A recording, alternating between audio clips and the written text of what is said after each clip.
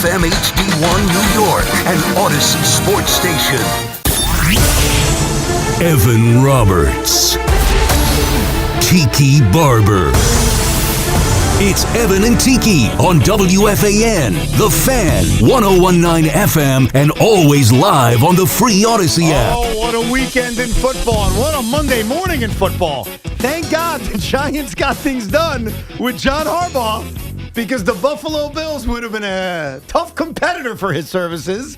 If you're just tuning in, you may have heard it with Boomer and Gio. Sean McDermott out as head coach of the Buffalo Bills. We will hit on all the weekend games. We'll hit on John Harbaugh officially being done with a press conference on Tuesday, and even how the Mets are a looming threat for Cody Bellinger. But I'm going to show you how unbiased I am. I hate the Buffalo Bills. I'm glad they lost. I don't like Sean McDermott. I'm glad he got fired. With all of that said, the Buffalo Bills and Sean McDermott got screwed on Saturday night. And I say that as the most independent person in the world because I can't stand the Bills. And I celebrated late Saturday afternoon, early Saturday night when they lost. But, bro, between the interception that wasn't and the PI calls on the final drive, Sean McDermott essentially lost his job in great part because of incompetent officiating. Well, I mean, confusing officiating. Because I can honestly see it both ways when you talked about the interception that occurred at the end of that game. When the wide receiver comes down with the ball. Who was it? I'm forgetting his name. Brandon Cooks. Brandon Cooks tries to come down with that ball. It's moving a little bit. So he hasn't fully secured the catch. And then his back gets turned to the camera. And then McMillan comes over top. And he also now has possession. And then when you roll over, he comes away with the football. There was never a fully completed catch by Brandon Cooks. The next day there was a play just like it in the Ram-Bear game, and they did the exact opposite call with Devontae Adams. Here's the thing. That was a call that whatever they called on the field was going to stand. Because you can interpret it both ways. And I think the reason that it stood as an interception is because it was called an interception. It is overtime, and you've got 5 minutes. You got all the time in the world to take a look at it. Yeah. And I can't believe they didn't look at it. They didn't. I can't believe I'm saying this about a head coach I cannot stand on the day he got fired. But Sean McDermott was spot on after the game. And think about it. I know the Bills lost for many other reasons, which I'm sure we'll get into over the next 4 hours at different stages of the show. But Sean McDermott was spot on after the game when he said, hey, can you look at it? He even used one of his timeouts to give them more time. And so if that play is called correctly, the Buffalo Bills are set up. They hit a game-winning field goal, and this douche Sean McDermott has a job for another week. Not that I'm crying over that. But what made it worse to me, I mean, my head's going to explode, and I hate the Buffalo Bills, which, again, I'm showing you my fairness. The next day, we see the same play called differently. And then not only that, on the Broncos' final possession, you called not one, but 2 pass interferences when the entire game you never blew your whistle. And I'm going to say this to anyone who's weirdly weirded out that Evans is so upset about this. I didn't bet on the game. And I hate the Bills. I'm a sports fan telling you that Sean McDermott got fired because the officiating is befuddling. Well, no, if he gets fired after that loss, because he easily could have been in the championship game if the officiating would have been right, he got fired because they were ready to fire him.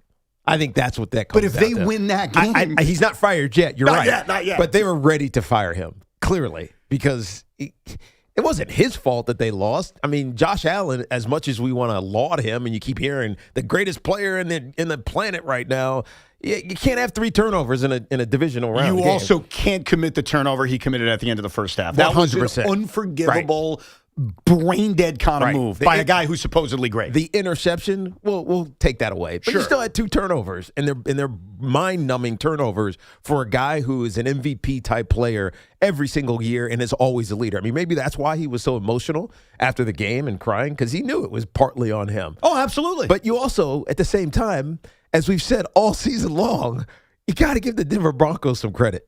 You got to give Bo Nix some credit and Sean Payton and this defense some credit because they just find ways to win, Denver. And I said this early in the year. I said it last week or on Friday before we left for the weekend. There's something about playing in Denver. Like you can't fully describe it, but it takes something out of the opponent that it doesn't take out of the Denver Broncos. And we saw that a little bit. The guys were gassed. Yeah. They mentioned it on the broadcast, how you're huffing and puffing. You don't know why you're tired because you shouldn't be, but you feel like you just can't catch your breath.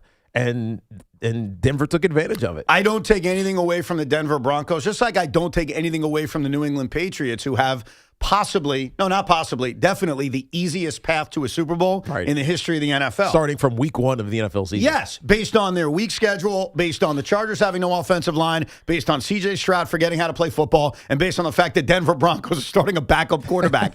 But I don't take anything away from them. No, of course good not. for them. I wish my team was lucky enough to have that situation. So I'm not taking anything away from Denver. I'm just saying that between an interception that shouldn't have been called and then 24 hours later, it's called completely differently, and the fact that the entire game, they did not throw flags. They let the corners be very handsy throughout this entire game, and yet on the final drive in overtime, but those were back-to-back PIs? But those were PIs, though. They were.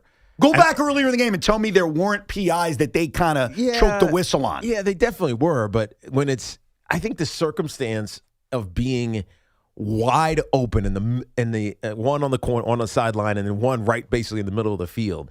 It's just obvious. You have to call it, especially the last one that set up the Denver Broncos game-winning field goal with Denzel Mims. And so, not Denzel.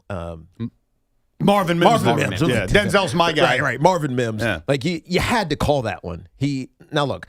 If Bo Nix throws that ball into the end zone, it's a touchdown. Right. It doesn't even matter, and the game's over. But because he was throwing with a broken ankle, which we didn't know at the time, How about that? He didn't get any kind of oomph on it, so he just threw it up in the air, and Mims had to wait for it, and the DB ran into it. But all I'm looking for, I think all of us are just looking for consistency. Yeah. And over the weekend where you have to call that, Evan. I don't know if you do, actually. You absolutely do. No, you don't. You were getting people screaming the NFL is rigged if they don't call those pass interference to get Josh Allen in the Super Bowl. First of all, that is such BS because this entire game, and really the entire weekend, which I credit the NFL officials for, there was a consistency of letting them play. Yeah, I We hear even you. saw that the previous week, so there would not be conspiracy theories around it. I agree with you, but when the game is in overtime and it's down to that play, and you don't call PI when it's obviously PI, we call this this isn't really a conspiracy. This is just calling the game correctly. No, it's not. Even if it's different from how you called it in the regular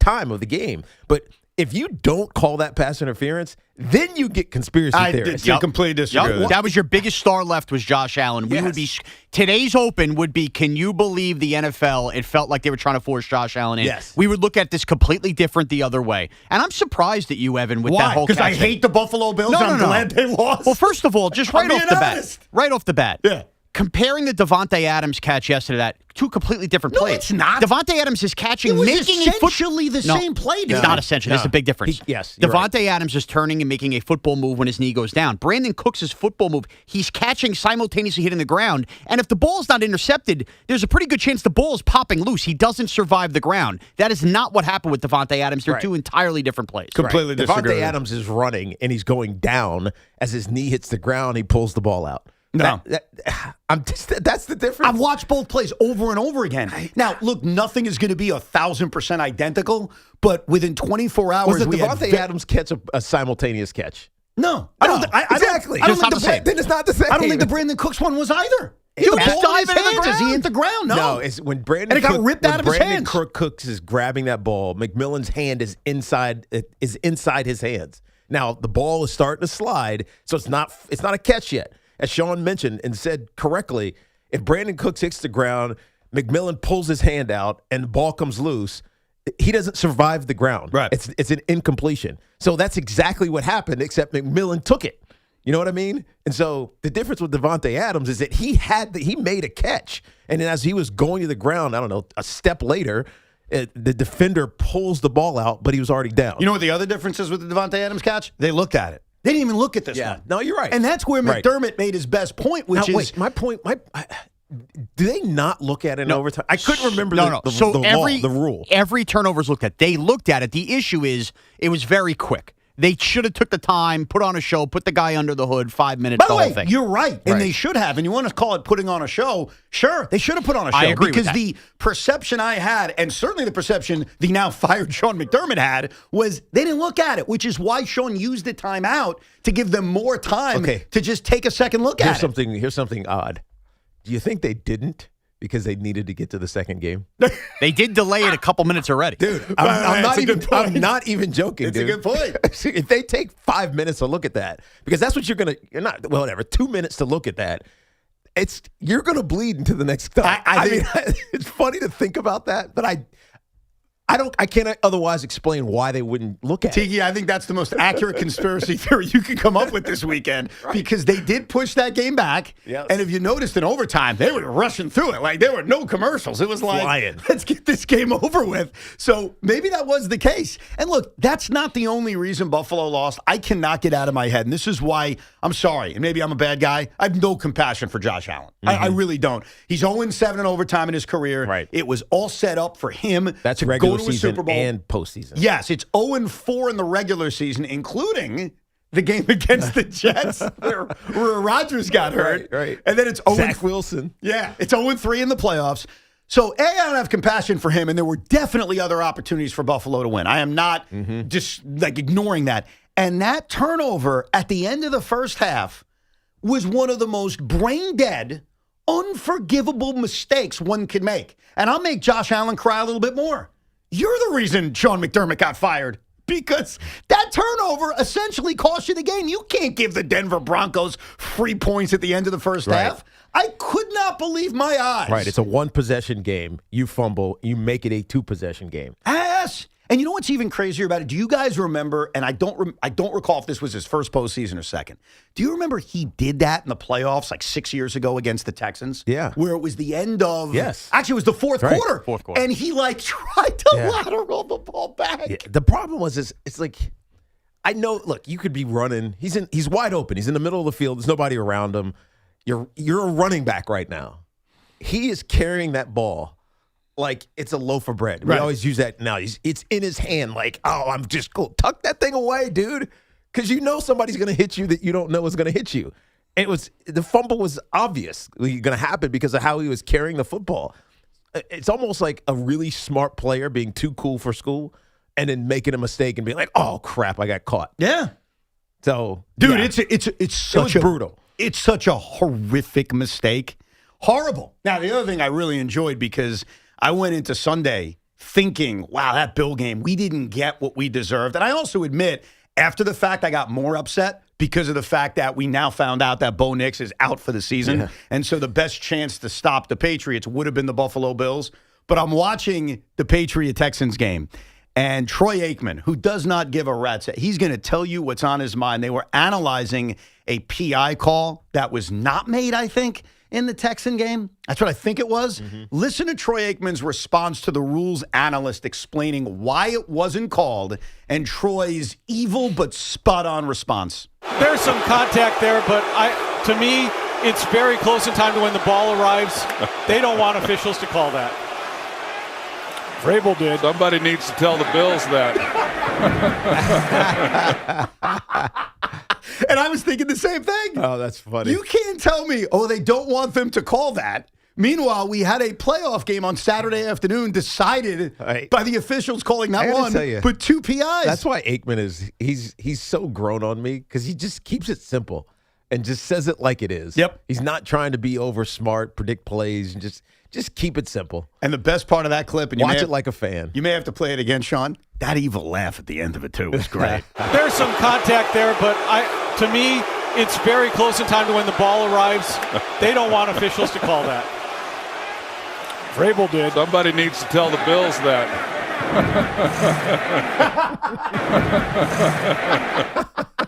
The Troy Aikman evil laugh at the end is the best part. And meanwhile, if you're just tuning in, this all cost Sean McDermott his job. Yeah. Now, I get why the Bills are doing this because they were ready to fire him anyways. You could tell. I think so, and I also think that this team has been so good and so close and has failed so often in big spots that eventually you have to say, are we going to do something different? or are we going to run it back year after year? Right. And as much as we can criticize Josh Allen for the turnover at the end of the first half, he's a top 5 quarterback in this sport. Oh, of course he is. You're not getting rid of him. But it's those little things that often come back to haunt him, and especially in the postseason. It's making dumb mistakes when you're a great player. And as a great player, you shouldn't make dumb mistakes. Completely agree. How about the coach just doesn't, or just kneels on it at the end of the first half and not put Allen in that position? You got 80 yards to go for a touchdown, whatever it is, 50 yards to go to get in field goal range. With 16 seconds, the likelihood is very, very small. I think that is showing faith in his quarterback. That's a guy who says, I believe Josh Allen, and maybe he shouldn't, and maybe the next head coach shouldn't. I believe he won't do anything dumb. If it isn't there, he'll throw it away. No harm, no foul. If he can find someone on the sidelines, get out of bounds real quick, we at least gives ourselves a puncher's chance at a long field goal. Yes. That was a head coach who had too much faith in his quarterback. And it's amazing for an elite level player like Josh Allen, but maybe he shouldn't have that faith in his quarterback based on the decisions he made. But I get why they fired him. They've almost maxed out, especially in a year in which you can't say it was Patrick Mahomes or it was Joe Burrow. They got knocked out. No offense to the Denver Broncos. Good for them. They deserve all their flowers, whatever the hell you want to call it. This was their chance. This was their moment. So I get firing Sean McDermott. I guess what I wonder about is, where do you go from here? It's Super Bowl or bust over the next few years with the Buffalo Bills. Mm-hmm. Where do you go, especially because they were a few days too late on John Harbaugh? Yeah, and their defense was bad and giving up 30 points every single game, including in this one where they gave up 33. So their defense was the issue, even though offensively you could have said they played well enough, even with some of the Josh Allen mistakes, to win games. Their defense just wasn't off the snuff. Their defense was an issue, but they did turn the ball over, like you said, 5 times. Mm-hmm. And it's more than just yesterday. It's everything. Right. We saw it with the Knicks to a lesser extent. When you just can't bust through, you look around and say, what can I do differently? Because the one thing you don't want to do is just try the same thing over and over and over and over again and expect a different result. Because that frustrates everybody. Of course. So what are you going to do differently? You're not getting rid of the quarterback. There's only so many changes you can make with the roster. Right. You try a different head coach. And coming up a little bit later on, because we have to do it with the 10th head coaching opening in the NFL, we will now throw the Buffalo Bills into head coach bingo. And we'll make an official prediction on who we think is going to be the next head coach of the Buffalo Bills. But I've got great news for you, Tiki, you, Sean, and everyone in the audience. It's not John Harbaugh. Yep. And let's be honest. The press conference is already set tomorrow at noon. If this thing wasn't official yet, if there was still flirting between the Giants and John Harbaugh, how nervous would you guys be about a Buffalo Bills vacancy? Full loaf in the pants nervous. I wouldn't be. Only because I think John Harbaugh wanted to coach the New York Giants. I do. Look at you. Fire me up, Deke. Fire me up. Inject that into me. And he's going to say that tomorrow. Watch. I'm sure he will. And we'll be there live. Now, we'll get to your calls coming up. Everything from divisional weekend, firing of Sean McDermott, the hiring of John Harbaugh, and also, and I can't wait to go back and forth on with Tiki about this, and that is, should Ben Johnson have gone for 2? Plus, what the hell happened to C.J. Stroud and DeMeco Ryans? We got a lot of football to discuss, and I guess I was wrong. The Mets are in on Jer. Can they pull it off? 888-808-1019. Our friends at Town Fair Tire remind you that at Town Fair Tire, you always get the guaranteed lowest price on name brand tires. From Connecticut to Maine, nobody beats Town Fair Tire. Nobody. This portion of the program is brought to you by Ray Katina Mercedes-Benz of Edison. Just one drive in a Mercedes-Benz, you'll understand why it's a gift that keeps on giving. The Mercedes-Benz Holiday Love Celebration lives on at Mercedes-Benz of Edison. Choose from over 500 vehicles and experience the love during the extended Holiday Love Celebration at Mercedes-Benz of Edison. It's official. The Giants have their man. John Harbaugh will take the helm and look to lead the Giants back to prominence. The Giants, with the most improbable win in recent memory, have won Super Bowl 42. No station gets you big blue news like The Fan. We're your official home for everything New York Giants. 101.9 FM WFAN.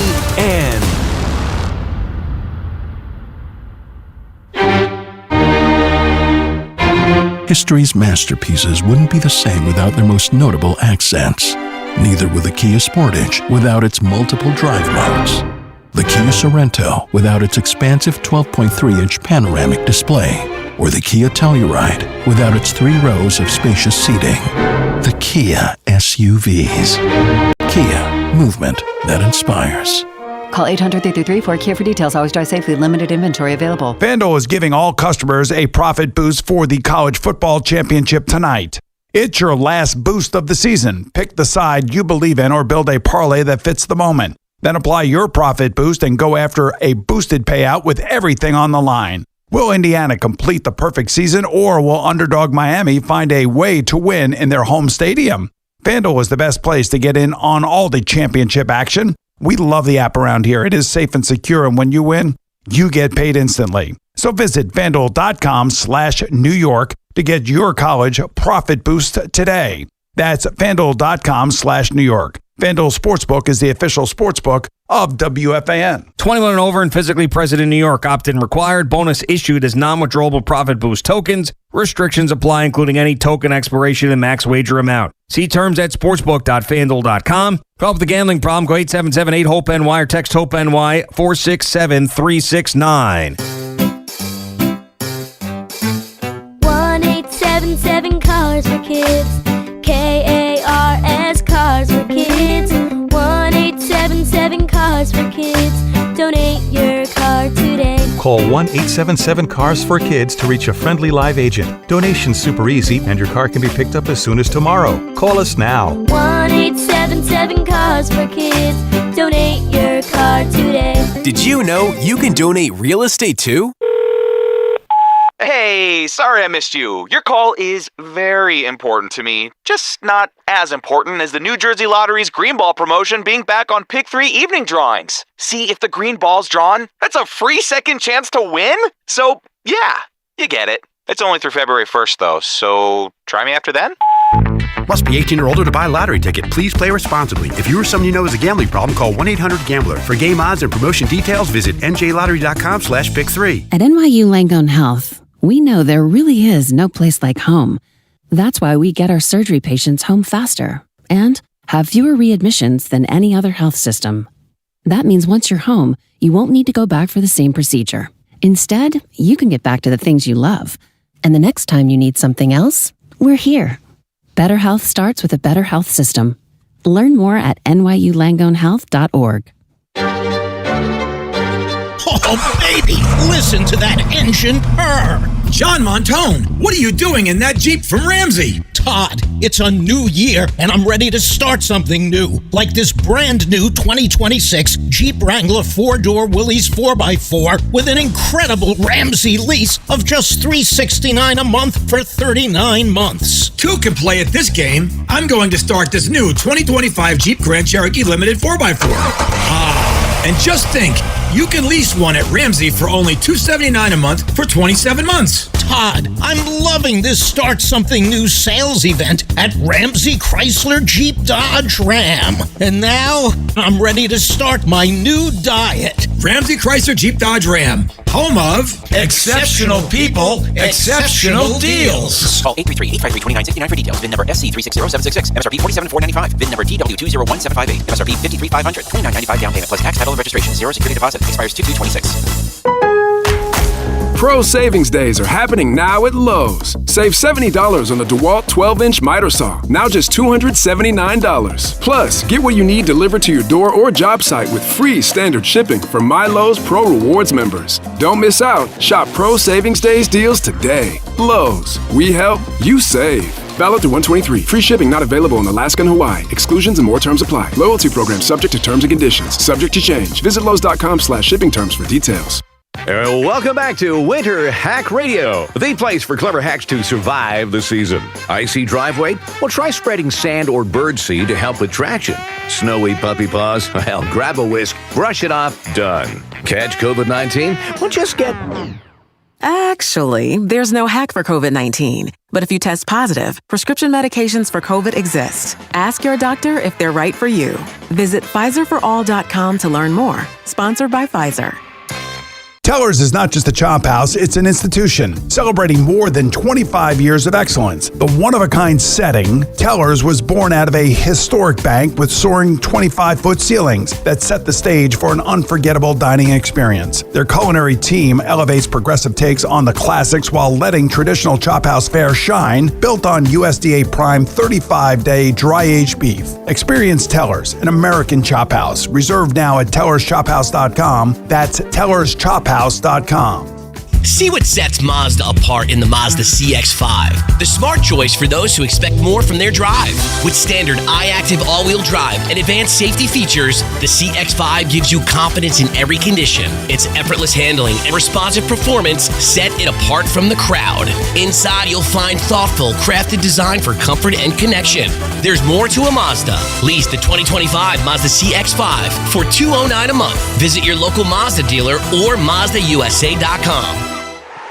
Hey, football fans, picture this. You bet on your favorite player to score the first touchdown in the game, but his teammate scores instead. If this happens, BetMGM wants to give you another chance at the end zone with BetMGM's second chance promotion.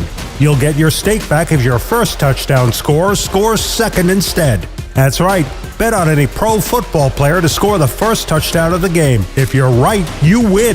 If your player scores second, you get your stake back in cash. With BetMGM's second chance offer, you have a chance to keep the fun going after the first player crosses the goal line. Try a first TD score wager with confidence today. BetMGM, make it legendary. BetMGM and GameSense remind you to play responsibly. See BetMGM.com for terms. 21 plus only, New Jersey only. Existing customer offer. Subject to eligibility requirements. Rewards paid back in unrestricted withdrawable funds. Gambling problem? Call 1-800-GAMBLER. Introducing new Quick and Eat, chicken and lightly breaded in grilled chunks. Delicious and so easy to prepare. Quick and Eat, now in the frozen food aisle at your neighborhood ShopRite store. When this happened, you talked about it on The Fan. Favre calling signals. Play fake. Rolls right and gets sacked by Michael Strahan. Man, Favre ran right into him. It almost looked like it was a design play. You gotta be kidding. They're buddies. Strahan's got the record. Favre kneeling over, talking to him. Oh, man. He faked the handoff, rolled right, and then just slid down in front of Strahan. When New York sports happens, talk about it here. The Fan, 101.9 FM, and always live on the free Odyssey app. We'll debate if Ben Johnson should have gone for two coming up in a few minutes. Plus, what was the holdup in the John Harbaugh negotiations? We'll go through all the details coming up at 11. We'll get to your phone calls, everything from Divisional Weekend, the Harbaugh hire, 888-808-1019, the toll-free number. All right, this Fan Focus is sponsored by Chef IQ, precision cooking, effortless results, chefiq.com. Obviously, if you're just joining us, story of the morning, Sean McDermott fired by the Buffalo Bills, but also lost in the sauce of playoff football last night. The Nets were the lone local to play, falling to the Chicago Bulls as the city of Chicago, I'm sure, was locked into this 124-102 game to split the weekend home-and-home series. Nets rookie Nolan Traore led Brooklyn with 16 points. Who was at Chicago's United Center while the Bears are playing an NFC Divisional Round? I got to tell you, I did watch the first game of that home and home. Yeah, we won. And you barely. Yeah. You up by 20 almost and blew gave it away. Yeah, it was unbelievable. I was riveted by that. For whatever reason, I was watching that net game against the Bulls, and I was like, they're going to blow this. It's only one game that matters. Wednesday night at Madison Square Garden. I'll see you people there. Let's get to your calls. 888-808-1019. Thomas in New Jersey, or Jersey City. What's up, Thomas? Hey, guys. Morning. What's up, man? Just wanted to ask, do you think that Harbaugh and Stefanski regret potentially now getting hired to their teams since McDermott got fired? And in addition to that, too, could there be a possibility maybe Mike Tomlin doesn't take the full year off now and maybe tries to get requested to get traded to the Bills? No, I don't. Yeah, I don't think Mike Tomlin's coaching this year, and maybe not ever. So that's one thing. I think does Harbaugh regret it? No, because as I said before, I think he wants to be the head coach of the New York Giants. I think he sees potential with this roster, and I'm sure that's what he'll say tomorrow. Now, maybe in the back of his mind, he's kind of like, oh, that would have been a good one to take. But the Buffalo Bills have issues. Like their great quarterback masked their issues. I mean, the fact that Brandon Cooks is one of their top receivers, How old is that kid? He's been around forever. And so he's also been on 150 different teams. And their defense is not good. You know why? I can joke and we can have fun and we can bust balls. And I did at the top of the show. You guys are so lucky. Right. John picked the Giants early. John Harbaugh's not an idiot, right? He's a smart guy. You don't think John Harbaugh knew there was a possibility that if the Buffalo Bills lost in bad fashion, Sean McDermott may be fired? Of course. Like, he knew. So if John Harbaugh, and I think he's different than Kevin Stefanski because John was clearly the belle of the ball. If he knew it was a possibility, he could have very well told the Giants, you're going to wait a couple of days. Right.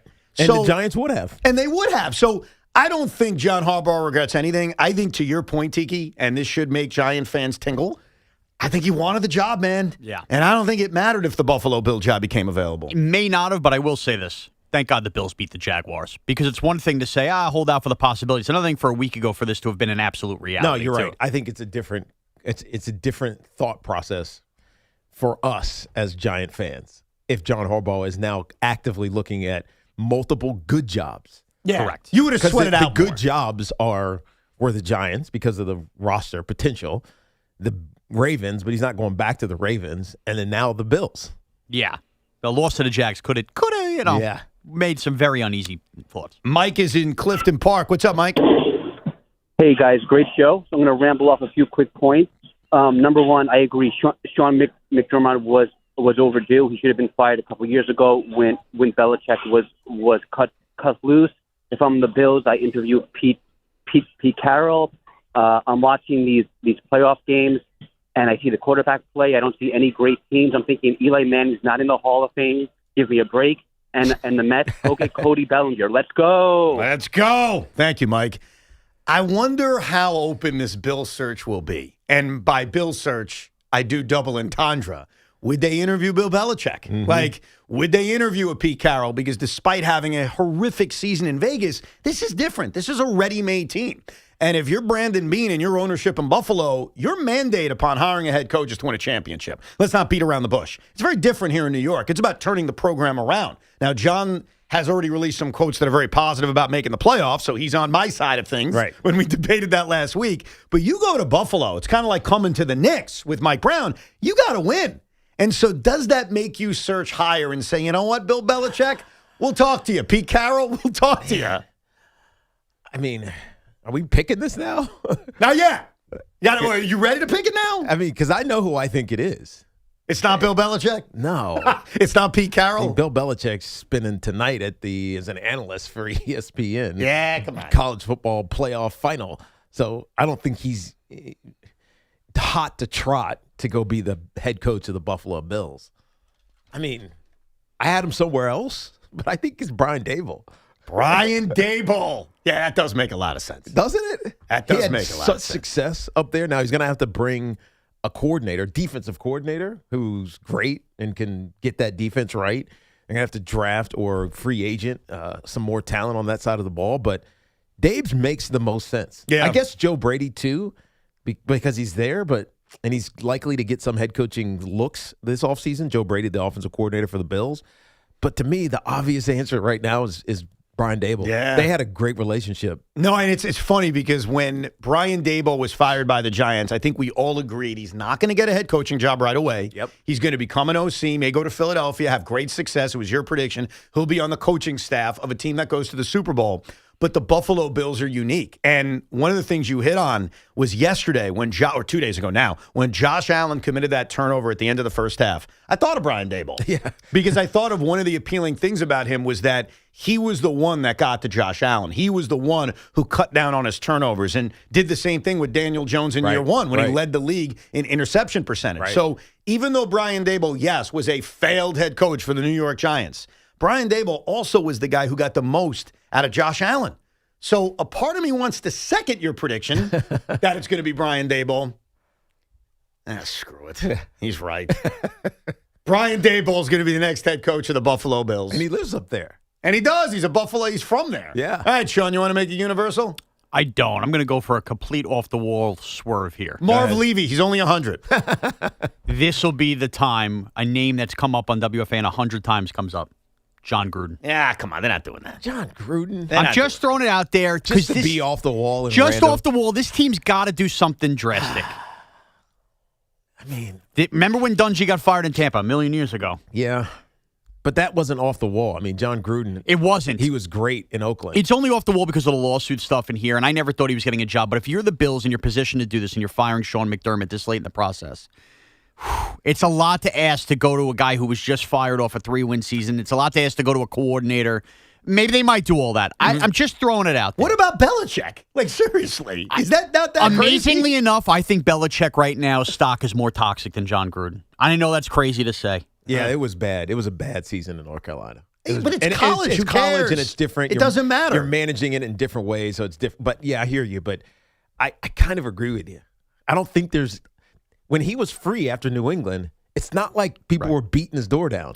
And that was 2 years ago. I have never been intrigued by Belichick when we've talked about him with the Jets and Giants. If I was a Bill fan, I'd be very intrigued because I'm ready-made. I already got the roster for the most part, and he has a chance to stick it to Bob Kraft and the Patriots in the ultimate way. Yeah. Like, I would be more intrigued by that. I could see the motivation for Bill Belichick. I don't know if I see the motivation for the Bills for Bill Belichick. He's the greatest head coach in the history of football. Was he at the end? I mean, what did he have at the end? Now you come back and you got Josh Allen, who I know he's not perfect. We just killed him for a little bit. He's not going to have Josh McDaniels. That's true, too. Right? Because think about what made that offense go. It wasn't Bill Belichick being a savant, an offensive savant.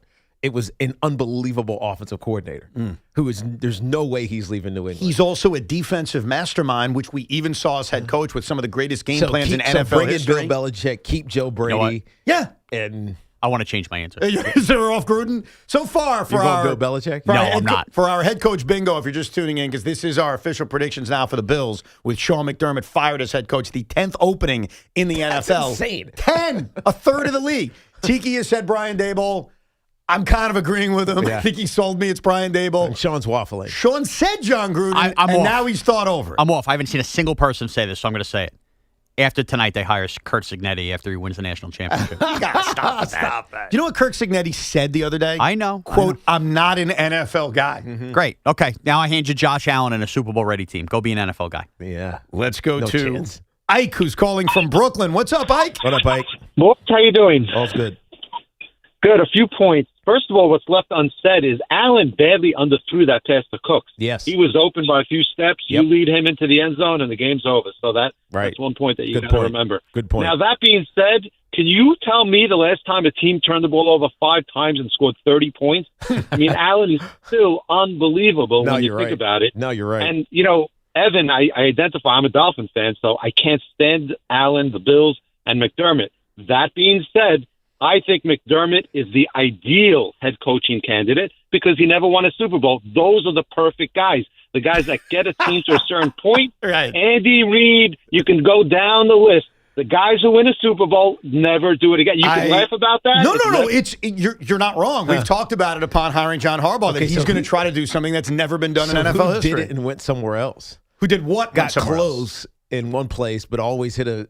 Andy Reid. Andy Reid is the obvious example, but who else? Tony Dungy. Yeah, that's a good I mean, I one. think there's actually a lot of examples of it, but I do have a long-term prediction that makes Coughlin. Right? There's another one, yeah. I think there's more of that. You know what? Than anything. That makes Sean McDermott a really viable candidate now. And he should be. Because he was good, obviously. Yeah, and he turned the program around. But he also couldn't take the ultimate step. And upon reflection, even if it's for, I don't know, a month, not even a couple of weeks, going to his next spot, maybe he does it differently at the next spot. No question. It's amazing. Sean McDermott was there for 9 years. He took over a Buffalo team that for basically 2 decades sucked in the post-Marv Levy world, and yet turning the program around and finishing with a .662 winning percentage, eventually your time expires. And someday that will happen to the Giants, where you turn around and say, hey, sorry, John, you've done a great job. You haven't won. Mm-hmm. Hopefully someday I could say that about the Jets. That happened in Buffalo. So Sean McDermott deserves another opportunity. He's going to get another opportunity, and I am deathly afraid because I can see it happening. I hate Sean McDermott. And the reason I hate Sean McDermott is I don't think he's ever fully apologized for his disgusting comments when he tried to pump the team up years ago by saying we should be like the terrorists of 9/11. And that happened, and we've kind of all forgotten about it and moved on. I haven't. Maybe that's a flaw in me because I don't think he's ever fully apologized. I've listened to his apology. It was, if I offended you, is some kind of BS. Right. He's going to be the next head coach of the Jets. I just know it. And I'm going to have to live in a world in which I have to root for this man. I just know it. If he takes a year off. He's going to take a year off. I mean, that's my guess. There's a lot of openings, man. But there'll be openings next year, too. Couldn't you see him in Cleveland?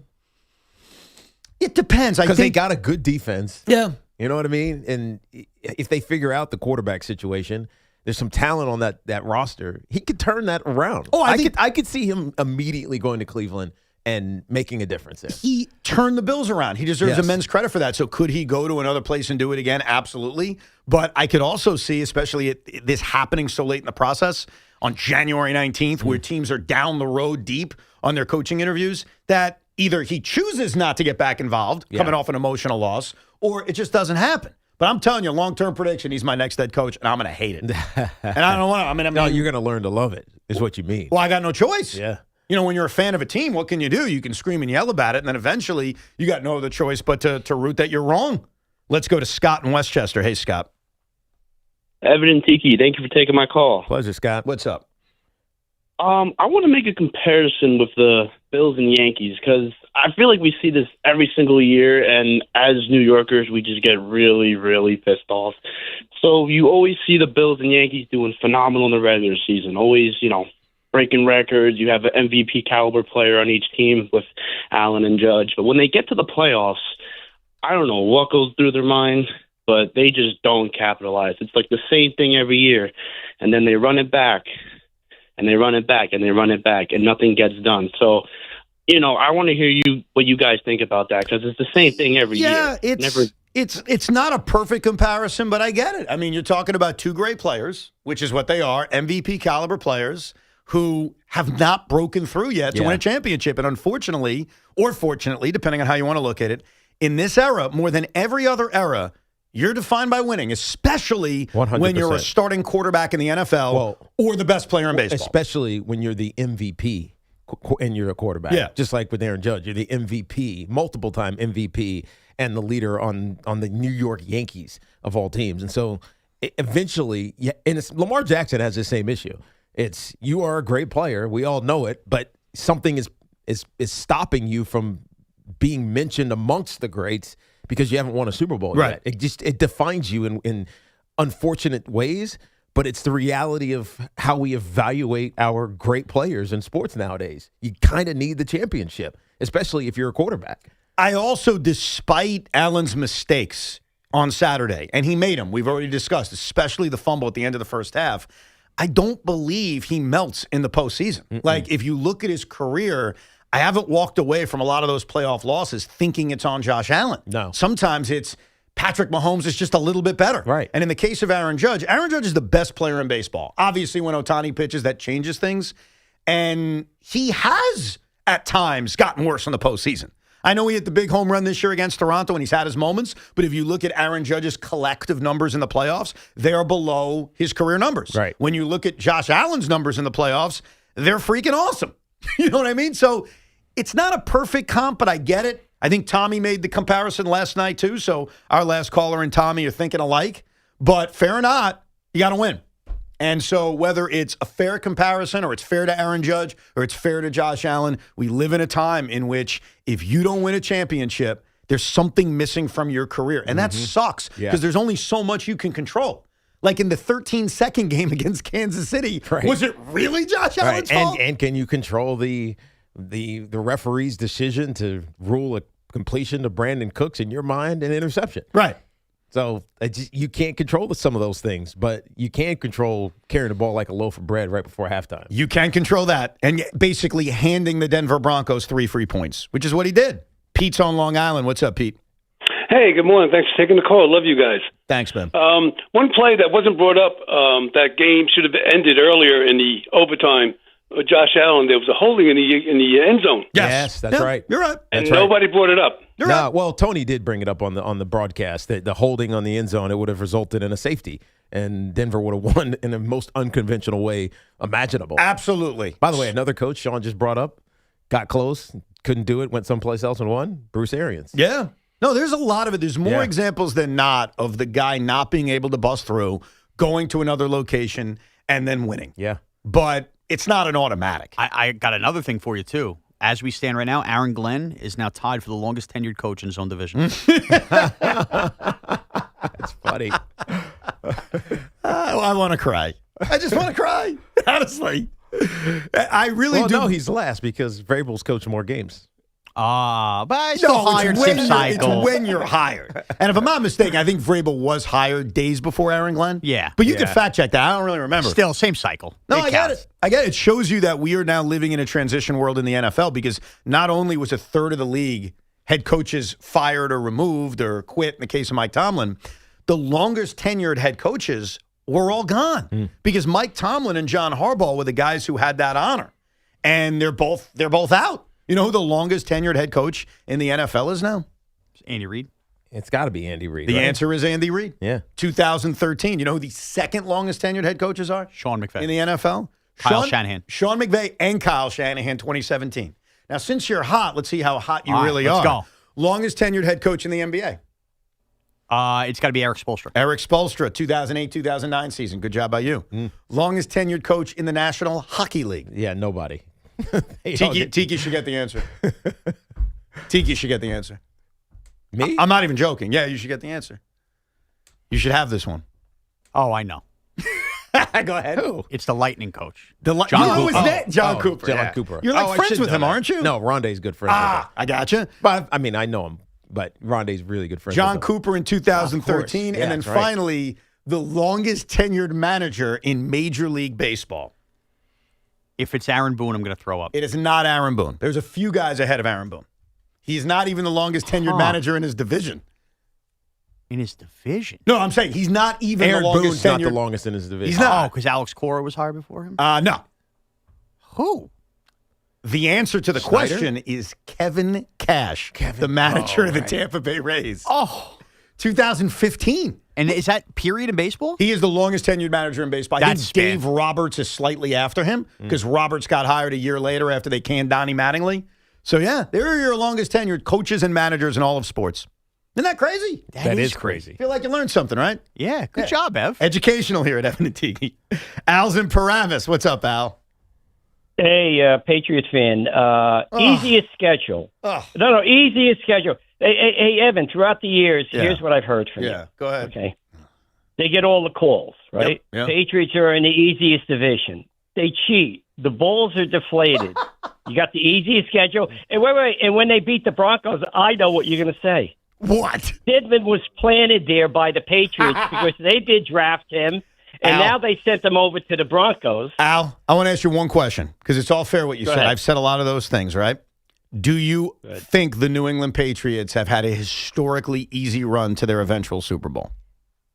I'm going to say yes, but then I'm going to ask you this question. Well, so you agree with me. Yeah. So I just want to get that Yeah, established. no, but they've had a historically easy run to the Super Bowl. Yes. We agree. Yes, but I want to ask you, what other teams that have made it to the Super Bowl have had easy schedules? Because as a Patriots fan, we don't care how we get there. Just like as a Jets fan, the you Chiefs care how had you get there. 1 year, right? An easier schedule? This is the easiest schedule easier since postseason schedule. since the St. Louis Rams Didn't it? of 1999, if I'm correct. It's the easiest regular season schedule, that's just regular season, of a team, period, since the 99 Rams.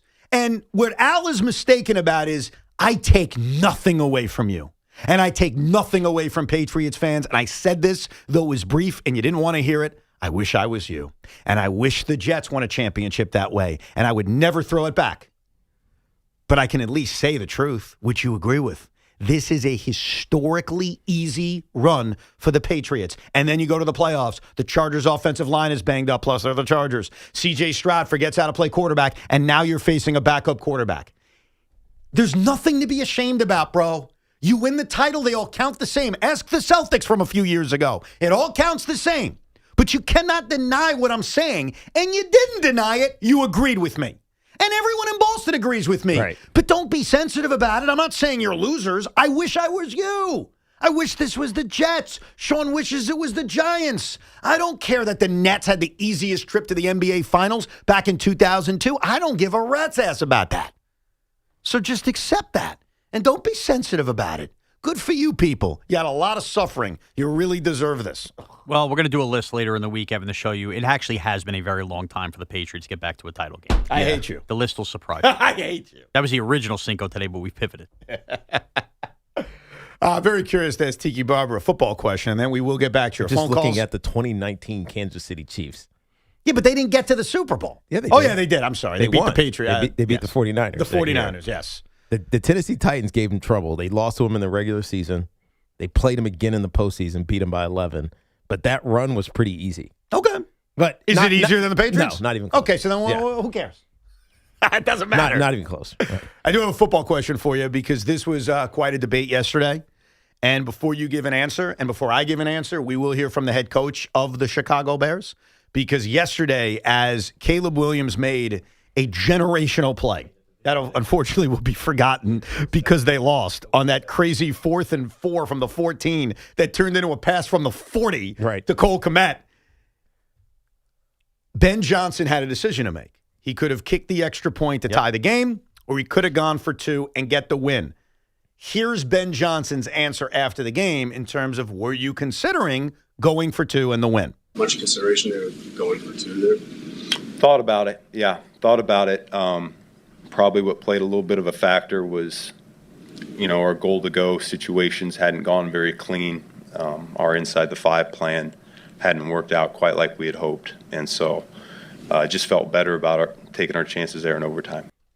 He's right. You agree with him? 100%. Because you go into every week and you have list, your play sheet, that big play sheet that everybody looks at. You have, first down plays. These are your second and short, second and longs. Here's your third downs. Every circumstance that matters. And then you have goal, red zone, and goal to go, right? Mm-hmm. Type plays. And you design them specifically for your opponent. It felt like the Rams were dialed in on everything. They were. They did a great job getting off the field, yes. 100%. Every single time they were down there. And so now all of a sudden you get into this game-winning moment. Do you really have faith that the Rams are not going to be dialed into what you're trying to do? So I agree with them. You have to kick it, hope that Caleb Williams saves you in overtime. So totally get it. And I was back and forth on this. So this isn't one of those debates where I think Ben Johnson's an idiot as much as I'd love to rip him. He did a great job in Chicago. Here's why I lean towards going for 2. And Ben's right, and you're right about their failures in 4th and short. Remember, what's the kid's name from Rutgers? Manungai got shut down on a 4th and 1 from like the 30-yard line. Yep. If you look at the final, let's say, 10 minutes of, not real time, but the final 10 minutes of gameplay time in that game, and I'm not exaggerating, the Bears ran 19 of the last 25 plays. Right. They were on the field constantly over that final drive. So and even that a before bad that, thing? No. I look at it as Aren't the you Rams fatigued? aghast. The Rams aghast. Yeah, but aren't you offensively also?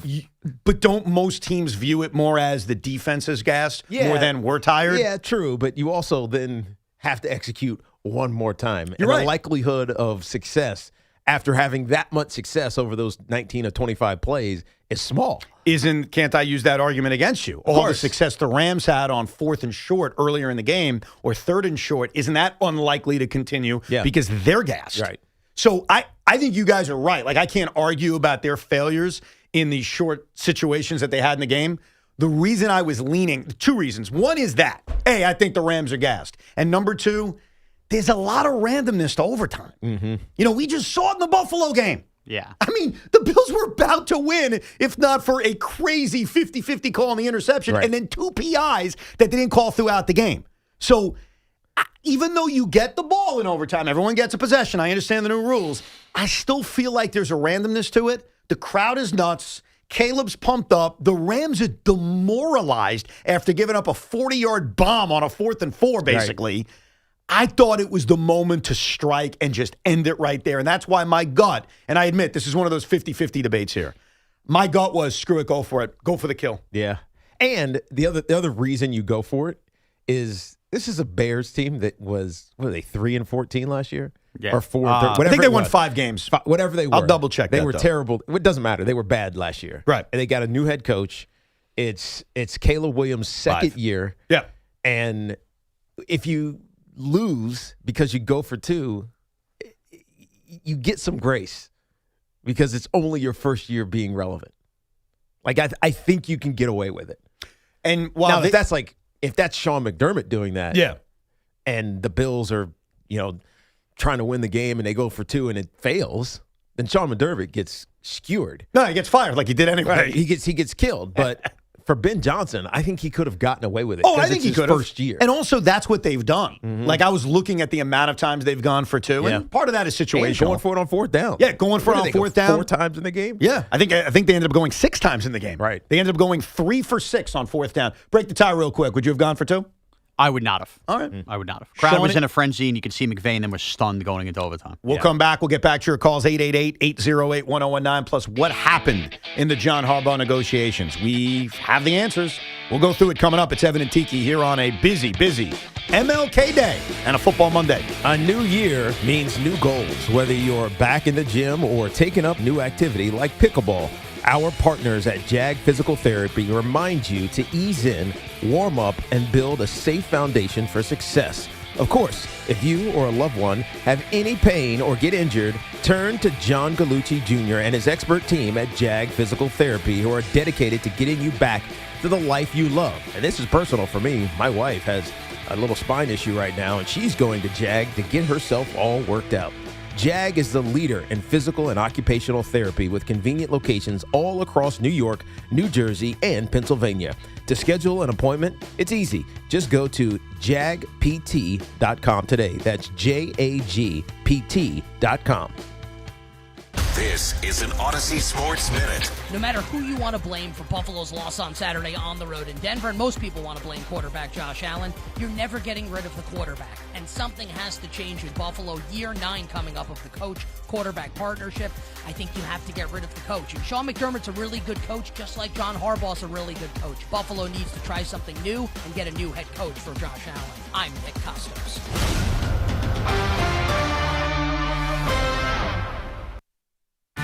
This is the story of the one. As an HVAC technician, he and his digital multimeter are in high demand. So when a noisy office HVAC turns out to be a failing blower motor, he doesn't break a sweat. With Grainger's easy-to-use website and product information, he selects the product he needs to keep everything humming right along. Call 1-800-GRAINGER, click Grainger.com, or just stop by. Grainger, for the ones who get it done.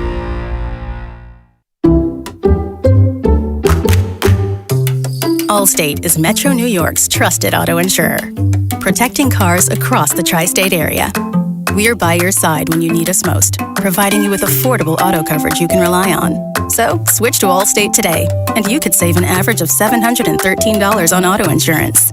You're in good hands with Allstate. Based on the national average annual savings for new customers surveyed in 2024, savings vary, subject to terms and availability. Looking for the best value on new tires? Get to Town Fair Tire. We honor every valid manufacturer's and competitor rebates and give you the guaranteed lowest price. Nobody beats Town Fair Tire. Nobody. Town Fair Tire. This is the story of the one. As an HVAC technician, he and his digital multimeter are in high demand. So when a noisy office HVAC turns out to be a failing blower motor, he doesn't break a sweat. With Grainger's easy-to-use website and product information, he selects the product he needs to keep everything humming right along. Call 1-800-GRAINGER, click Grainger.com, or just stop by. Grainger, for the ones who get it done.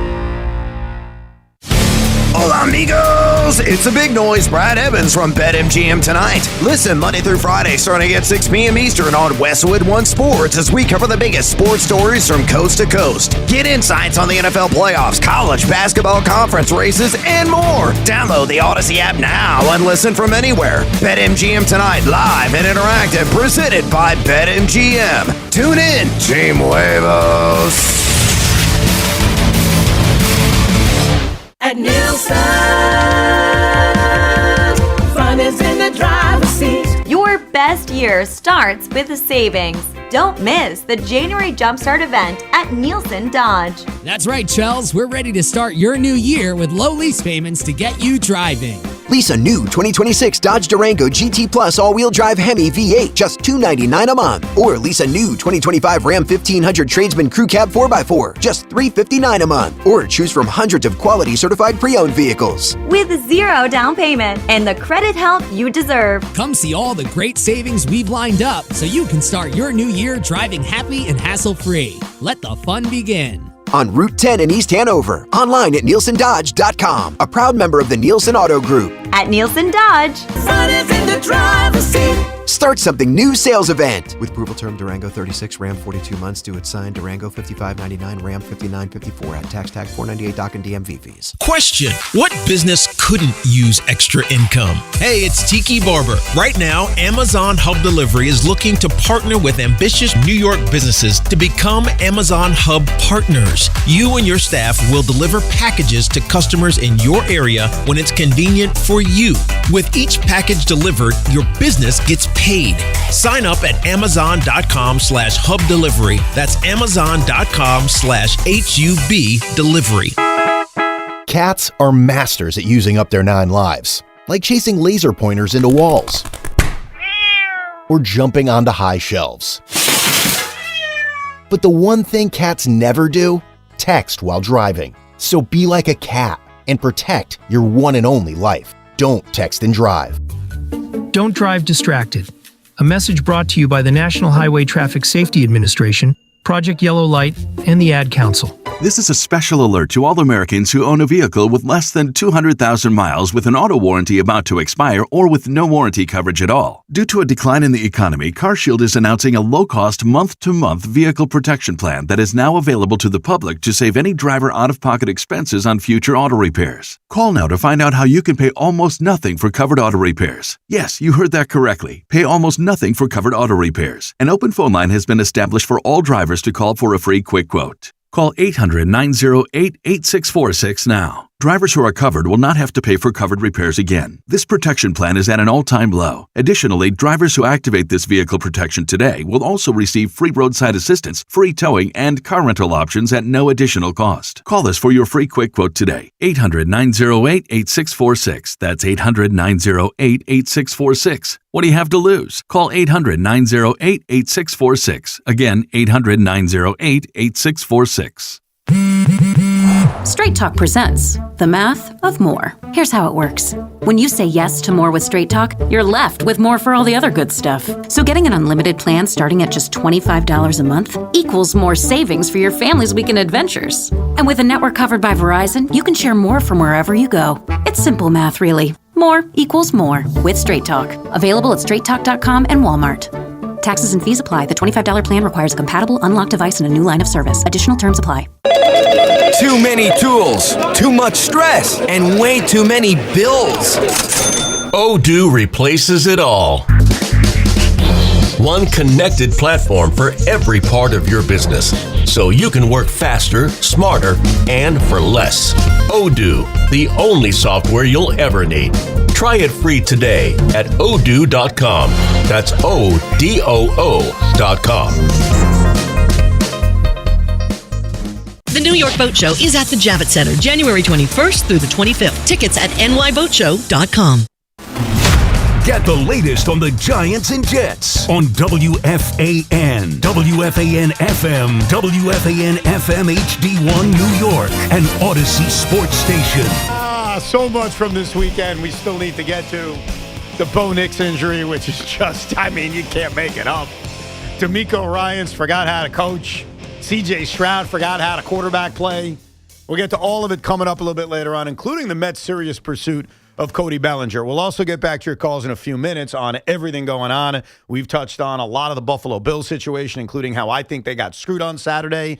And ultimately, the big news that came out in the last 2 hours that Sean McDermott has been fired as head coach of the Buffalo Bills. So if you're just tuning in, huge news. McDermott is out. The 10th coaching opening, though currently there's only 8. because the Giants have officially hired John Harbaugh, and the Falcons are hiring Kevin Stefanski. Now, back to Harbaugh real quick. Over the weekend, and really late Friday, there was some concern because the I's hadn't been dotted and the T's hadn't been crossed.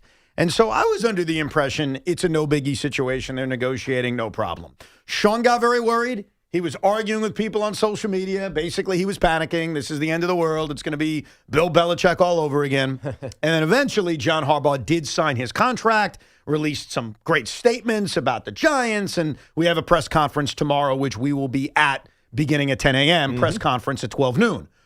What happened in these negotiations? We speculated, Sean was speculating, but Ian O'Connor, who has been all over this from the beginning, we had him on last week, he's done a great job, is now revealing to us what the holdup was. So let's go to the John Harbaugh desk with Shaun Morash. All right, this Fan Focus is sponsored by Chef IQ, precision cooking, effortless results, chefiq.com. So news coming down this morning in a column in The Athletic from Ian O'Connor, and I'll just read you this excerpt first before getting to some other bullet points.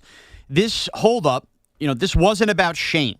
The coach definitely feels he could work with the general manager. Harbaugh wanted the ability to impact the entire operation, from security to training to analytics to media relations to staff size to assistant salaries to relocation expenses to you name it. And yes, in the unlikely event there's a stalemate on draft day between Harbaugh and Shane, quote, there's no longer any question who will prevail. That obviously being Harbaugh. Now, the other bullet points throughout these negotiations, after it leaked that he was going to be the head coach of the Giants and they were ironing it out, Chris Mara had a critical second secret meeting Friday with John Harbaugh. Harbaugh's agent was still talking to the Titans when they woke up Saturday morning. Wow. That's how dicey things got Friday night. But ultimately on Saturday afternoon, according to Ian O'Connor, the great Mariano Rivera in this case became John Mara as he stepped in and closed the freaking deal. And that's great. That Fan Focus is sponsored by Town Fair Tire. Wow. Nobody beats Town Fair Tire. Nobody. It's interesting because the Giants have had such continuity with their staff. This is not the coaching staff that we always refer to, that people want to blame for everything. But I mean the PR staff, the medical staff, the analytics staff. It's been the same for a really long time. And so I wonder if this means that John Harbaugh wants to bring some of his own people from Baltimore with him, or wants to make changes in that regard. But that I'm surprised if that would happen, because these guys have been around, and girls have been around there for a long, long time. So we'll see. So it sounded like it did get dicier than maybe I wanted to admit or others wanted to admit. I think because you're talking about people. Yeah. Right? When you're talking about, he wants to rearrange and have control over all of these different levels of the organization. These are people that are kind of like family to the Giants. So it's not as easy as saying, oh yeah, we can just get rid of that person. I think it's very sensitive. Is the structure, so the structure here, which is not unique to the Giants because it was the case in Baltimore and it's the case with a lot of organizations, including the Jets for many years, not that you want to be compared to the Jets, in that the coach reports to the owner and the GM reports to the owner. Right. Was that, like, did the Giants, going back to the Coughlin era, was it Tom Coughlin reports to Ernie Accorsi and eventually Jerry Reese, or was it different in that Tom Coughlin reports to Mara? That's a good question. Because I think back to that. I know recently it feels like he reported to Ernie Accorsi. Okay. So this is a different structure than for the Giants. But maybe not when Ernie retired, because Ernie retired the year when I retired. Right. And then Jerry Reese got promoted. Took over. Yeah. But I would doubt that Tom Coughlin was reporting to Jerry Reese. Right. So the structure may have changed upon that. Yeah. But I think it's probably dependent upon the coach. Like, if you have the resume, the gravitas to not have to report to the general manager, then you should report to the owner. That should be the direct relationship. So I would assume that John and Tom Coughlin had a relationship that was, especially because he was there for 11 years. Yeah. So at some point after you win a championship or two, it's now a different type of dynamic. And he was also, like you said, eventually his GM was not the person who hired him, but was somebody who's young and was promoted. Right. In the case of Jerry Reese. All I know is that this structure that the Giants are going to have of John Harbaugh reports to the owner, Joe Schoen reports to the owner, and John Harbaugh will get that final say if they disagree about a draft pick. I don't think is unique to the Giants. No. It's around a lot of different teams. Yeah. Let me think about Hard Knocks. Let's go back to not the in-season one this year, the Saquon year. Do we have to? Just for reference sake. Yeah. I remember seeing John Mara often go talk to Joe Schoen. Yes. I don't remember John Mara often talking to Daboll. Anytime he did, it was with Shane in the room. Right? Am I right? Am I correct? Correct. So Daboll rarely had that direct interaction. No, because I think the interpretation was Brian Daboll reported to Joe Schoen. Yes. Even though ownership eventually made the decision to fire Brian Daboll, the structure was coach reports to GM, who reports to ownership. But credit to Joe Schoen, who I've done a lot of ripping. But when talking about final say on personnel decisions, and this has been talked about on this station a lot, to the point where it's been used to ridicule Joe Schoen, and I've used it to defend him, Joe Schoen listened to Brian Daboll upon drafting Jackson Dart. 100%. So it shows you that even when the coach was reporting to the general manager was still listening to the head coach in terms of what they preferred on draft day. Right. So when I hear, John Harbaugh gets final say, based on the Daboll sounds Schoen like thing, Dave's had some say too. Or Joe Schoen listened to him. Right. Like Even Joe if it wasn't final say, he had massive influence. This is probably beyond the quarterback position, though, I would assume. Because remember, Daboll was brought in to groom a quarterback above anything else. Yeah, and John Harbaugh's he's not the expert at whatever offense, defense, Correct. whatever. He's just more of he's the CEO who wants control over how his roster is put together. And I think it's going to change. Sorry to interrupt you. Yeah, go on. I think it's going to change the personality of this Giant locker room. Because one of the things that you've heard over the last few years is that the locker room hasn't been completely solid. It's not quite toxic, but it's kind of not together either. And so part of that is the personalities of the people, the players in the locker room. And if you're John Harbaugh, you want a certain type of, obviously he's got to be a baller, but you want a certain type of dude in your locker room. Because you've seen it, you've had success over 18 years, you know what works, right? And so, some guys might be on the wrong side of getting cut, simply because you don't fit and you don't make the locker room cohesive. I think so many players take that for granted because they think it's always about them, and it's not about the team. If you're not about the team, you're not going to be here. That's what John Harbaugh's mentality is going to be when he goes into that locker room. And ultimately, this is John Harbaugh's show. Right. Which I think we knew and assumed upon them hiring him, and that just needed to be ironed out. All decisions kind of go the way of John Harbaugh, and everything will become official. It's already official, but I guess it's like the unofficial official tomorrow at his press conference, which will take place at 12 noon. You'll hear it right here on the Fan. We'll be out there, so it'll be a fun Giant day as there is new hope in Giant land. I was even thinking yesterday, because I'm jealous. I was telling my wife this. Because she's like, you never dislike the Giants. It's like, I don't dislike the Giants. I'm incredibly jealous because they're moving in the right direction and my team is rudderless. And I actually tried to come up with things to be negative about with the Giants, just to have in the back of my mind. I honestly can't come up with anything. There's not I know. Look, it's a happy day. There's some depth stuff that you have to think about. And, what happens if this guy doesn't pan, whatever. But there's not really major negatives about where the Giants are right now. The New York Giants made a hire that we have all talked about on this radio station theoretically for years, involving not just the Giants, but the Jets. Yeah. And that is the guy who comes in and changes everything. And John Harbaugh's that guy. He's got the resume. And I don't know what the results are going to be the next 5 years. Will there be a time in which criticism falls at his feet? Of course. Sure. Sean will turn on him by week 7 if they're underachieving. No, but the next level of criticism that the Giant fans throw at their coach will happen, you would assume, when they're good and you start picking apart these other things. Absolutely. Like that elevation next step. Look, the comparison is Tom Thibodeau. Tom came in here and changed everything about the New York Knicks, and he deserves credit for that, especially now when you look at the struggles that they're in, and it's certainly going to relitigate the decision to move on from him, but he changed everything.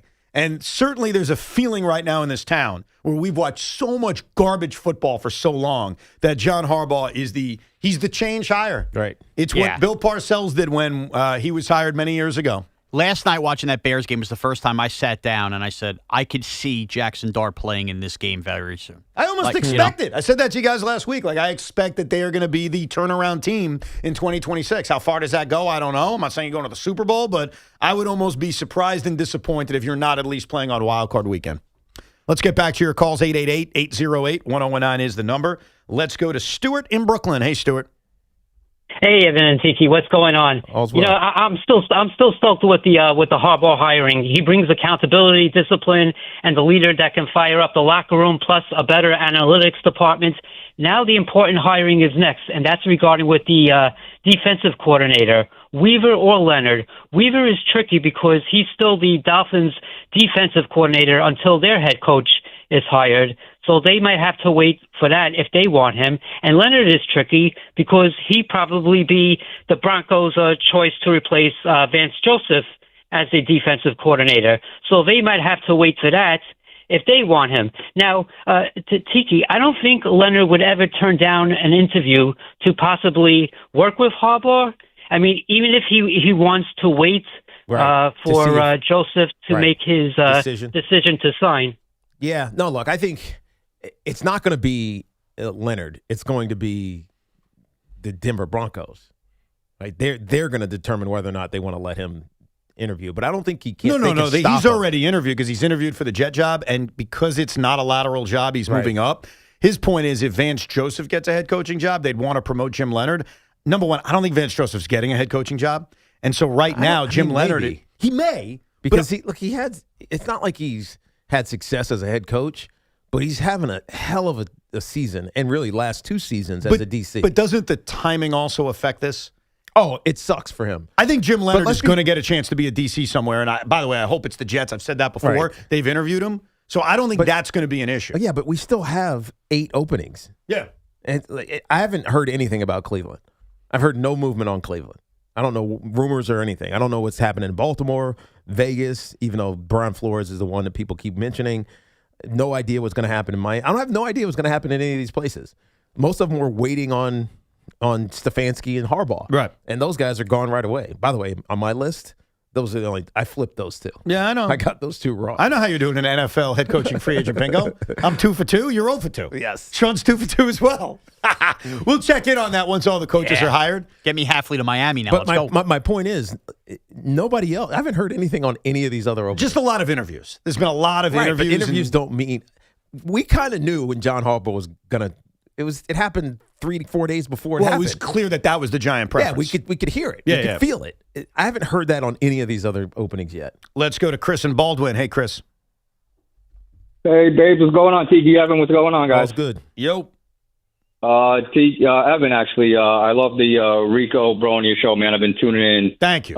Great insight and input on Bichette. I'm looking forward to this show about the biggest Mets that they've let go in franchise history. I believe. Yes, you got to get Joe B on that one, though. Yeah, well, I know his opinion. I mean, Pete Alonso may have passed everybody, but he took the Daboll one the hardest, to be honest with you. Yes. Yep. And to your point, I know Strawberry with the Dodgers, after he moved on with the Mets, I know he had some good moments with the Yankees. He really didn't do much with the Dodgers, well, if I recall correctly. The caveat on guys leaving, and I'll do a whole Rico on it, is we have emotions to them leaving, but what did they actually do after they left? That's almost unfair because you go to a new spot and it's not your mama anymore. Yeah, it's like it's your stepmom, and they might not love you the same way. Well, and I think therefore you might not perform the same way. Darryl's case is so unique in that Daryl went home.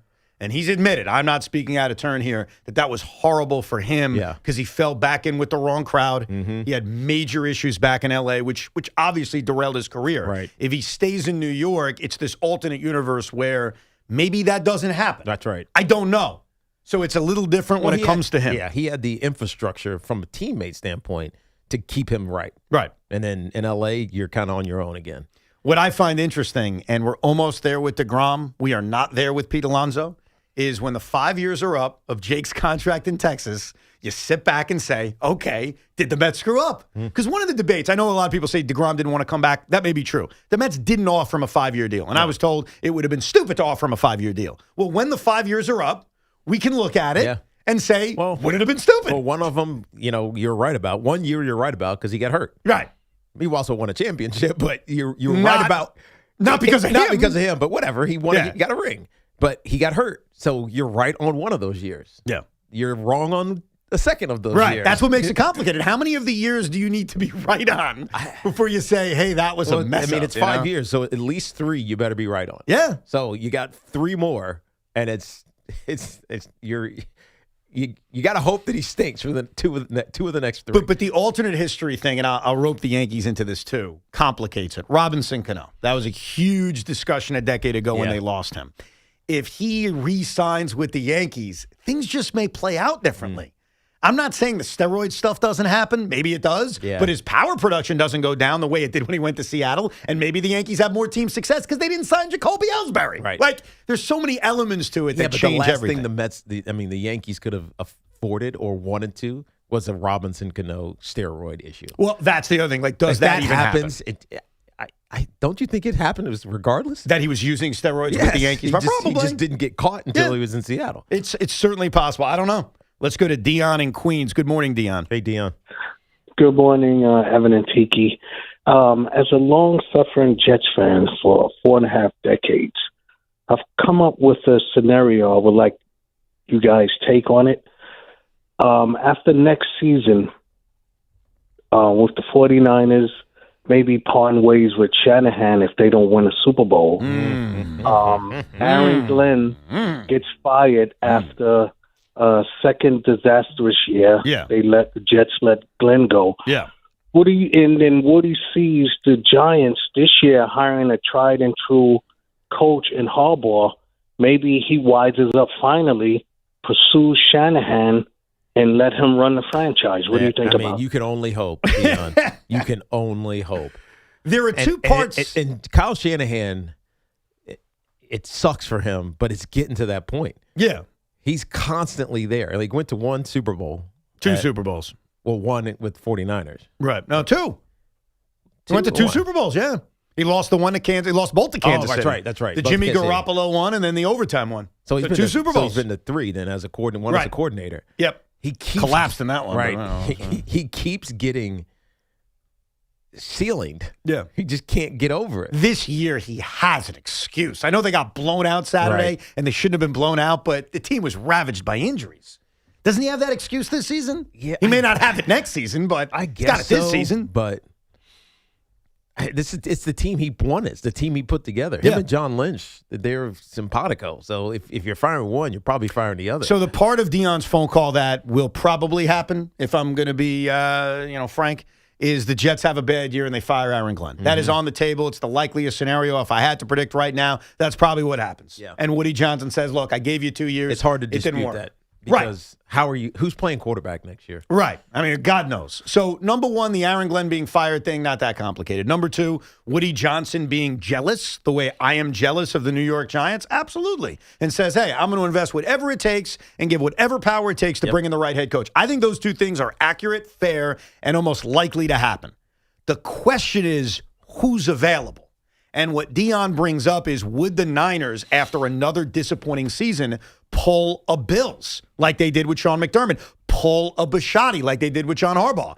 We've clearly seen with John Harbaugh, not Mike Tomlin because he left, and Sean McDermott, that no matter the success you have, if it's not enough, eventually someone gets tired of you. Yeah.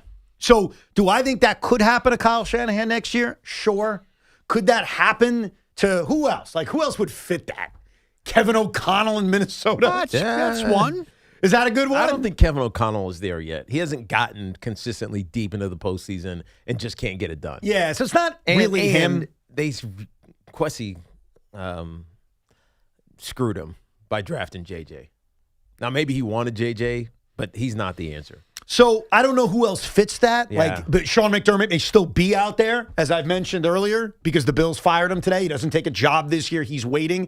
So I don't know who would be. I don't know where Woody goes. I'll call Mike Tomlin. The problem is Mike Tomlin may not want the freaking job. Yeah.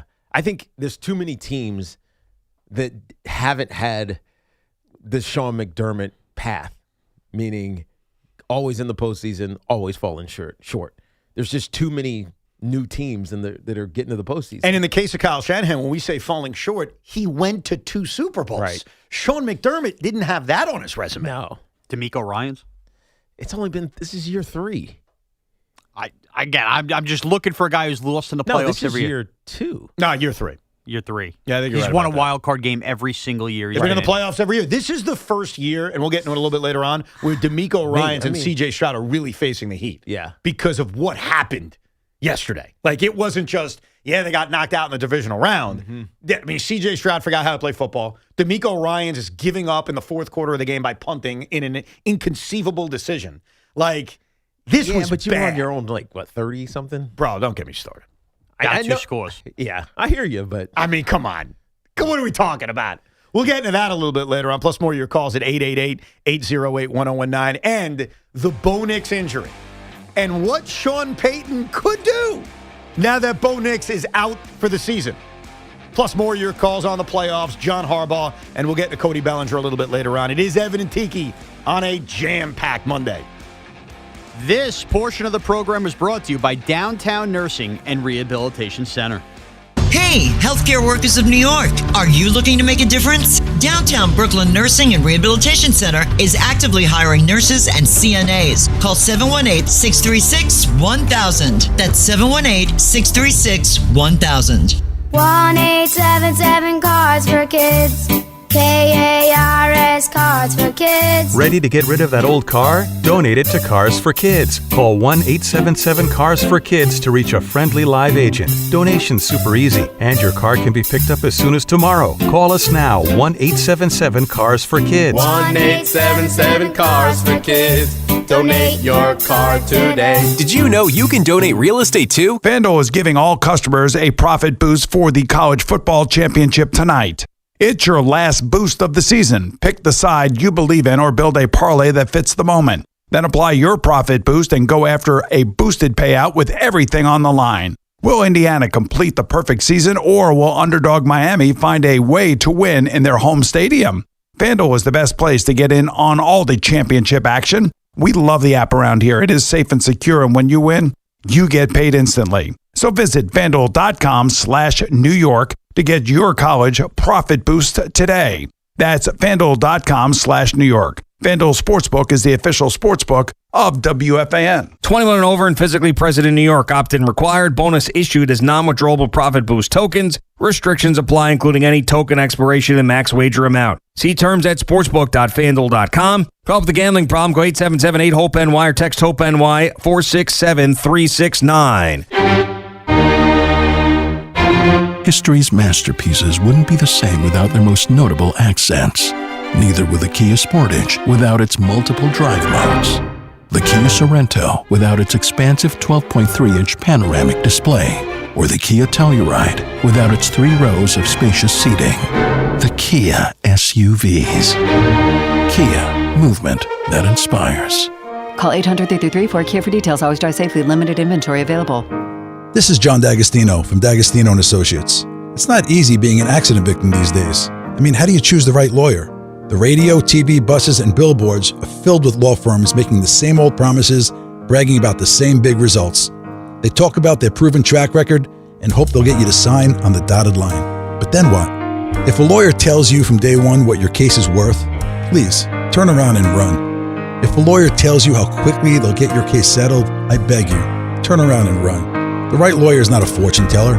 The right lawyer is honest, straightforward, and knows every case is different. He or she will have the experience to get you every dollar you deserve at the right time. So if you want to know your rights and you want to be told the truth, call D'Agostino & Associates today at 888-24-LAW-24. That's 888-24-LAW-24 and ask for me, John D'Agostino, because I've been there and I'll be there for you. D'Agostino Law. Bite back. I'm Tiffany, founder of Harlem Pilates. When I couldn't find Pilates in my neighborhood, I started a studio from my studio apartment. Chase Inc. helped me grow from 1 Pilates studio to 3. Because when you start small, you're going to need some big help. With the Chase Inc. Business Cash Card, you can earn up to 5% cash back on business essentials, so your business can go from here to possible. Chase for Business. Make more what's yours. Real business owner compensated for their participation. Cards issued by J.P. Morgan Chase Bank, N.A. member FDIC. Subject to credit approval. Terms apply. This is the story of the one. As the purchasing manager at a manufacturing plant, she knows the only thing more important than having the right safety gear is having it there when you need it. That's why she partners with Grainger for auto reordering, so her team members can count on her to have cut-resistant gloves on hand, and each shift can run safely and efficiently. Call 1-800-GRAINGER, click Grainger.com, or just stop by. Grainger, for the ones who get it done. Honey, that flu keeping you up? Did you take NyQuil Intense Flu? Nah, I got this. Okay, I don't got this. Yeah, you need NyQuil Intense Flu. Undo your flu with NyQuil Intense Flu. NyQuil Intense Flu provides powerful relief of your flu symptoms so you can sleep. You do got this. NyQuil Intense Flu. The nighttime sniffling, aching fever. Best sleep with the flu medicine. Use as directed. Keep out of reach of children. Spend an evening with James Taylor and his all-star band. The music icon is back on tour. June 23rd, Northwell at Jones Beach Theater. The multiple Grammy Award-winning James Taylor and a night full of his biggest hits. Tickets on sale now at livenation.com. Spend the night with a friend. James Taylor. Hey football fans, picture this. You bet on your favorite player to score the first touchdown in the game, but his teammate scores instead. If this happens, BetMGM wants to give you another chance at the end zone with BetMGM's second chance promotion. You'll get your stake back if your first touchdown scorer scores second instead. That's right. Bet on any pro football player to score the first touchdown of the game. If you're right, you win. If your player scores second, you get your stake back in cash. With BetMGM's second chance offer, you have a chance to keep the fun going after the first player crosses the goal line. Try a first TD score wager with confidence today. BetMGM, make it legendary. BetMGM and GameSense remind you to play responsibly. See BetMGM.com for terms. 21 plus only, New Jersey only. Existing customer offer. Subject to eligibility requirements. Rewards paid back in unrestricted withdrawable funds. Gambling problem? Call 1-800-GAMBLER. The playoffs are here, and just like winning teams, your engagement should be all about the very best. If you're ready to pop the big question, why not visit the experts at London Jewelers? London Jewelers can help you select or even design the absolute perfect ring. Why not explore their beautiful 2x London collection, offering something for everyone's budget? So just drop in, mention WFAN. So whether you're starting over or starting new, let London Jewelers be a part of your very special journey. Visit any one of their 6 locations across New York and New Jersey. London Jewelers, serving you and your family since 1926. All you need to live large is the right boat. Find yours at the Discover Boating New York Boat Show in partnership with Progressive. Shop hundreds of boats and the latest gear. Happening Wednesday through Sunday at the Javits Center. NYBoatShow.com. Make the smart choice, the Mazda CX-5. With standard all-wheel drive, advanced safety, and effortless handling, there's more to a Mazda than meets the eye. Lease your 2025 Mazda CX-5 for only $209 a month and elevate your journey wherever the road takes you. Visit your local Mazda dealer or MazdaUSA.com. Paramount Plus is the new home of UFC, and we're coming out swinging with UFC 324. Oh, what a shot! And 325. Boom! On back-to-back weekends, the new era is here. It's time! Every fight. Bam! Let's go! One subscription. Oh my goodness! Pay-per-view just got knocked out. Let's go! Back-to-back blockbuster UFC events this month only on Paramount Plus. Mostly sunny, windy, and cold. High 35. Weather brought to you by Staples. 2026 is here, and at Staples, deals mean business. Like up to $100 off custom print orders. Head into the new year looking good for less. Staples. That was easy. Ends 1/31. Got something to say about your team? Call 888-808-1019. Powered by Paramount Plus. Count on Paramount Plus to stream every NFL on CBS playoff game. I'll tell you, one of the most wild things from over the weekend wasn't even the end of the Denver-Buffalo game. It was 20 minutes after when Sean Payton came back after he did his post-game press conference, came back to inform everybody that Bo Nix broke his, what the hell did he break? His ankle. His ankle? Yes. Unbelievable. Right. Denver and had surgery. Yes, having surgery, and he's out for the season. No speculation, no. He's going to try to play on it. That was an absolute stunner because I think we're all kind of just in the emotions of that game, good or bad, whether you're a fan or not. And then to get that announcement was as stunning as it comes. Yeah. And it's weird because every time I rewatch the play, I don't see it. I don't see how he broke his ankle on that scramble play. It wasn't a scramble. It was a design QB run, QB sweep, and defenders in the backfield 3 or 4 yards deep. He tries to shake him, and he falls down. And the only thing I can guess, and this is pure guess, is that he broke his fibula. like Daniel Jones. Right. And it's just and it doesn't necessarily show itself. You kind of don't really feel it. And then on the very next play, which was the heave that he threw down to Marvin Mims, it was the pass interference that set up the game-winning field goal.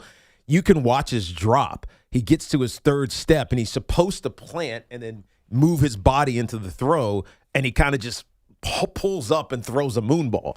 And now you can look at it in retrospect and say, oh, yeah, something's wrong with his right ankle. Crazy. And then obviously on the kneel down, he's just limping like crazy off the field. And even in the post-game interview coming off the field, like you couldn't tell that he knew something. No. And maybe he doesn't. Maybe he feels something, but he obviously doesn't know the diagnosis.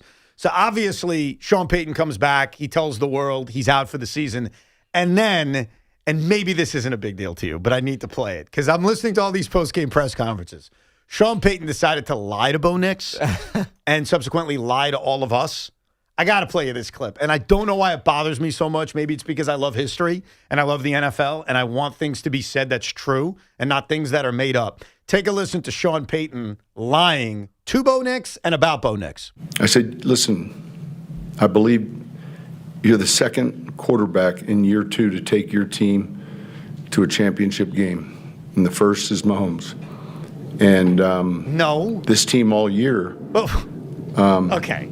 has lost key players. Sean, I mean, do you want me to start the list? First of all, Joe Flacco as a rookie took the Ravens to the AFC title game. Right. Mark Sanchez as a rookie and a second-year player took the Jets to the AFC title game last year. Jaden Daniels was a rookie in the title game. And by the way, I'm not done. There's like a Brock Purdy. Right. There's a second bunch of year. Them. There's a lot of them. So maybe why he meant 24 hours later, Drake May. Yeah. I'm not even going to count that because it happened after the fact. Maybe he meant like the Super Bowl. But he's not in the Super Bowl. I know, but like he also didn't say rookie. He said second year. He was excluding rookies. Well, Mark Sanchez led the Jets to the title game in his second year. That doesn't count because he did it in his rookie year? I don't know. Dude, he lied to him and lied to us. And I don't want to make a big deal of it. It was just because you know why? I'm going to tell you why I exonerate Sean Payton, but I wanted to play it.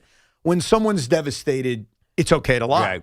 You got to make them feel so better. He's saying this after he knows that Bo Nix has got a broken ankle. Yes, and this he's done. is the press conference where he announces he's out for the year and then proceeds to say, I told Bo, you're the second guy other than Mahomes. Right. And I'm like, no, you're not. So did Sean used to do that with you guys? Like he would clearly lie to you to make you feel better? No. I mean, not really, but kind of. Brady, second year. It was more like I know it's a long list. He would hyperbolize a lot. Oh, okay. You know what I mean? And you believe it. But this is like, but we never fact check it. Well, I'm sorry. Am I a bad guy for fact checking this? No, not at all. Okay. We just kind of trust it as fact. And not one reporter pushed back. Maybe because, again, they feel bad. And I feel bad, too, on a human level. I mean, Bo Nix did everything he could. He's in the championship game, and he gets hurt in such a fluky possible way. Reporters are also stunned in that part, too. Remember, they're sitting there about to talk to the coach back on the AFC title game, and 3 minutes earlier he tells him he's out. Like, you know, in scramble mode, you're not thinking about that. I listened to the clip, or I listened to the press conference maybe an hour after it happened. I was stunned, too. And I immediately stopped in my tracks. Well, you're a whack job. Yeah, that's what it comes down to. Am I a whack job? Well, you wouldn't have thought the same thing? Tom Brady, Brock Purdy, Mark Sanchez, Joe Flacco, Jaden Daniels. Not immediately. What are we doing? I would have done the rabbit hole if I really picked up on that. But, yeah, I mean, you immediately were like, no, you're lying. Well, because he is. And only because the Jets. Of course. It immediately, Sanchez. It immediately registered to him, Mark Sanchez. Right. Had he said you're the third besides Sanchez and Mahomes, Evan may never look. You think I would have exonerated? No, I by the way, Sean, I didn't need to look. Like, I know Joe Flacco did it as a rookie. I know that Brock Purdy did it as a second year. You have to exclude the rookie stuff. You have to think of the second year. Right. Okay, I know that second-year players have done it. Yeah. Some of them, yes, I want to look up to find more, but I knew like 5 of them off the top of my head. That's why it was so insulting. They're recent. And that's not even going back. Insulting. That's not even going back to when we stopped. We weren't even thinking about it. Right. Like in the 70s or 80s. I know. Something. I stopped. I mean, what about Steelers? What about Terry Bradshaw? I got to look it up. I don't actually know. There's a good chance that he did, too. And what did Roethlisberger do as a rookie? Yeah. As a rookie, he was in the AFC Championship game. He lost to the New England Patriots. And then the second year, look what they did. They won the Super Bowl. So Bro, it makes no sense. I think Russell Wilson the second year. Dan Marino in his second year got to the Super Bowl. That's right. That was the Super Bowl he lost to San Francisco in his second year. Sean, what are you doing? There's like 15 of them. Sean Payton took a deuce on NFL history to make Bo Nix feel better. You know what? That's what good coaches do, though. I'll defend him. I knew that. He's just trying to make him feel better. Now, one other thing Even about if it's this. complete and utter nonsense. I mean, complete BS. It's not like I had one guy. The other thing that needs to be addressed, because this is the fun parlor room talk today, is should the Denver Broncos add somebody off the street instead of Jarrett Stidham? And before we get into just the idea that that's unrealistic because that guy's coming off the street has to learn a playbook in 72 hours while Jarrett Stidham has sat there all year long, there's a lot of guys who are just ineligible. Like, for example, Derek Carr retired, and so he's on a restricted list where he can't simply just come back and play for them. Phillip Rivers is still technically owned by the Indianapolis Colts. So it's a very short list. I think Eli Manning could come back. You think Eli would do that? Did he retire with years left on his deal? I don't think he did. I don't remember. But he did retire with the words, once a Giant, always a Giant. Yeah, Very tough to go be a Bronco. Would you be bothered by that if Eli's like, a little bit. I mean, Phillip Rivers already dropped out of the Hall of Fame race this year, so why would Eli also? That's true. He gets to reset the clock. Eli would be able to flex on Peyton going, I went and won a Super Bowl in Denver too there, Peyton. I mean, it would be the ultimate flex. I was thinking of Peyton Manning as well. What about Peyton Manning saying, screw it? He's already in. No, come back. I know. And quarterback the Peyton Denver Manning Broncos. is 50. Who cares? Peyton Manning at 50 is probably better than what Jarrett Stidham gives him Sunday. You think?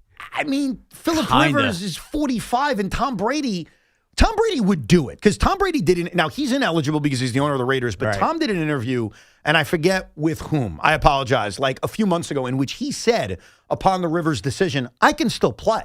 And he said, the reason I don't is the time and work that you need to put in. And he actually wrote out a scenario, he said, of, hey, if I could just come back and play in the playoffs, I would do that. Well, this is the scenario. So if Tom Brady wasn't a part of the Raiders ownership, I think he would consider it. No, he wouldn't. He might. He might. But the other name that's been bantied about, and we need to put it to rest, and I've got audio proof that this conversation needs to go away, is Drew Brees. Drew Brees obviously seems like someone that makes sense because he's not that far removed from playing. And he's familiar with Sean Payton. And still feels like relatively young enough where he could do it. This is Drew Brees, like weeks ago, on an interview with ESPN talking about him playing in the backyard with his kids. Take a listen. I'll let you know a little fact. I don't throw with my right arm anymore. My right arm does not work. So when I throw in the backyard right now, I throw left-handed. So unless you're willing to have Drew Brees as a left-handed quarterback. My right arm does not work. Yeah. What does that even mean? I think it's just so beat up from all those years. Killed it. He killed it. He can't use it anymore. So the question you got to ask yourself is, are you okay with a left-handed Drew Brees? Still better than Jarrett Stidham. Why are you knocking on Jarrett Stidham? I know he hasn't thrown a pass since 2023. Honestly, Tiki, I just have a lot of degenerate December college scores. 2023, I think, is the date of his last pass. You know, I will say this, and I was hard on this guy for a long time. This is where having a Jameis Winston's great. Yeah, true. No, you're right. Like, think about if Denver had Jameis right now. Right, as the third-string guy. And he just kind of just comes right in, and you don't even have to worry about the professionalism or the veteran nature of him. Jarrett Stidham kind of was brought to New England. He was drafted by the Patriots. To be Tom Brady's successor.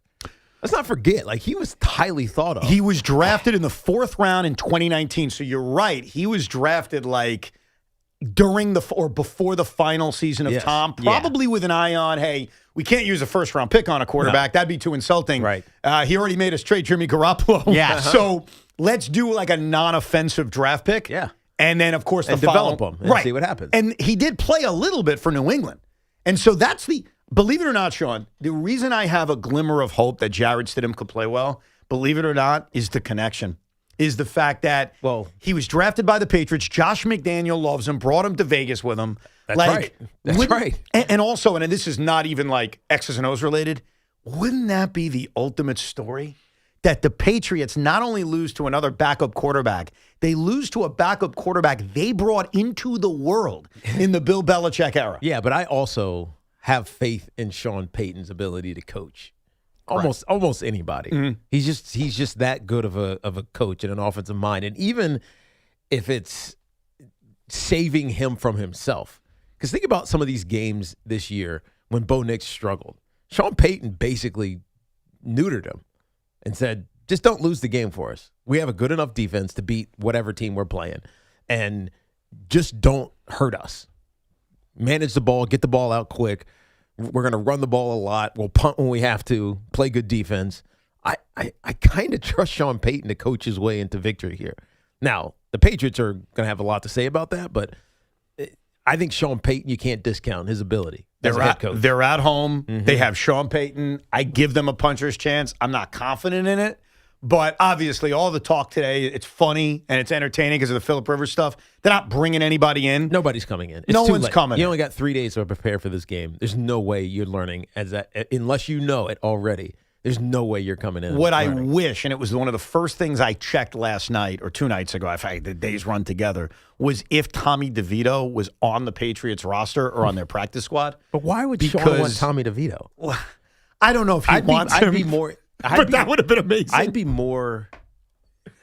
He'd be more apt to go get Zach Wilson. Oh, my God. That's not fun. Why? He coached Zach Wilson. And then he got rid of him. He just didn't sign him.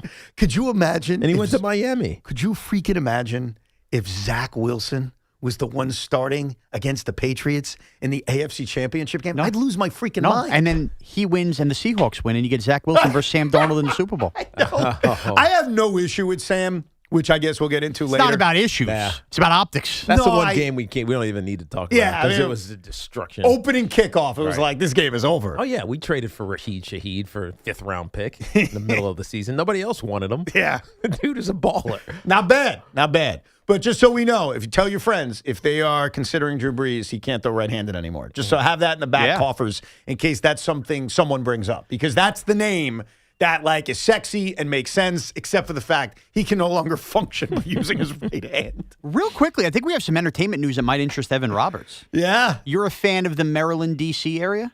Yes. They have just announced at National Harbor they are building a second sphere. I'm so excited about this. Oh, you saw this? Yeah, okay. No, I'm all over this. The governor, Wes Moore, announced it. I think he announced it over the weekend that they're building a sphere in the Maryland area in PG County. Wes Moore, our if you follow Evan and Tiki closely, he's part of a long-term wager. Oh, yeah, that's right. Evan and I have. That's right. You got to pull that audio. Right after the election of 2024, we predicted the next election, and that was Tiki's hot-to-trot Democratic candidate, Wes Moore, governor of Maryland. That's right. Good point. Well, he's earned a lot of points here because I want to go to that sphere in Vegas. I just haven't gone to Vegas. And I don't know when I will because A, going to Vegas isn't as appealing as it used to be, number one. And number two, I have kids. So unless I'm taking them to Circus, I don't know what the hell I'm doing out there. But I really want to see this sphere. I think it's badass.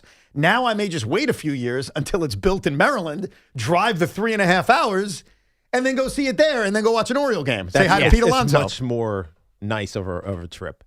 It's a much nicer trip. To Maryland? Yeah. Of course. Than to go to Vegas. Who the hell wants to go to Vegas anymore? In Vegas. Unless you like gambling, which I don't like gambling, so. I can't get down. There's nothing to do with it. You can't say that, Tiki. It's just not as special as it used to be. That's the case. Yeah, it feels, I don't know. Something's off with it. The next time I go to Vegas is when that Jets-Raiders playoff game hits. That's what it is. It's a little dingy. It just feels dingy. Yeah, it does. Even the nice places. No, I agree. I went there for Adele a couple of years ago, and even like that night, me and my wife were looking around like, just doesn't do it. It doesn't sparkle like it used to. I agree. But I look forward to that sphere being built in Maryland. Hopefully it doesn't take too long to build. Let's go to Justin in Floral Park. Hey, Justin. Morning, guys. How are you? We're good, Justin. What's up? As a bitter Bills fan, I'm bittersweet that they fired McDermott because I don't think they ever would have won a championship with this guy. But tell me how that's not a catch, Tiki. Tell me how it's not a catch, Evan. Yeah. Where literally I saw Devontae Adams yesterday do the same exact play. I agree. I saw Xavier Worthy in the AFC Championship game over Bishop, the same play. Yeah. How is that not pass interference before the game, Tiki? Why you're are right. these refs afraid to make calls? To explain this. Well, they weren't afraid to make calls when they called back-to-back PIs on the game-winning drive by Denver. And it's wide open like that in the PI, you have to call it. But to the catch, we talked about this a little bit earlier. If they rule that a catch on the field, it stays a catch. If they rule it an interception on the field, it stays an interception. It's such a whatever you call in the moment type of play that, and I honestly think, and we were joking about this, but I'm now really thinking this is the case. They didn't review it because they needed to get to the second game. Yeah. Because it ran up into the second game. I buy that conspiracy theory. 100%. I don't buy a lot, but I buy that one. Bradley's in Brooklyn. Hey, Bradley. Hey, Evan, Tiki, and Sean. I don't know if you guys, I guess you guys did speak about it, but I think the difference between the Brandon Cooks and Devontae Adams catches where the Cooks play, if the guy wouldn't have intercepted it, he would have just swatted away. It totally would have been an incompletion. Yes. But with Devontae Adams, it would not have been an incompletion. Probably would have been a fumble or whatever. Yes.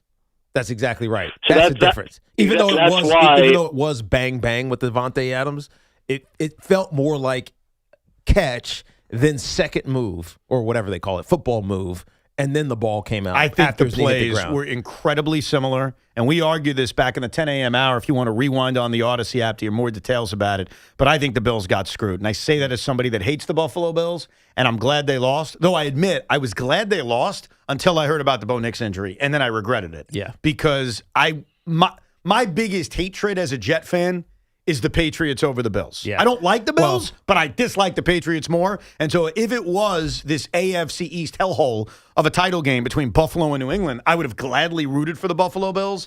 And obviously they would have had a better than puncher's chance to beat the Patriots. Well, all they had to actually do was call the holding in the end zone, and Bo Nix never gets hurt. I get that. I understand. Look, that's Anthony Gallo's take, by the way. And I get it because he's right. That was a missed hold, just like I think they misinterpreted the catch/interception and the 2 PIs were called. But you can do that. We can go through the entire game and find a bunch of calls. I'm just telling you that in that moment, especially the PIs, the whole game, they're not throwing any flags, including the hold. And now all of a sudden, 2 huge pass interferences. But the Denver Broncos, obvious. You had to do it. I don't think it was that obvious. It was obvious. You think it was like Saints Rams from 2018? No, that's a different kind of PI. This is the kind of short ball defender runs into, putting on the brakes wide receiver. You interfere. It always happens. You always get that call. Stan is in West Orange. Hey, Stan. Hey, gentlemen, how are you? Good, man. What's good? up? Good, man. Hey, listen, Tiki, I'm got my fingers crossed for you to go to the Hall of Fame. One of these years. And you got to join your brother. And then, Evan, if I may say this, I'm sure I'll be catching up with Joey from Yonkers later in the week. So. Nice, my man. Love that man. So he's a great guy. Yes, he's a wonderful guy. I love him. Yes. But hey, listen, I quote one of the coaches you guys missed. Took a team to the Super Bowl and then didn't win, but then went to another. He's one of the originals, Dick Vermeil. No, it's a good call. And Dick Vermeil's one of those guys on the list. God, there really are a lot of them. Of guys who've been to Super Bowls with 2 different teams, which is a longer list than obviously the list that features nobody, which is guys to win Super Bowls with 2 different teams. But his reference, if you're just tuning in, is earlier in the show in talking about the Sean McDermott firing. We had a caller mention he's the perfect hire for a team because guys who tend to get close and not be able to bust through tend to have great success at their next location. And there's a lot of examples of it, including Andy Reid. Right. So Dick Vermeil's a great example for what he did with Philadelphia and then what he did a billion years later with the Rams. The irony is the Bills have already failed at this. Rex Ryan. Yeah. You can't not count. He went to 2 championship games in a row. I mean, I'm not counting it. I'm just saying, what do you want me to do? You want me to do a song and dance? I'm just saying, for every success, you forget about some of these failures. I got you. It's still a longer list than the guys that have won Super Bowls with 2 different teams, which has still never been done. And now Sean Payton gets punished for that, too. Yeah, I know, and unfortunately, it's not going to change with Sean Payton. Let's go to Tom in Howell, New Jersey. Hey, Tom. Hey, what's going on, guys? All's good. I actually had this conspiracy theory. You were mentioning the Connor report with Harbaugh and Shea and a bit of a holdup. Yep. If you remember how everybody was lauding and saying how great the move by Chris Mara was to go down to John Harbaugh his house for a private meeting before anything got started, saying how aggressive the Giants were being and doing everything they could to get him. I actually thought that was more of the only way that ownership and Chris Mara could have a meeting with Harbaugh about Shane without Shane being there and not have the perception that they're trying to do something without Shane being involved. That's More of they're lauding it as a unbelievably aggressive, go get him, we're doing everything we can. But really they wanted that first kind of meeting to see if Harbaugh was on board with Shane even in the first place, see if they can get going with the hiring process. No, I think you're right about that in some capacity, even though I don't know if that's exactly what they were talking about. But we do know that Chris played a massive role in getting John Harbaugh to the New York Giants, because not only did he go to that first meeting, which he was just alluding to, but he also had another one on Friday night, whatever it was. A secret meeting. A secret meeting that no one really knew about. So, and then John Mara ultimately came in and closed the deal. So, yeah, I mean, the dynamics are going to change in the Giants front. We know that just because we've heard there's too much noise around it right now. What that means, I guess we'll find out tomorrow, because John Harbaugh should absolutely be asked about it. No question. And we'll be there. We'll be broadcasting live beginning at 10 a.m., and you'll hear the press conference right here on The Fan at 12 noon. Toll-free numbers 888-808-1019. One of the other things from the weekend that could affect us moving forward is what the hell happened to C.J. Stroud? And was it bad enough for the Houston Texans to actually decide he's not a part of their future? And should they have benched him yesterday? We'll get to all of it coming up. Evan and Tiki with Shaun Morash until the Carton Show at 2 o'clock. This is an Odyssey Sports Minute. No matter who you want to blame for Buffalo's loss on Saturday on the road in Denver, and most people want to blame quarterback Josh Allen, you're never getting rid of the quarterback. And something has to change in Buffalo. Year 9 coming up of the coach-quarterback partnership. I think you have to get rid of the coach. And Sean McDermott's a really good coach, just like John Harbaugh's a really good coach. Buffalo needs to try something new and get a new head coach for Josh Allen. I'm Nick Costos.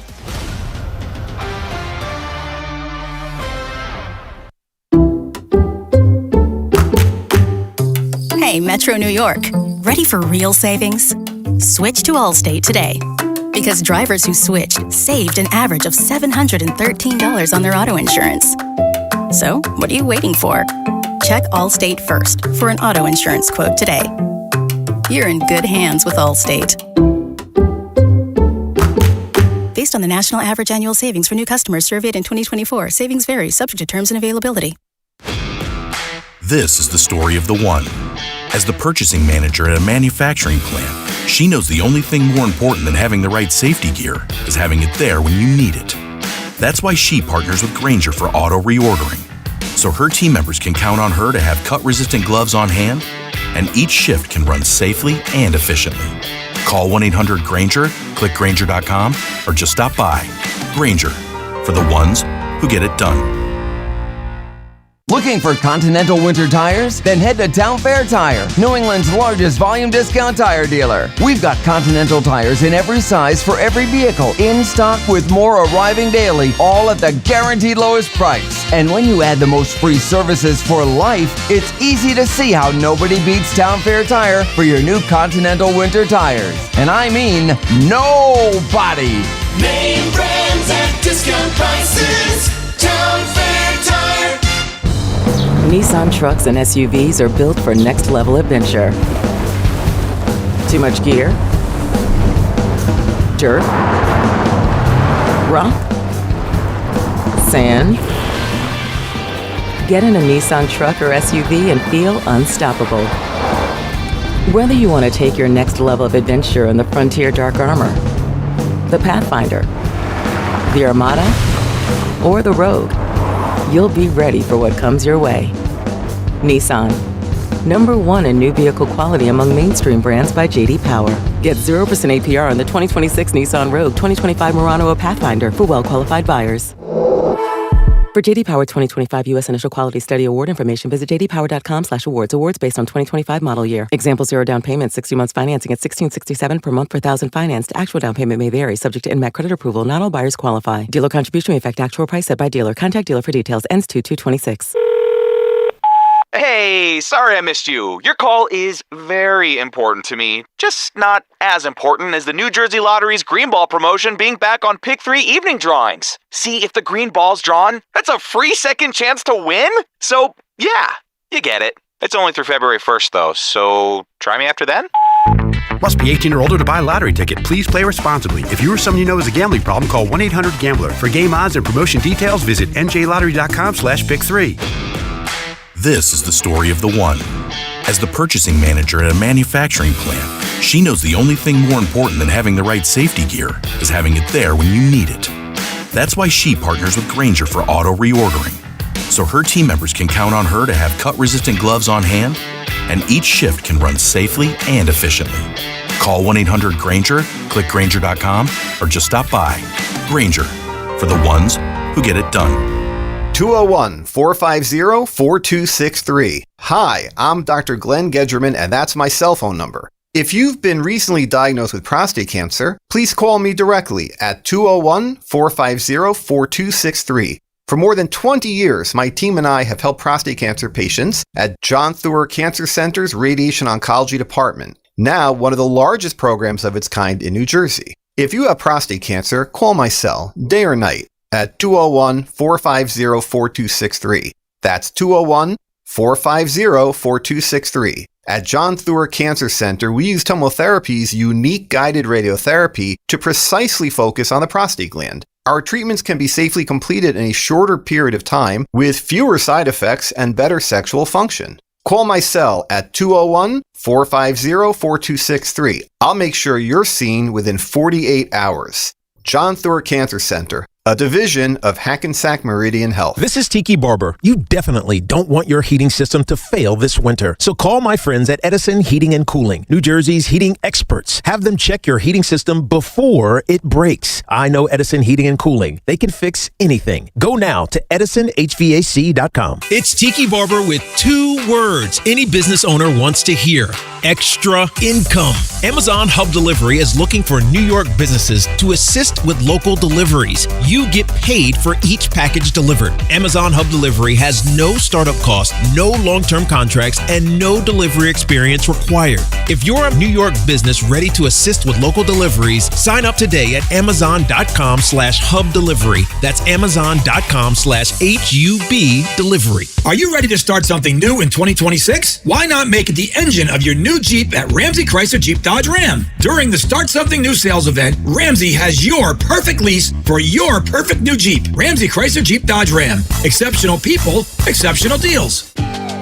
Never have I ever called my sister from the finish line of my first marathon. Hello? You won't believe where I am. Are you running? Mile 26.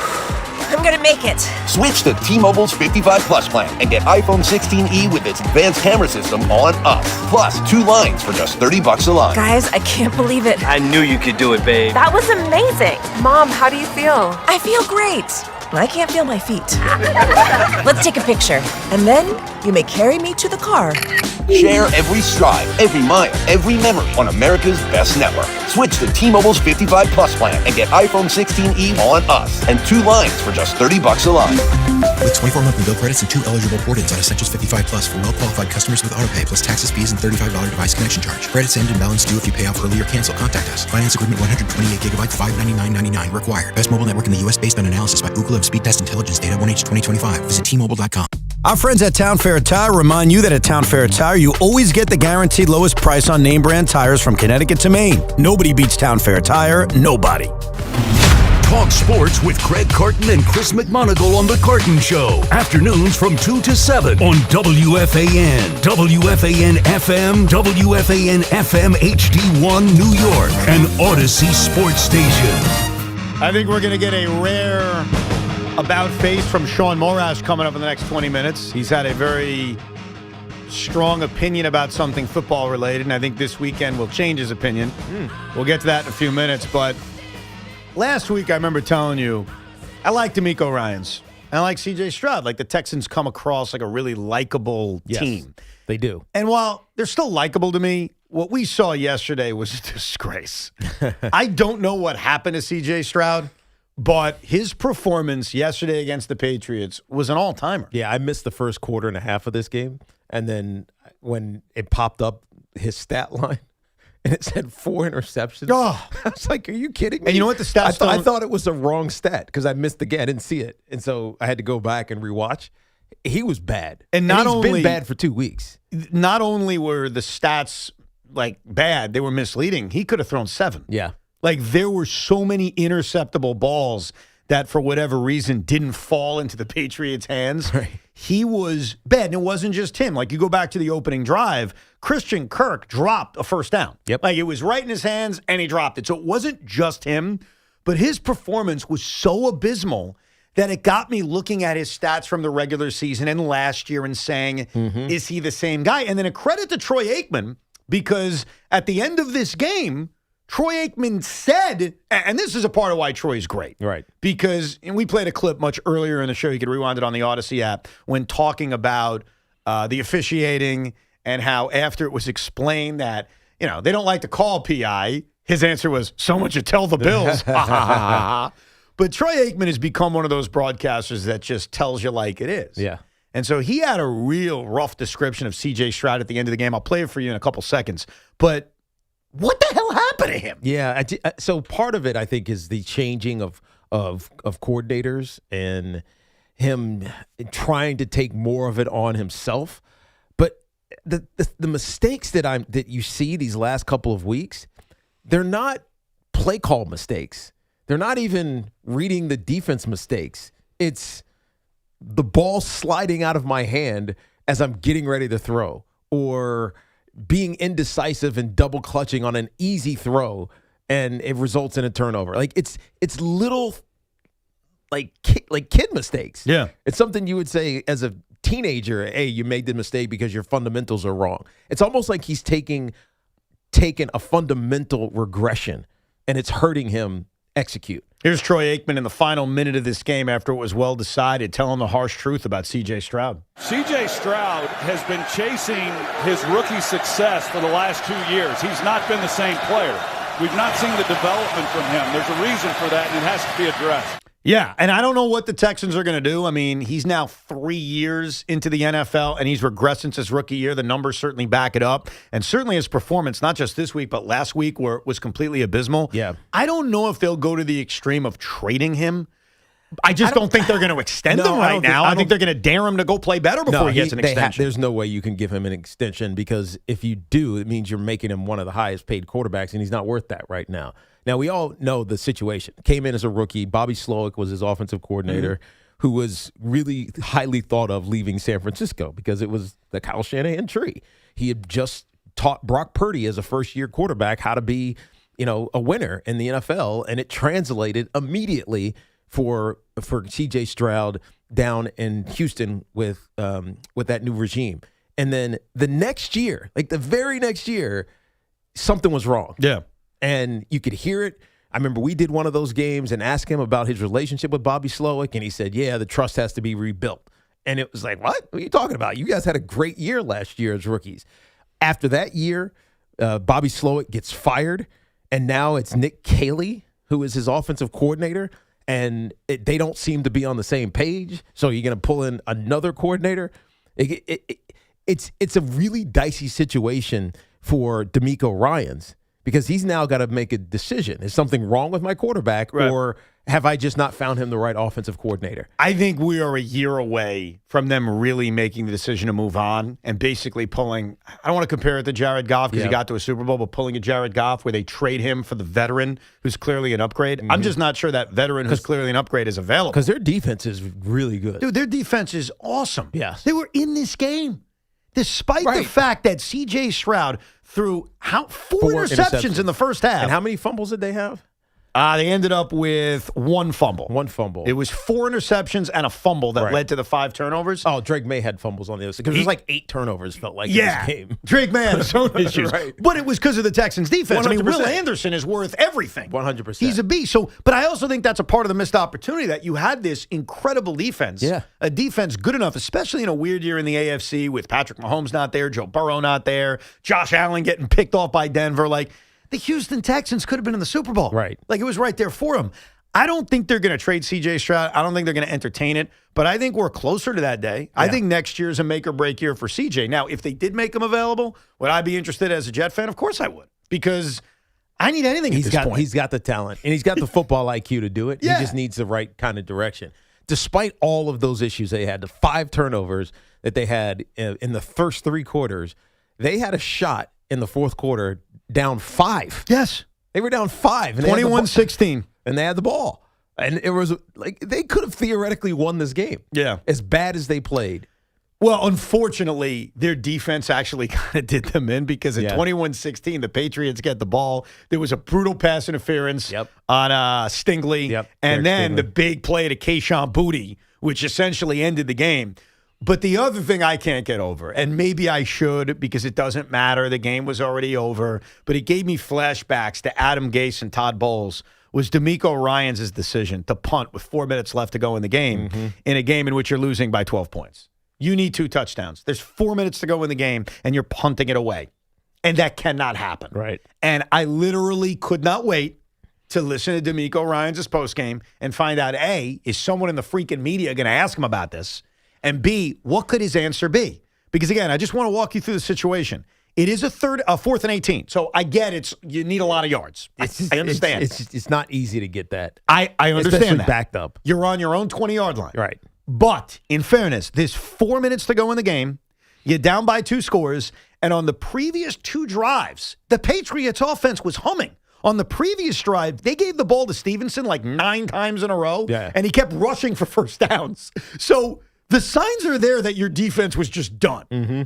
You have to go for it. I'm sorry. That is giving up on the field by not going for it. Here was DeMeco Ryans' answer to how the hell could you punt with 4 minutes to go in the game? I make decisions there in the game for us to get the ball back get the ball to our defense and see if we can make a play. What does that even mean? That means he's hoping his defense can get a turnover. But it's unlikely you're getting a turnover because the Patriots are just going to run the ball. Of course. So unless you force James Cook to fumble, which he did early in the game, then – I mean, not James Cook. What's his name? What was running back? Manungai, right? No, it was I forgot who fumbled that. Yeah, I forget. Whatever. Was it Woody Marks? Maybe. But but that's Houston. You need New England to fumble. Right. So Patriots did turn the ball over 3 times in this game. Right. They just were trying to get a turnover. That's all they were trying to do. Yeah, and but that's not realistic. I mean, of course it's not realistic. That was a give-up moment, and it bothered me because I don't like to see someone give up on the field. And I saw way too much of that with Jet coaches over the years, and I like DeMeco Ryans, but that was a give-up moment. Like, that cannot happen. You're basically announcing on the football field, I'd rather lose by 12 than by 18. Right. Who cares? You're going to lose. You got your butts kicked because your quarterback made 8 billion mistakes. Very big missed opportunity. And I admit, I think the anger in my voice is the fact that I was rooting passionately for the Texans because I can't stand the Patriots. What? Yeah, I hear you. You hear me about what? This is not an argument. You cannot punt. The Houston Texans have been flawed all season long. Okay. We know this. Their defense is great. 100%. Something's been off with C.J. Stroud. I know why you hate the Patriots, but the Patriots are an interesting story. That doesn't mean I'm supposed to like them. Come on. I'm not saying you should like them. You like the Eagles when they're an interesting story? I did, actually. Oh, that's true. Damn it. Last year I did. You like the Cowboys when they're an interesting story? Probably not. But, there you go. But the Eagles were interesting last year because they were so dominant. And the whole Saquon thing, it was actually interesting theater. But the Patriots are interesting theater. Yeah, whatever. Even though you hate them. I do hate them. Would you have sat C.J. Stroud at halftime? Because that was a thought. No, he got you there. But You can't. In fairness, he did, but he also they were didn't still in fully the game. because Davis Mills started a bunch of games and was effective. 3 or 4. I think he was 3-1 in the 4 games that he eventually played. He came in a 1 game already up 3-0, something like that. Right. But the reason I would have thought about it, I think about it. In most circumstances, I wouldn't. Is the fact that Mills played and played well. But I think the weather was also was causing a lot of troubles for the Texans. Now, and I don't know why this. I had this thing. Didn't I ask this question last week? Was C.J. Stroud one of those guys with small hands? He has big hands, yeah. But he actually has big hands. Yeah. But he has trouble holding onto the football. It was where Aikman even said in the broadcast yesterday, snow, he could throw the ball no problem. He said he knew if he walked on the field and it was a wet, cold, rainy day like that, he was done for. Yeah. Interesting comments by him. I would never have thought that, but it kind of makes sense when he explained it. Right. Because it's just slippery. Your hands are hard and the ball's slippery. Right. So it's like there's no grip. You don't feel the ball at all. Troy Aikman, and I think the debate is over, is the best analyst there's no doubt going today in the NFL. It's not even close. Because he keeps it simple. He keeps it simple. He also tells it like it is. He does not give a Yeah. crap. And I give him a lot of credit because I know you guys, certainly Sean felt this way. I never liked Troy Aikman, mainly because I was a kid growing up in the 90s and the Cowboys were the most obnoxious thing in the world. I was a Redskins fan. I know exactly what you There mean. you go. So it took me a while to warm up to him, but he's just the freaking best. Yeah, It's just not close. He's not trying to be anybody's friend. He's not trying to say like me. He's just calling it like he sees it. Calls it like That's it the is. best way to be. No doubt. Felt good that Buck and Aikman on a Sunday afternoon again, too. It had been a while. Yeah. No, I agree. Because we're so used to them now on the Monday nights.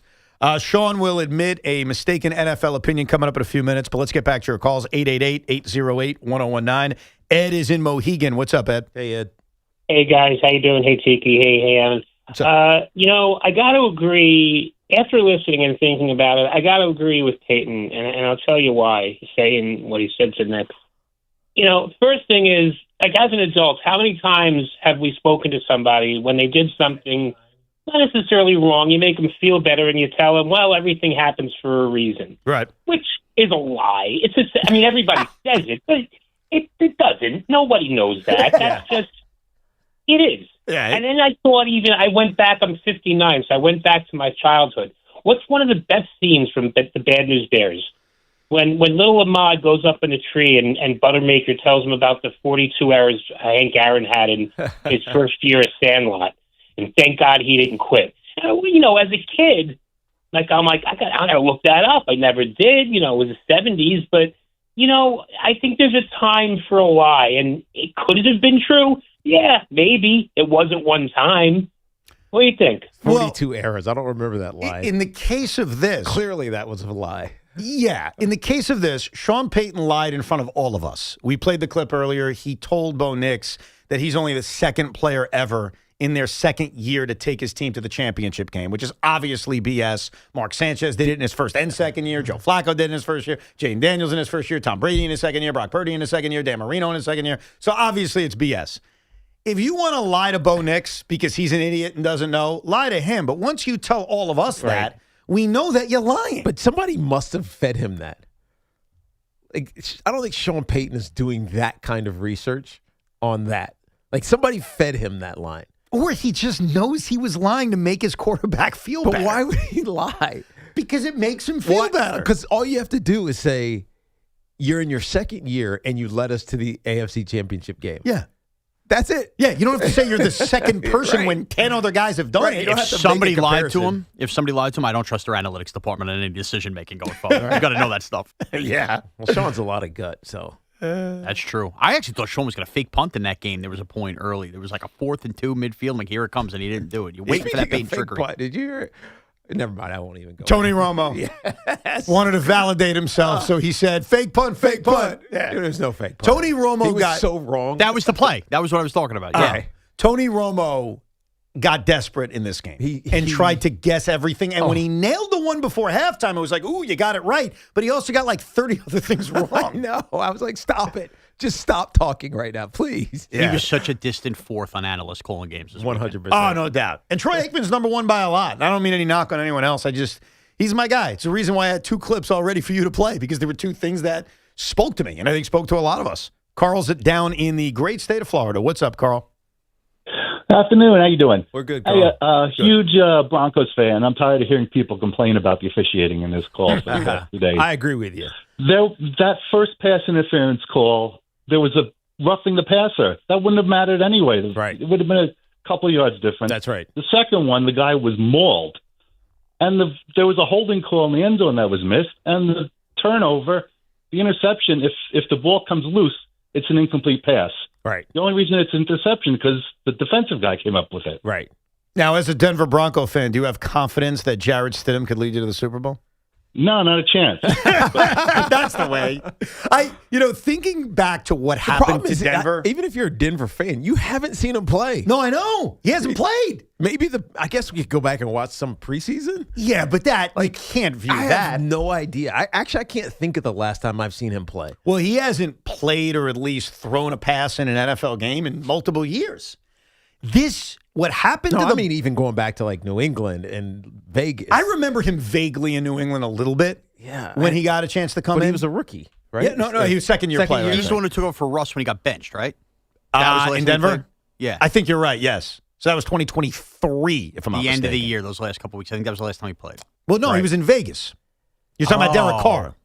Yeah. No, but that was after Derek Carr. It was after I don't Derek honestly Carr. remember. See, that's the thing. I can't remember what his career has been like. I can't tell you. You had him on the wrong team We don't remember the time frame. Bottom But line, he kind of just merged into like the ether. No, I know. Well, because when you have a starter in this league, you don't think of the backup until they get hurt, unless it's obviously your favorite team. He did take over for Russ after his benching and started 2 games, went 1-1. Yeah, which nobody was watching at that Oh, point. in Denver. In Denver. I was thinking about his Vegas days for No, a and reason. then the year before in Vegas, he started 2 games. I think the bottom line is we have no idea what to expect. And what happened to the Denver Broncos feels like something that would happen to the New York Jets when they finally get good. They get to the championship game. They're about to host it. We're all excited. And then we find out our quarterback. And Fernando Mendoza is unavailable. Right. Now, the Broncos have a really good history. No matter your age, you've seen them win. You've seen them get very good. They got to the 2 Super Bowls relatively recently. One they got embarrassed in here at MetLife. The other one they won. Then you go back. If you're old enough, maybe my age, you remember the back-to-back with John Elway. If you're a little bit older, maybe Tiki's age, you remember the 80s. You didn't win, but you got there. So the Broncos have a wonderful NFL history, unlike other teams. But to have that happen after you win a game and you're going to the championship game and you win this incredible overtime game, I don't know what the emotions would be. And I remember you guys gave me a tough time after the Jets won week 1 against Buffalo and Rodgers got hurt.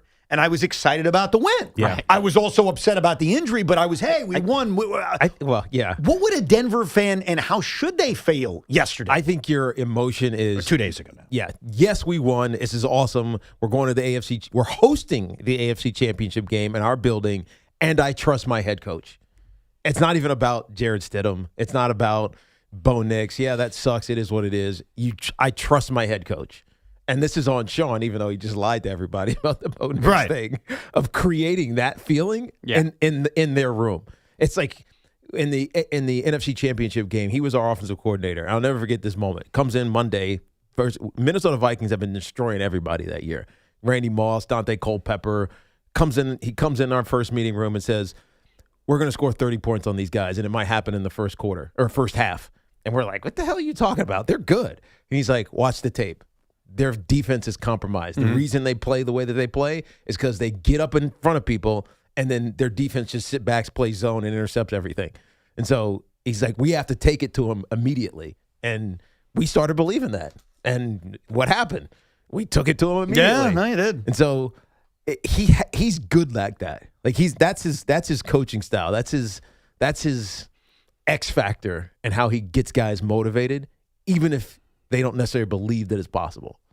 Yeah, and with the Sean Payton stuff, like going back and forth, and you think about, like, they're a defensive first team. Yes. So I think if you're a Bronco fan right now, you just lean on that, and you think about Brad Johnson and Trent Dilfer. By the way, so were we in 2000. Right. We were defense first team. And that's what you lean on. We played with defense all year. That's what's got to get us home. Are you ready to apologize for a football opinion you've had for many years that you can now admit is completely wrong? I hope you better bring facts to this argument if you want an apology. Is it a fact that you think every NFL team should be forced to have a dome? I think every NFL team, and I'm on record of saying this, should have a retractable dome. Okay.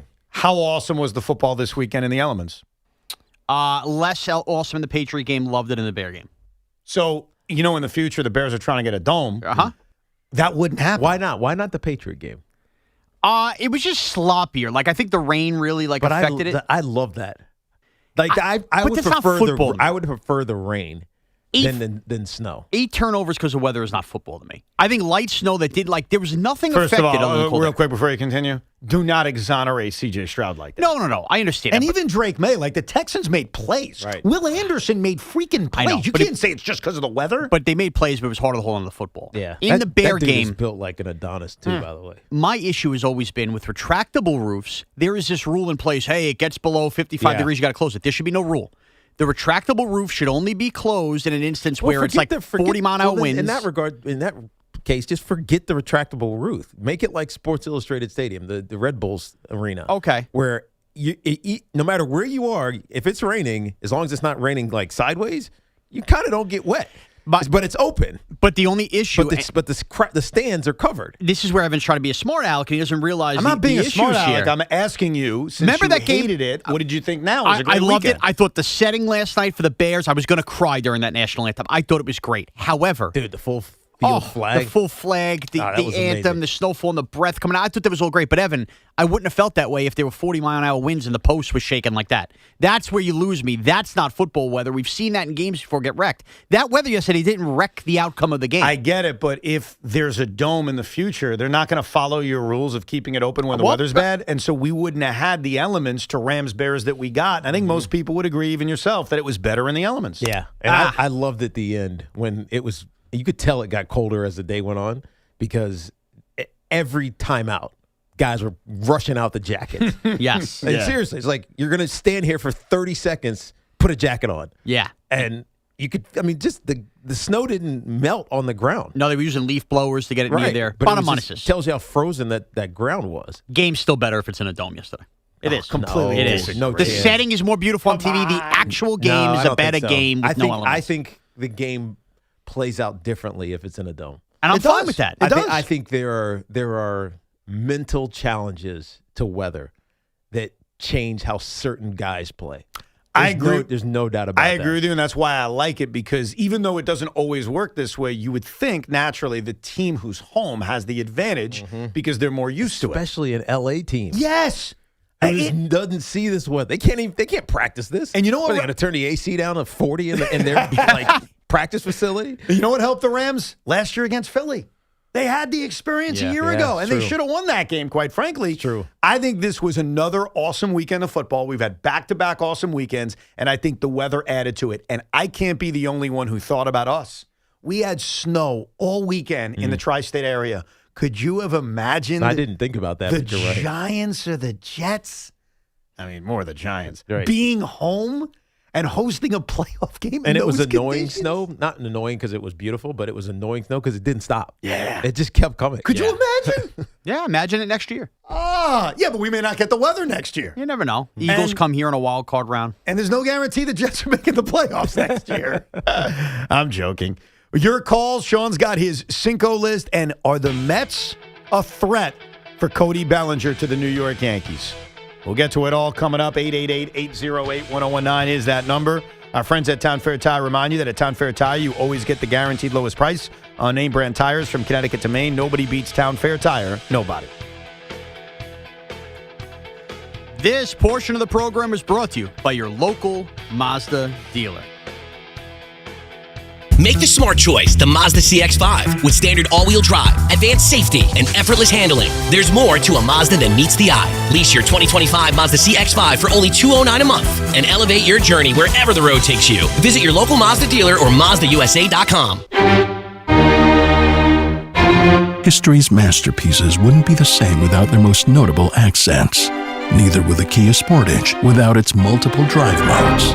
The Kia Sorento without its expansive 12.3-inch panoramic display, or the Kia Telluride without its 3 rows of spacious seating.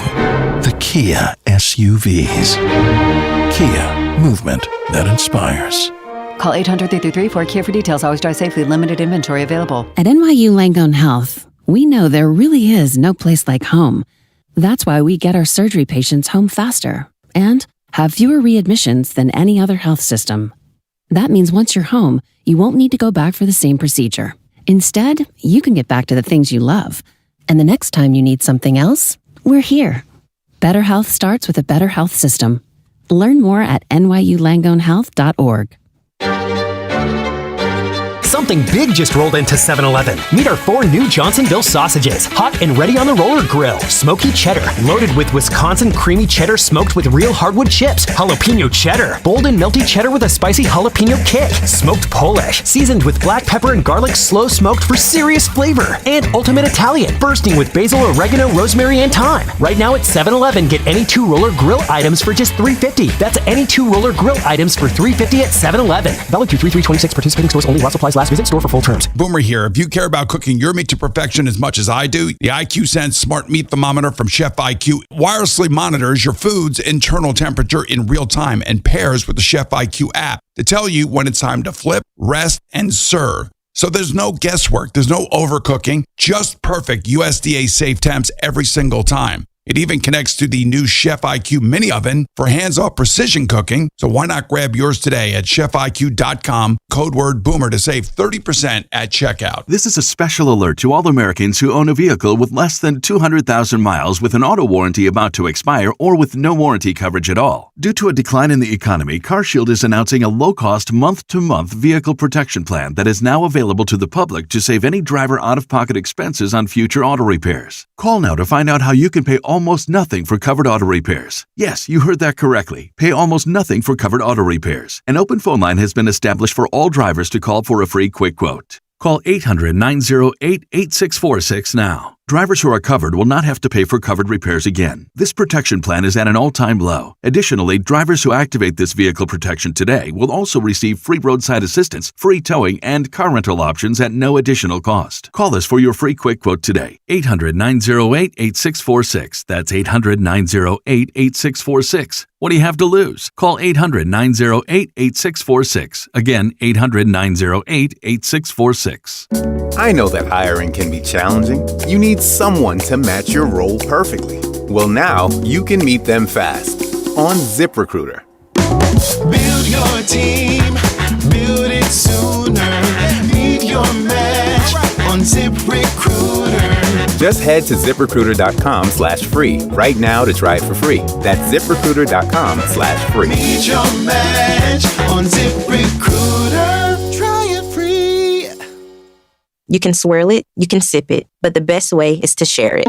Hey y'all, I'm Deanna, a team member at my local Chick-fil-A. And a little thing I love about the Chick-fil-A chicken sandwich and new frosted sodas and floats is how well they go together. You get that bold flavor of the Coke mixed with the smooth deliciousness of the vanilla ice cream. You have a juicy filet and a smooth, creamy float. It's an awesome pairing. Order a Chick-fil-A chicken sandwich and a new frosted soda and float at your local Chick-fil-A restaurant. Real team member paid for their testimonial. Listen to You Better You Bet with Nick Costa Sunday morning at 8 right here on The Fan. Nick will preview all the football action to get you ready for kickoff, presented by BetMGM. Make it legendary. Please gamble responsibly. Gambling problem? Call 1-800-GAMBLER. At Nielsen, fun is in the driver's seat. Your best year starts with a savings. Don't miss the January Jumpstart event at Nielsen Dodge. That's right, Chels. We're ready to start your new year with low lease payments to get you driving. Lease a new 2026 Dodge Durango GT Plus all-wheel drive Hemi V8, just $299 a month. Or lease a new 2025 Ram 1500 Tradesman Crew Cab 4x4, just $359 a month. Or choose from hundreds of quality certified pre-owned vehicles. With zero down payment and the credit help you deserve. Come see all the great savings we've lined up so you can start your new year driving happy and hassle-free. Let the fun begin. On Route 10 in East Hanover. Online at nielsendodge.com. A proud member of the Nielsen Auto Group. At Nielsen Dodge. Fun is in the driver's seat. Start something new sales event. With approval term Durango 36, Ram 42 months due at sign, Durango 5599, Ram 5954 at tax tag 498 doc and DMV fees. Question: what business couldn't use extra income? Hey, it's Tiki Barber. Right now, Amazon Hub Delivery is looking to partner with ambitious New York businesses to become Amazon Hub partners. You and your staff will deliver packages to customers in your area when it's convenient for you. With each package delivered, your business gets paid. Sign up at Amazon.com/Hub Delivery. That's Amazon.com/HUB Delivery. Ready to live large? All you need is the right boat. Explore endless possibilities for boating fun with your crew at the Discover Boating New York Boat Show in partnership with Progressive. From sleek cruisers, center consoles, and sport yachts to towboats and saltwater fishing rigs. Shop hundreds of boats, top brands, and the latest gear. Plus deals you won't find anywhere else. It's New York's biggest boat sale. See you at the Javits Center, happening Wednesday through Sunday. Live better, boat more. NYBoatShow.com. This is the story of the one. As an HVAC technician, he and his digital multimeter are in high demand. So when a noisy office HVAC turns out to be a failing blower motor, he doesn't break a sweat. With Grainger's easy-to-use website and product information, he selects the product he needs to keep everything humming right along. Call 1-800-GRAINGER, click Grainger.com, or just stop by. Grainger, for the ones who get it done. Looking for the lowest price on name brand tires? Get to Town Fair Tire and get the guaranteed lowest price on any name brand tire. Nobody beats a Town Fair Tire deal. Nobody. Name brands at discount prices. Town Fair Tire. When this happened, you talked about it on The Fan. Manning calling signal. Takes the snap. Looks left. Lobs it left. First is wide open. Touchdown Giants! In the left corner of the end zone. Touchdown! With 35 seconds to go, the Giants regain the lead. When New York sports happens, talk about it here. The Fan, 101.9 FM, and always live on the free Odyssey app. Tomorrow will be a very exciting day for the Giant fans. John Harbaugh officially introduced as the head coach of the New York Giants with a 12 noon press conference. And we're taking our show to Giant Camp, or the Giant Training Facility, whatever you want to call it. And the only reason I'm allowed in is because of Tiki Barber. So thank you, Tiki. You're very welcome. There was someone on hold, we never got to him, who was going to ask what I plan on wearing tomorrow at the Giant facility, which is an odd question. Like, what do you think I'm going to do? Giant hoodie? Show up in a Darrelle Revis jersey? Giant hoodie sounds good. I'm not wearing a Giants hoodie. Come on now. It has nothing to do with the hoodie, Evan. After talking to the guy, it was the idea of, you have this reputation of being a bit of a slob. Yes. And showing up to a pretty big, let's just call it a carving board event like this. Do you look nice at all? My plot was to dress nice, was to go dress shirt, go khakis, nice shoes. Oh, yeah. Like, that was my plan. Oh, I'm wearing a tie. Oh, God, does that mean we have to? No, you don't have to. I thought about suit. Suit? It's my first impression with the coach. I got a lot of Giants podcasts. I am definitely wearing a tie. It's a formal event. And I respect that. Should we wear a tie? No, not at all. Okay. I'm just making sure. Because I can casually wear a tie. No, I don't have to wear a suit and a tie. Dude, you can casually wear anything. You're as fashion smart as anybody. Nice shirt, khakis. Yeah. You know what? Harbaugh wants a suit. Let me see him wear one on the sideline. I would love for somebody to actually do that again. I do too. I remember that would be amazing. Didn't Mike Nolan do that when he was coaching San Francisco? Yes. He put the top hat on and tried to look all fancy. By the way, I was so relaxed about this now. Now I'm stressed out about what to wear. Look at that. As soon as you said what you're wearing. Call that we didn't even get to. I know. It's making you nervous. Now you got me nervous. Well, in the meantime, let's eat some food. Shaun Morash in the booth. Somebody hide the castle. Optics flying, phones ringing, Evans yelling. No! Tiki's laughing, chaos cracking. Nobody's in control. It's Cinco de Roncho. Bam! Crunch! Let's go! Ah, yes. Cinco de Luncho. It's brought to you by Helix Wireless, connecting everything everywhere. And I'm laughing because yesterday, in the brief intermission between both games, I opened up my pantry cabinet, of which I saw a new queso my wife had bought. And all I did out loud was utter, "Somebody hide the queso." And I couldn't stop laughing.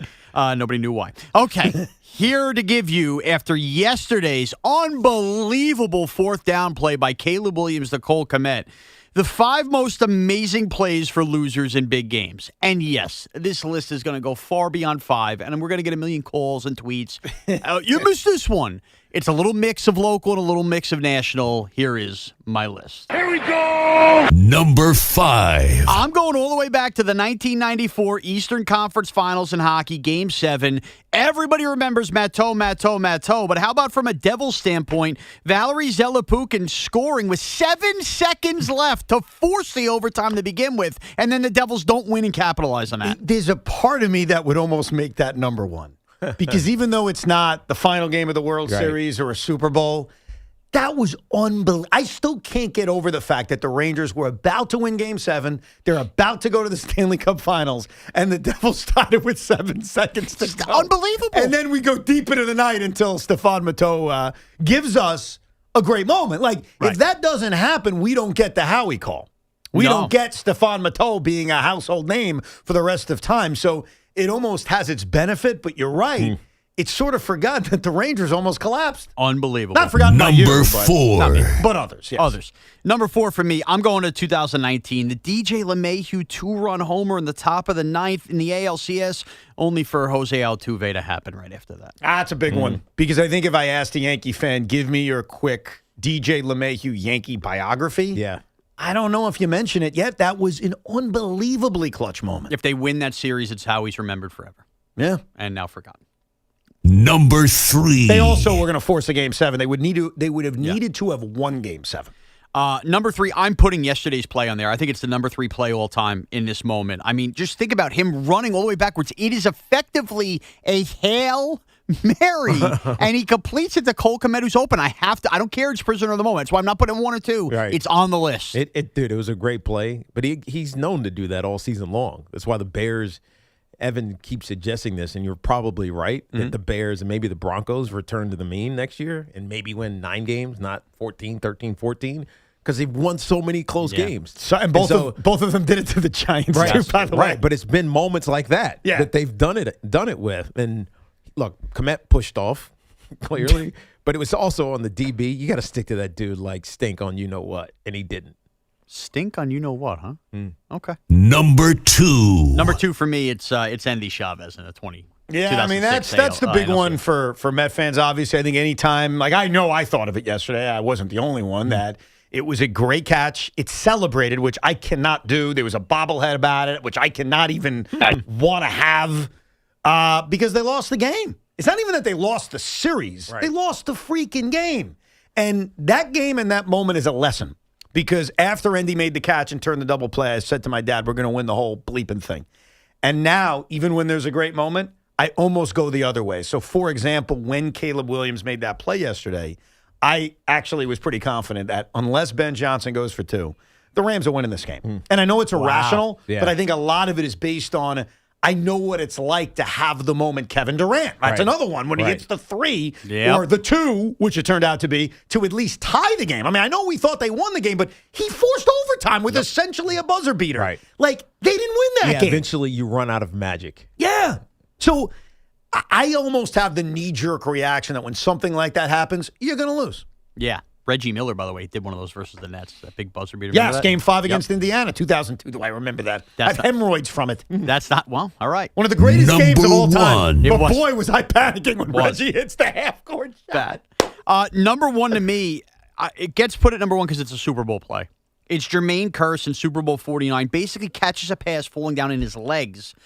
If they hold on to win the game, if Malcolm Butler doesn't pick off that pass at the end, this goes down passing David Tyree for the greatest Super Bowl play of all time, and nobody even remembers the play happens. Everybody forgets. If you do, you forget the receiver that caught the ball.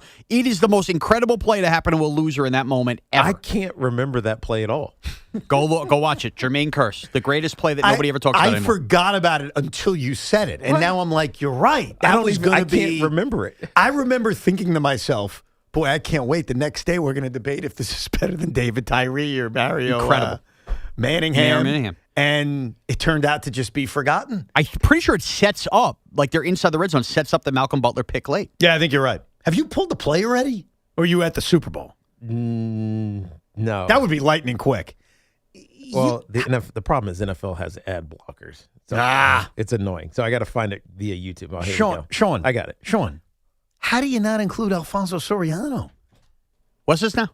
How do you not include Alfonso Soriano hitting a game-winning home run in the 7th game of the World Series only to have Mariano blow it? That's number 1. What are you doing? That series had too many moments for me to pick one in the game. Sean. What do you do? What do you mean? What? This isn't like... It's number 6. Sean! It's not a bigger moment. It's the 7th game of maybe the most famous World Series of all time, based on the emotions of September 11th and the wildness of the games. And you didn't even include it? I thought that was inevitably number 1. They're coming off 3 straight World Series, too. It's hard to look back at that moment, make it top 5 off that. It's in the top 10. This is a damaging one, bro. How is it damaging? Because that's bigger than Jermaine Kearse in a Super Bowl? I think it's on the... Honestly, I think it is. Endy Chavez when the Mets never win? Look, the Kearse one I'll give you because it is the Super Bowl. It's one of the most famous Super Bowls of all time based on the ending. So I would almost put them in the same jar. 7th game of the World Series, the Super Bowl, that World Series had so many Yankee moments and they still didn't win. How do I just pick the one from Game 7? Yeah. I just watched it. That was great. The Jermaine Kearse play? You know what my takeaway is? Yeah. Wow, Russell had a live arm back then. Yeah, dead now. Russell Wilson had a live arm. It's a little different. By the way, the catch was on Butler. Wow. How about that? I didn't realize that. Yeah. I didn't realize that. Butler was the one who was up in the air with him. They both came down. He bobbles it, lands in his belly, and then Butler pushes him out of bounds.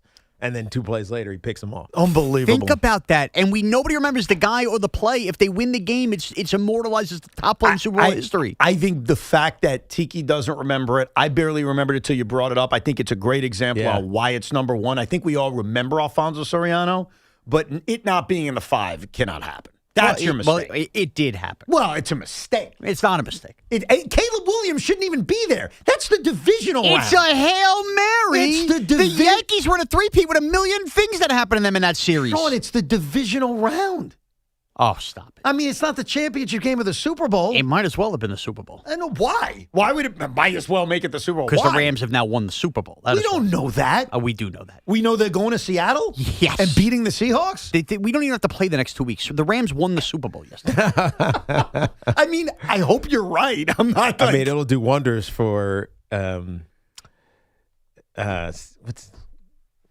I don't know what you're trying to say. I have no idea where you're going. I'm forgetting now. Sean McVay? No, not Sean McVay. Oh, his passing game coordinator who's getting in coaching interviews? Yes. Schmeehoser? Yes, exactly. Is that his name? I forget his name. Whatever his name is. He's the kid who's getting all the interviews. Schmeehoser. Right. I couldn't remember his name. I was like, how the hell you say his name again? We'll all learn his name once he gets a head coaching job. And for Chris Shula. That's right. Yeah. I mean, even though he seems like he's getting one regardless. Yeah, I think so. That's a very good idea of a list. I think your list leaves a lot to be desired. And I think everybody in the audience probably agrees. I'm sure you were getting angry tweets of, you forgot this, you forgot this. You know how hard that list is? And that's the other thing that should be reminded with the Bears. There's a million of those plays that happen. That's a hard list. And they're easily forgettable. Yeah. Like, there's no doubt. And I don't know if other people feel this way, but like I mentioned earlier, because I've been the victim of this, I assume you're going to lose when you have this magical moment. Like, I no longer have the assumption that something amazing is going to happen. But good list. I just disagree with the Soriano thing. That's all right. We're made to disagree, Evan. All right. I think it's half the problem with the show. Now, give me a fan focus so we can move on. Oh, that's what you're hinting at. This fan focus is sponsored by Chef IQ, precision cooking, effortless results, chefiq.com. How about Bob Clappish popping up like a groundhog on Twitter yesterday to give a Yankees Cody Bellinger update? This from his Twitter account. The Yankees have made an internal decision not to engage in a bidding war for Cody Bellinger if the Mets or anyone else swoops in with a blowaway offer. The Yankees believe they've made a fair proposal, 5 years, $160 million with 2 opt-outs. They're prepared to let Bellinger walk. And they may have just signed his replacement. The New York Yankees have come to terms on a free agent contract with Seth Brown, the former Athletic, who at one point hit 25 home runs back in 2022. And believe it or not, similar profile to Cody Bellinger. Left-hand hitter, plays the outfield and first base. Seth Brown? Yeah, he's very average. 100 WRC plus. Sean, just so your knowledge. And it's a minor league deal. Yeah, it's a minor league deal. It's a minor league deal. Jokes aside, I don't think Seth Brown impacts the Cody Bellinger signing, but this is worth discussing because last week, before the Mets pivoted to Bo Bichette and before Kyle Tucker made the decision to go to Los Angeles, I asked you a question, which is, if you're a free agent and you're offered a long-term deal from Toronto, 10 years, $350 million, $35 a year, not too bad, or a short-term contract that pays you $50 million a year, what would you do? Right. Especially knowing Kyle Tucker's age and knowing that the free agent market, not just next year, but the next few years, leaves a lot to be desired. And it was an interesting discussion. And obviously, he ended up taking the short-term deal, not with the Mets, but he took the short-term deal. Apparently, this is what's going on right now with Cody Bellinger. The Yankees have made an offer. It's been well documented. Right. You mentioned what Bob Clappish tweeted. A more than fair offer for Bellinger. 5 years, $155, $160 million in that area, even with opt-outs. The Yankees have made that offer, and they are right to think, hey, we've gone as far as we want to with you. Like, going any further would be irresponsible. And so Scott Boras is trying to drum up other interest. And I guess there's a possibility the Toronto Blue Jays come out and offer 6 or 7 years. There's always that possibility. What I'm surprised about with the Mets, and apparently this is going on, is the Mets are bidding on Cody Bellinger, but they're doing it in a similar way to how they went after Kyle Tucker, which is a short-term contract. Deal. But he's not going to take that. Well, that's my question. Like, if the Mets come in with a 2-year offer or a 3-year offer, opt out after 2, maybe even opt out after 1, and they pay him $41 million a year. They can't do it 1 year again. They already did it with Bo. They can't do it again with. Well, they could. They may not want to, but they could. But you're remaking your roster all over again. Yeah, you're doing it every year. Yeah. Basically, the Mets are, the dream of, what was that guy from Oakland years ago, the creative owner? You're not going to know this one, Tiki. I apologize. No idea. The guy who said we should have free agents every single season. I forget. The creative guy from Oakland, he used to run the A's. Forget it. I'll look it up myself, and it's not a big deal. Basically, the Mets are, hey, we're going to have free agents every year. But forget that for a second, because this is a Yankee-Met issue, or really a Yankee issue. If you're Cody Bellinger and you're 31 years old, thank you, Finley. Thank you very much. If you're 31 years old and you're coming off a good year, and you have a 5-year offer from the Yankees. You're coming off a good year with the team that's offering you 5 years. Yeah. Are you really better off taking a short-term, high AAV contract? No, because hasn't he done that before? Didn't he have to do that earlier in his career? He did it with Chicago. He took a 3-year deal with opt-outs after each one. Exactly right.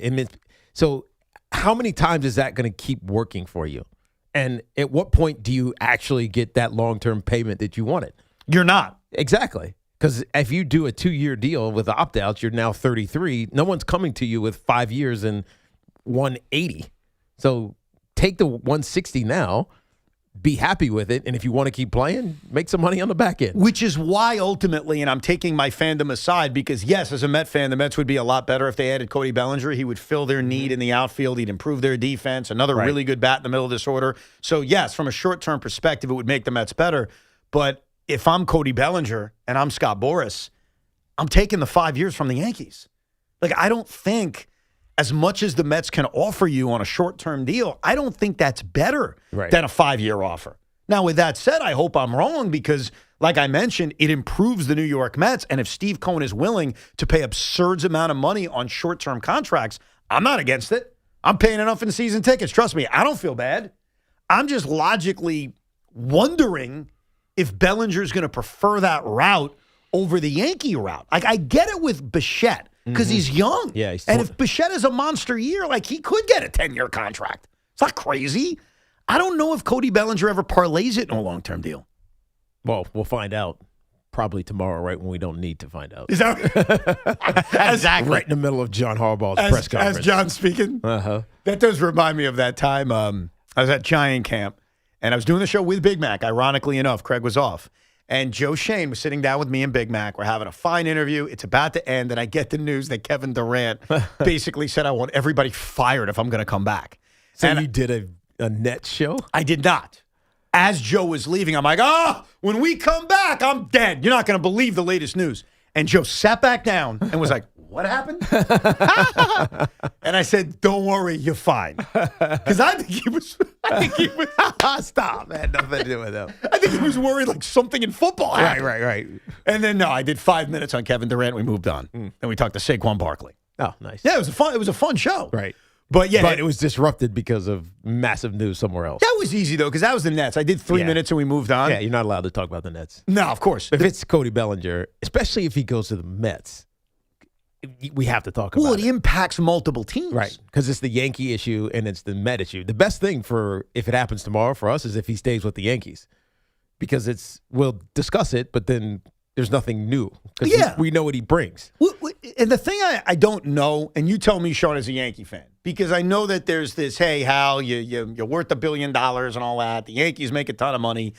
If the Mets make this massive short-term offer, do you want the Yankees to move and try to offer more? Because what the Yankees have leaked out, and I sort of believe it is, we're done. This is our best offer. Shut up. There's nothing better. We're not moving. If that's true and they stick with that and the Mets make a massive short-term offer and Cody picks that, the Mets, would you be mad at the Yankees? Yeah, because if it's good enough for the Mets to offer a massive offer, aren't you considering that Judge and Cole don't have that many years left of his prime? If he's going to accept the short-term massive offer, then you be the team that gives him that short-term massive offer. And then who cares in 3 years if he's gone? It's at least aligned with this Judge's prime situation. But don't you think the Yankees would entertain that? I don't know, man. I think they care so much about this luxury tax number every single year that I truly don't know. It impacts you in the short term, which based will on only the tax you're paying. So if they go, so they're at 35 or so per year now, right? With the average that they're offering him? Yeah, whatever it is, or 30, whatever it is. If they go to 40 a year, is that putting them over the Cohen tax? I'd have to look at the whole thing, but it comes back to this. They didn't have to lock themselves into 1 year of 20 whatever mil to Trent Grisham, and they did that. And that is going to come back. That'll ultimately still be the story if they lose out on Bellinger here, that they locked in that 1 year with Grisham. Well, only if they're unwilling to hit the tax. Yeah, and the problem is if Bellinger leaves, there really isn't a pivot. No, they're going to play the young guys in Grisham and then still hope that Grisham's good again. Right. And you know what's crazy? You know what? That could work, though. But that's what I was going to say. Right. They're not in this horrible situation. Yes. I think they have two prospects that are ready to go. Or one at least. One who's already been here, but one that's ready to go. Well, they got two guys who deserve the right to battle for it in spring training. Without a doubt. Dominguez and Spencer Jones. And Trent Grisham, we cannot assume is just going to suck the problem, just because he had a career season. It's another contract year for him. He's still in his 20s. It's entirely possible Trent Grisham backs up his performance from last year. But this is where them getting by with ifs in the infield comes back to haunt them. I live with the ifs in the outfield and the ceiling. If it's not Ryan McMahon at third, Volpe when he comes back at short, do we even know if Ben Rice could play 162 games at first? You are now just adding more ifs all over the place, and that's the problem. And a lot of them are young. Right, which is where Bichette might have come into play. No, look, I said that at the beginning of this offseason that he made sense, but it's over. It's over. He's somewhere else. But I think that the Bellinger thing should play out soon because the market is now ready for him. Mm-hmm. Kyle Tucker signed. Bo Bichette signed. The position players, they've mostly signed. I'm racking my brain thinking of who's the best after Cody Bellinger. It's Harrison Bader. There's a big drop-off. Yeah. He's the green bananas that have turned yellow. He's ready to go here. So it's time for him to just decide. That would be ripe. Yeah, he's ripe. Ripe for the picking. Yes. It's time for him to decide. Here's the best offer from the Yankees. They've made it clear. They've leaked it all the last few weeks. Here's the best offer from the Mets. The Blue Jays, if they're involved, we don't know about it. Mm-hmm. And go make a freaking decision. Just go do it. My gut still says he's going to be a Yankee, not because I'm being negative, but because I do think that at the end of the day, the long-term contract makes the most sense for him. Here's the position players that top the list right now. Cody Bellinger, Starling Marte. Stop it. I'm just saying. This is just a list. I'm not putting them in any particular order. Just how they're popping up. Reese Hoskins. Yeah. Who is the first baseman? Conforto. Yeah. You get what I'm getting at? Yeah, it's bad. It's bad. It's time for Bellinger to arise. Yeah. Is still out there. That's amazing. No one likes him. No. He stinks to That's everybody. kind of it. I don't see Harrison Bader. Harrison Bader's a free agent. He would be up there. He'd be the next best outfielder available. And by the way, you could pivot that way if you want if you're the Yankees. Oh, yeah, he's way down the list. Yeah. But he is on the list. And he had a hell of a year last year. Right. But I do think we're going to get the answer in the next couple of days. We'll take some of your phone calls on that, Met fans, Yankee fans, plus more on the NFL as the show rolls on, 888-808-1019. And what's going on with the Knicks? Is it time to panic? Evan and Tiki with Shaun Morash for another hour until the Carton Show with Big Mac and Craig. This is an Odyssey Sports Minute. The Los Angeles Rams might have won on Sunday night in Chicago, but it was not because of head coach Sean McVay. And McVay is a tremendous coach, but he said after the game himself, he didn't do a good job calling plays, and some of his in-game decision-making towards the end, running on 3rd and 7 on a free down, not trying to score at the end of regulation, he'll have to be way better if the Rams are going to beat the Seahawks on Sunday. I'm Nick Costos.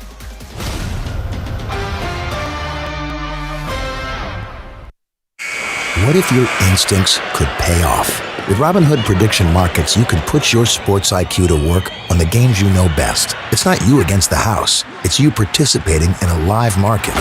Buy or sell your predictions all game long. Trade every play with Robinhood. Visit Robinhood.com/predict. That's Robinhood.com/predict. Futures and cleared swaps trading involves significant risk and is not appropriate for everyone. Event contracts are offered by Robinhood Derivatives LLC, a registered futures commission merchant and swap firm. This is the story of the one. As an HVAC technician, he and his digital multimeter are in high demand. So when a noisy office HVAC turns out to be a failing blower motor, he doesn't break a sweat. With Grainger's easy-to-use website and product information, he selects the product he needs to keep everything humming right along. Call 1-800-GRAINGER, click Grainger.com, or just stop by. Grainger, for the ones who get it done.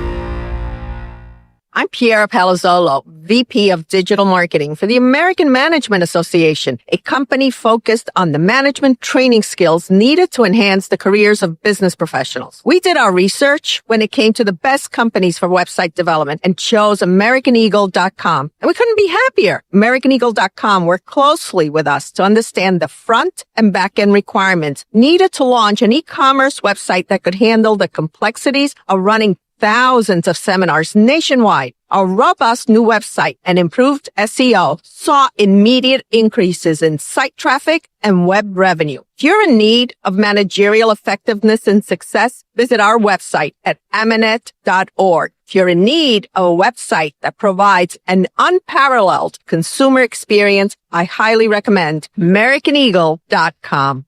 Transform your business today. Dial 877-WEB-NOW-1 for a free digital consultation with AmericanEagle.com. Nissan trucks and SUVs are built for next-level adventure. Too much gear?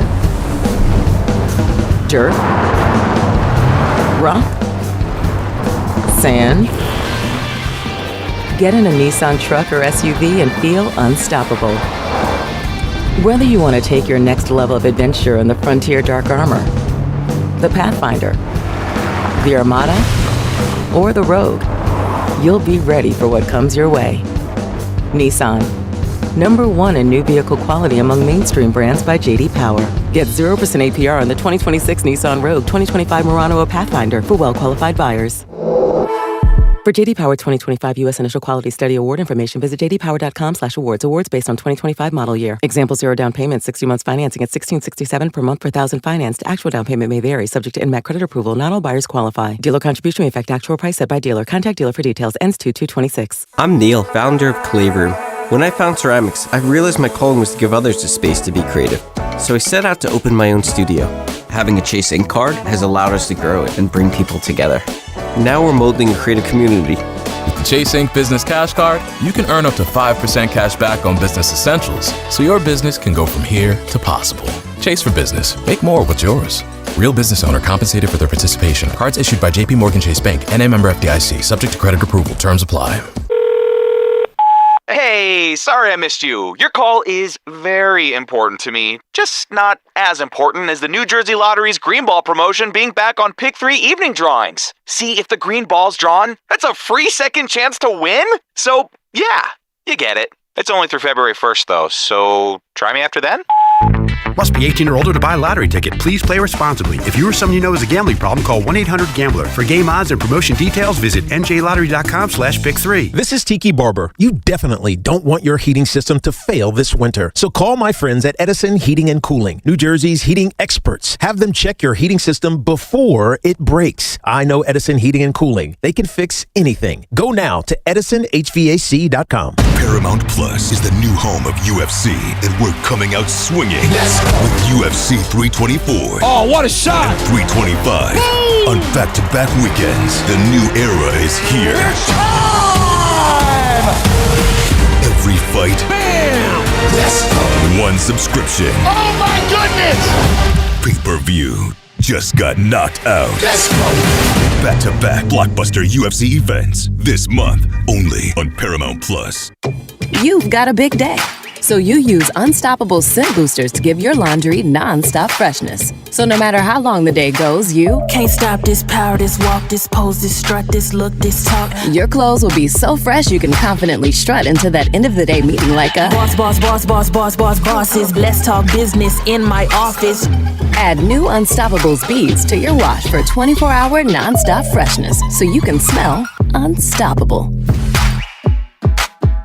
You know that Big Bargain detergent jug is 80% water, right? It doesn't clean as well. 80% water? I thought I was getting a better deal because it's so big. If you want a better clean, Tide Pods are only 12% water. The rest is pure, concentrated cleaning ingredients. Oh, let me make an announcement. Attention shoppers, if you want a real deal, try Tide Pods. Stop paying for watered-down detergents. Pay for clean. If it's gotta be clean, it's gotta be Tide Pods. Water content based on the leading bargain liquid detergent. Are you 50 or older? This news is for you. The CDC recommends you get vaccinated against pneumococcal pneumonia. Even if you're healthy, your age puts you at risk. People 50 or older are over 6 times more likely to be hospitalized with pneumococcal pneumonia compared to adults 18 to 49. Just one shot can help protect you. Learn more and schedule at vaxassist.com. That's VAXassist.com. Sponsored by Pfizer. the home of New York Giants football. The Fan. Runs out of the tackle, down the right sideline, cuts inside at the 5, in for the touchdown! 1019 FM WFAN. WFAN FM. WFAN FM HD1 New York. An Odyssey sports station. A little after 1 o'clock, we had a great weekend of football. We've talked about it throughout. If you want to rewind on the Odyssey app all the way back to the beginning of the show where, yes, the Buffalo Bills not only got screwed, in my opinion, on Saturday, but then it cost their head coach their job, as Sean McDermott's been fired, leading to the 10th coaching vacancy of this offseason cycle. Tiki is predicting Brian Daboll will be the next head coach of the Buffalo Bills. I forgot who Sean ended up predicting. You were all over the place. Curt Cignetti. And by the way, speaking of him, tonight's the national championship game, which I almost forgot about because I care that little of it. No offense. I mean, it's just, I don't know. I'm not going to lose sleep over Miami or Indiana winning. And so, honestly, my only concern about tonight's game is Fernando Mendoza. And if something could happen that would change his draft stock and give my team, the New York Jets, a realistic chance to trade up and get him. I don't think so. There's nothing, right? No, he's been too good all season long. And this Indiana squad is just well built. Look, they're probably going to win unless something miraculous happens from the Miami side, because let's not forget, they were the last team in. Right? They struggled in some of these games and ended up blowing them at the end, throwing interceptions. But they've taken care of business in the postseason. I think Fernando Mendoza is clearly the best quarterback in this draft, and there are too many quarterback-needy teams at the top of the draft. He's not falling. It wouldn't be the Raiders taking another quarterback. It would be the Raiders deciding we'll trade back and do something else. We don't need him right now. Right. We're not ready to win right now. Right. That would be, and I don't know if anything Mendoza does tonight changes that, which I admit kind of changes my view on tonight's game. And I look at tonight's game and say, I'll watch it because I'm a sports fan, but I don't care. Right. It's one of those, I just don't care. You don't care what the outcome is. Right. I'm going to sit back. There's no and rooting interest. And let's be honest, I mean, Indiana might be like LSU. Remember LSU with Joe Burrow, with Jamar Chase and all those great players on that team? They stunk after that. Yeah. Indiana, this feels like a one-hit wonder. Well, thing. they may be. And I couldn't care less about that either. But I do think they're going to crush Miami tonight. Like, I think you'll have a chance to go to bed early. Put it that way. If you're not a fan of watching blowout college football in the second half. And I've been consistent about that. You have been. Indiana is just going to blow everybody out. So we'll see if that happens tonight. Let's take some of your calls, 888-808-1019. Glenn is in Pennsylvania. What's up, Glenn? Evan, Tiki, it's my first time calling into either of you. Tiki, I'm a 40-year-old Giant fan. I absolutely loved watching you play. I appreciate that. I fondly remember your WFAN spots during your playing days, too. Oh, yeah. That was great. Obviously, overjoyed about Harbaugh. Evan, I've been listening to you forever, and like yourself, I'm a diehard Mets fan. I grew up on the island, but I've been living outside of Philly for more than 15 years. I've been to 23 straight Mets home openers, nice. most of which with your boy and my boy, Paulie Rosenberg. We've been to the last games at Shea together, the collapse games, plenty of playoff games. You get it. They're my number one team. Wow. All right. These last few off seasons have been a complete roller coaster for my trust in Cohen and Stearns.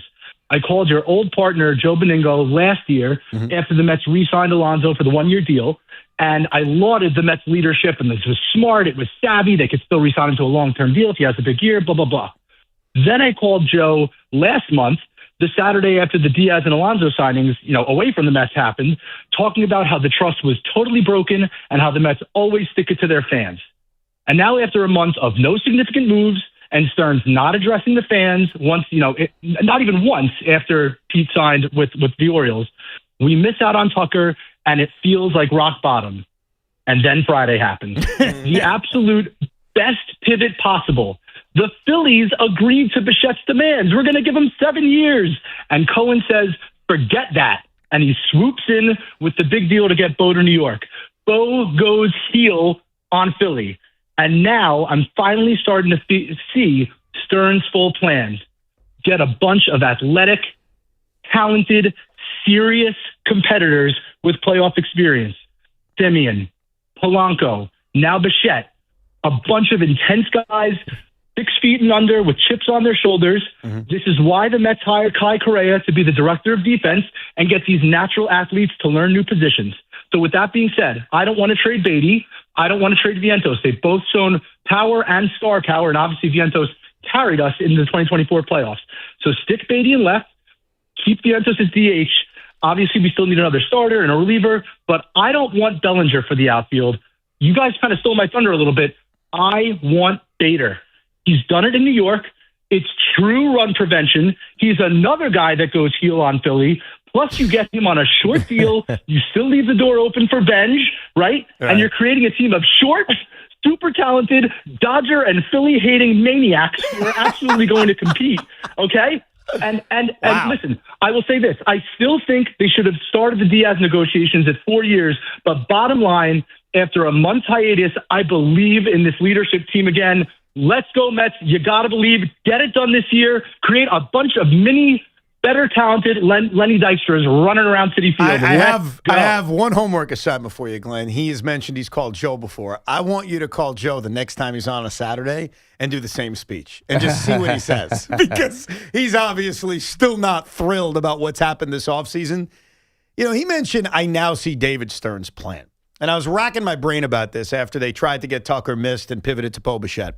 What was their plan?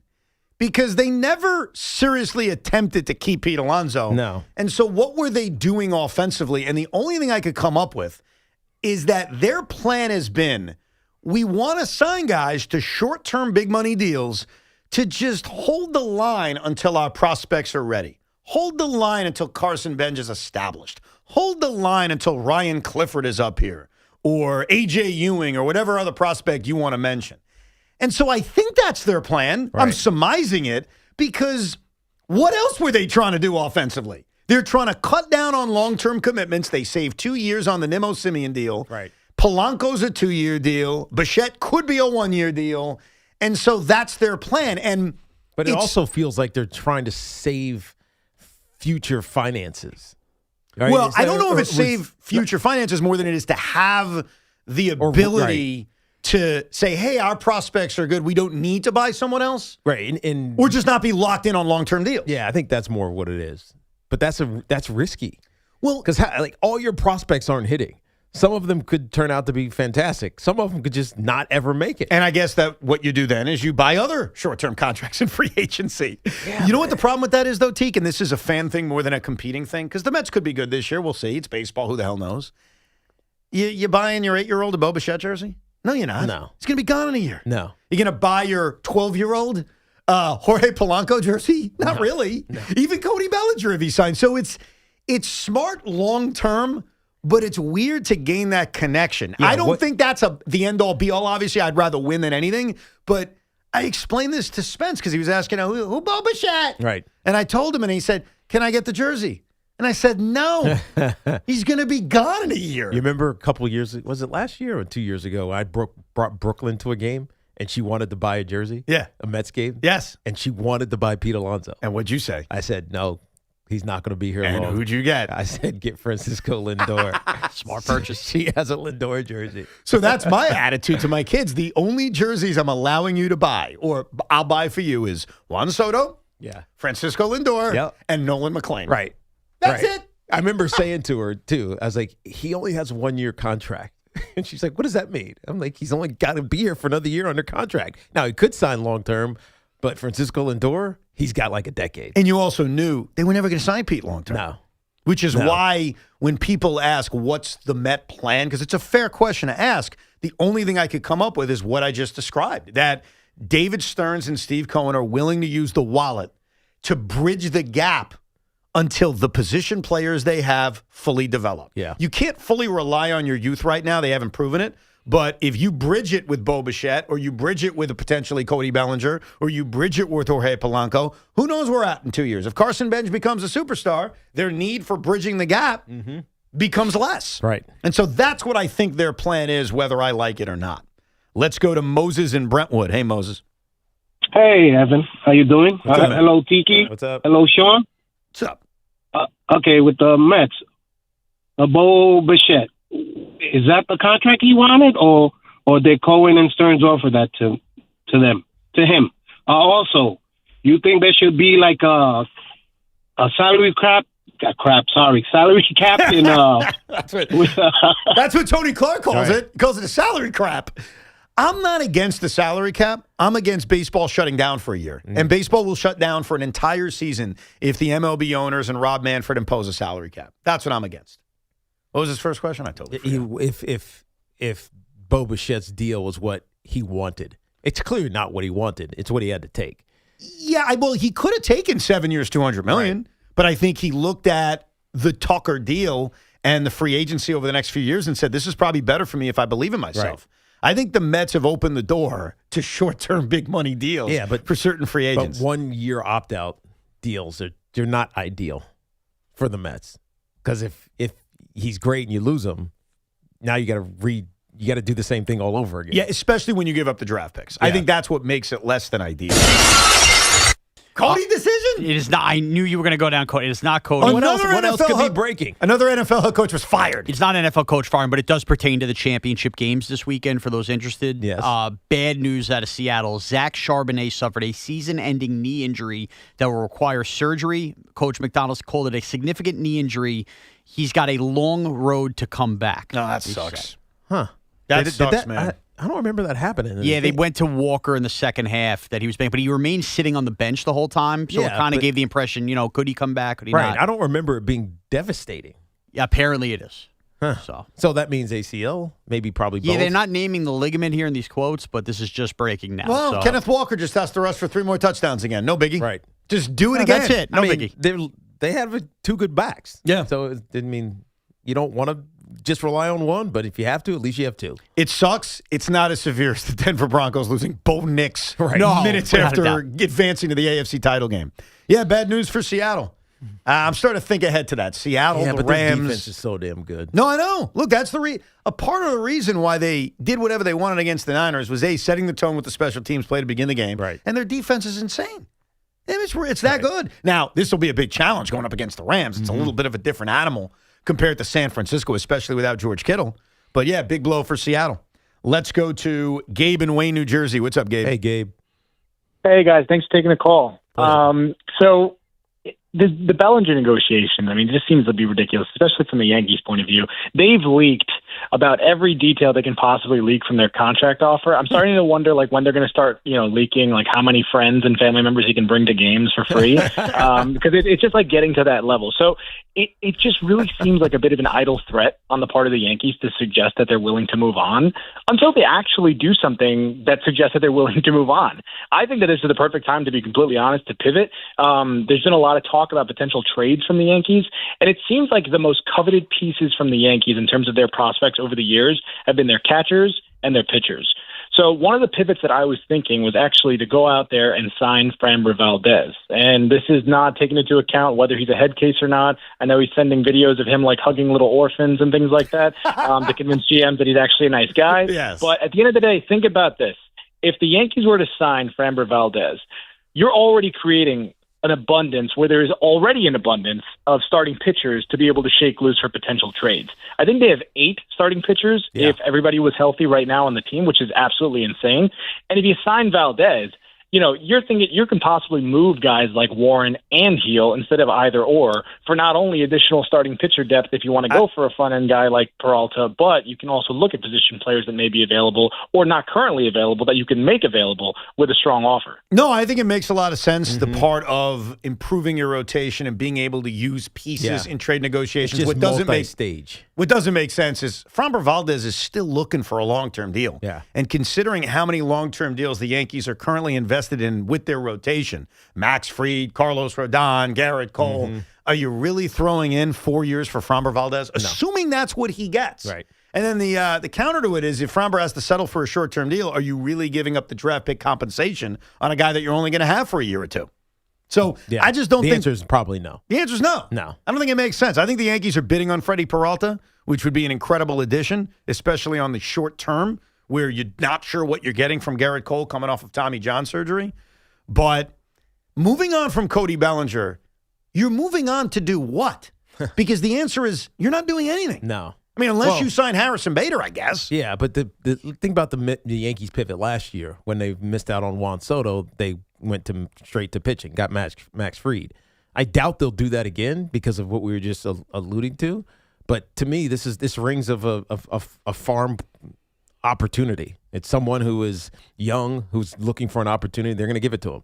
That's all. That's the only pivot they can do. And one of the critiques, there's no one else to sign. One of the critiques, Sean, I know you had last year was they didn't give Jason Dominguez the opportunity they gave Anthony Volpe. Correct. Mm-hmm. Well, they should do that now. I totally agree. Maybe only have him hit from one side of the whatever plate. The plate. Yeah, you're talking about getting rid of him being a switch hitter. Yeah.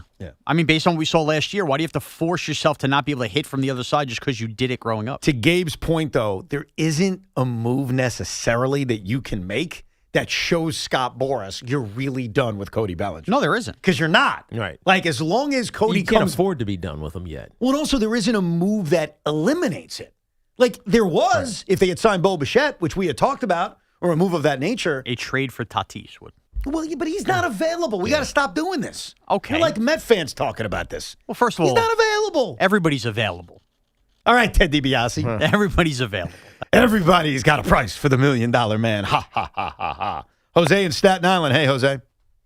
Hey, good afternoon, guys. What up? Listen, I was curious is this. A guy like Bo Bichette who signed that 3-year contract with the Mets, where it has an option now after the first and second year. If there's a player strike next year, he may want to play the second year because he's not going to get another $47 million contract or $47 million contract again. So he might decide to stay with the Mets for 2 years and then option out on year 3 because next year becomes washed away if there is a strike. It's possible. For a whole year. It's possible. He has to make that decision before there is ever a lockout. Like, he has to decide by right after the World Series. The tea leaves will be floating. You think we'll have more information about it then than we do now? I think definitely. Because it's going to be the story for this whole season. Ugh. We're going to hear the insiders and the writers talking about it over and over and over and over again. See, I think they're going to talk about it, but I don't think we're going to get information till December, till the lockout starts, because usually negotiations don't start until you have to. So I think the only talk we're going to get about a lockout is that there's going to be a lockout. But there won't actually be information. Don't you think in today's media environment where everybody can ask a question in some capacity that Major League Baseball and their owners are going to have to answer those questions? Well, they may answer questions, but there won't be any negotiations is my point. Like, they will not seriously negotiate until there's a lockout. Yeah. That always happens. But you don't think you'll get anything out of Manfred that All-Star break when he speaks to everybody? Not really. I mean, what's he going to say? He's not going to. He's not going to say I'm imposing a salary cap. But last year, remember, whatever he says is going to create a reaction. And after the last year's time he spoke, he went around to these locker rooms, was getting into a fight with Bryce Harper. If he's doing that again this year, you're going to ask him about it. Right, that's true. I think it's certainly possible that Bo Bichette makes the business decision of, you know what, let me guarantee myself $42 million in 2027 because of the uncertainty. I go into this season thinking Bo Bichette is a one-night stand. That's my thought process. And I had that process a few times. Sometimes it doesn't happen. Like when the Mets traded for Cespedes back in 2015, I remember saying that to Joe, like, they're not re-signing him. Right. This is a one-night stand. Don't fall in love. And ultimately, the Wilpons surprised me because they kept him first on a short-term deal and then on a long-term deal, which ultimately didn't work out. But I look at Bichette as someone who's probably gone at the end of this upcoming season. And if he is, that's good because it means he had a big year. And that's what you want as a Met fan. More of your calls coming up. Plus, Mitchell Robinson had a very interesting 72 hours. We'll get into it coming up. It's Evan and Tiki until 2 o'clock. If you're looking to level up your wardrobe, check out Collars & Co.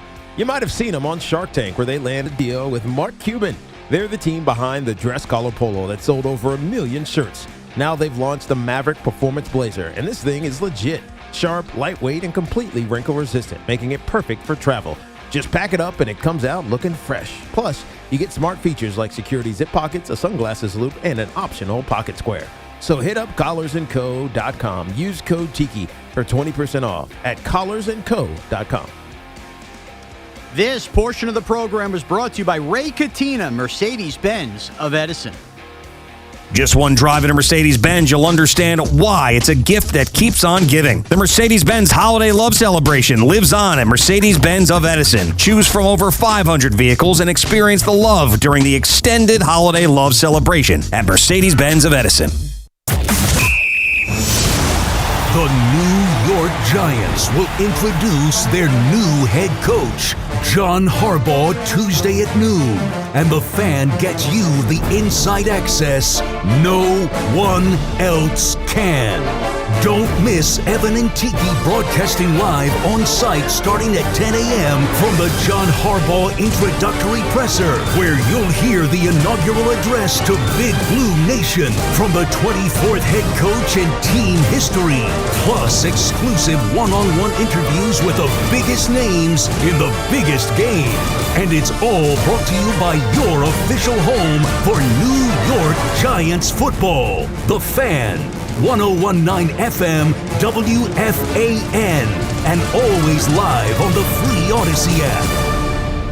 I'm Pat Boyle here to help you beat the books in Westwood One Sports. Hoosiers and the Canes for the Natty in Miami. The Hurricanes committed 10 penalties against Ole Miss. Their kicker hasn't been trustworthy, and their pass rush was limited to just 1 sack last game. They have to play a perfect game just to have a chance. Plus, if Indiana's defense literally forced Dante Moore out of the draft, what do you think they'll do to Carson Beck? And oh yeah, do I need to say anything else other than Kurt Cignetti and Fernando Mendoza? Bloodbath. Again, lay it with Indiana. I'm Pat Boyle. Bet smarter and beat the books. Download the BetMGM app today.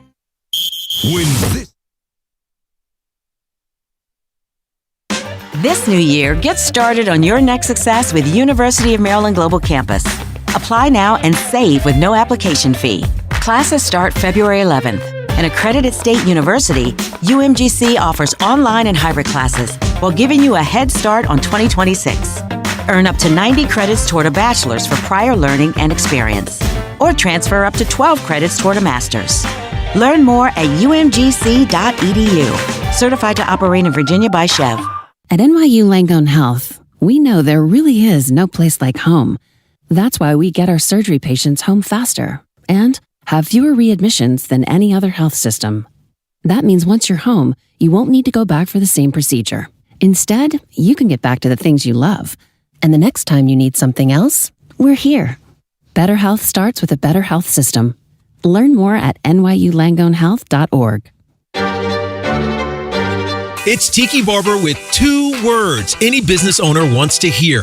Extra income. Amazon Hub Delivery is looking for New York businesses to assist with local deliveries. You get paid for each package delivered. Amazon Hub Delivery has no startup cost, no long-term contracts, and no delivery experience required. If you're a New York business ready to assist with local deliveries, sign up today at amazon.com/hub delivery. That's amazon.com/HUB delivery. History's masterpieces wouldn't be the same without their most notable accents. Neither would the Kia Sportage without its multiple drive modes. The Kia Sorento without its expansive 12.3-inch panoramic display. Or the Kia Telluride without its 3 rows of spacious seating. The Kia SUVs. Kia, movement that inspires. Call 800-333-4KIA for details. Always drive safely. Limited inventory available. When it comes to buying Continental winter tires at the guaranteed lowest price, there's only one place to go. Town Fair Tire. Plus, when it comes to getting more free services, when you buy Continental winter tires, there's only one place to go. Town Fair Tire. So, for the best deal on Continental tires, there's only one place to go. Town Fair Tire. Because nobody beats a Town Fair Tire deal. Nobody. Name brands at discount prices. Town Fair Tire. All you need to live large is the right boat. Find yours at the Discover Boating New York Boat Show in partnership with Progressive. Shop hundreds of boats and the latest gear. Happening Wednesday through Sunday at the Javits Center. And myboatshow.com.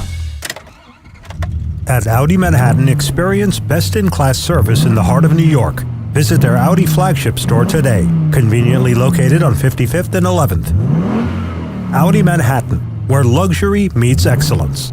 Hey, it's John Gallucci Jr., President and CEO at JAG Physical Therapy. It's hockey season, and your little pros get big injuries too. Parents, play it safe. If your son and daughter sustain an injury, JAG Physical Therapy is prepared. Our licensed physical therapists, occupational therapists, and certified athletic trainers treat you at our state-of-the-art facilities. Our physical therapists are certified to treat all sports injuries, from youth leagues to the big leagues. Injuries can happen to anyone, and it's important that you get treated right away. We are an in-network provider with most insurance companies, including Medicare. When you get injured, we're ready at JAG Physical Therapy, and we look forward to cheering you on from the sidelines.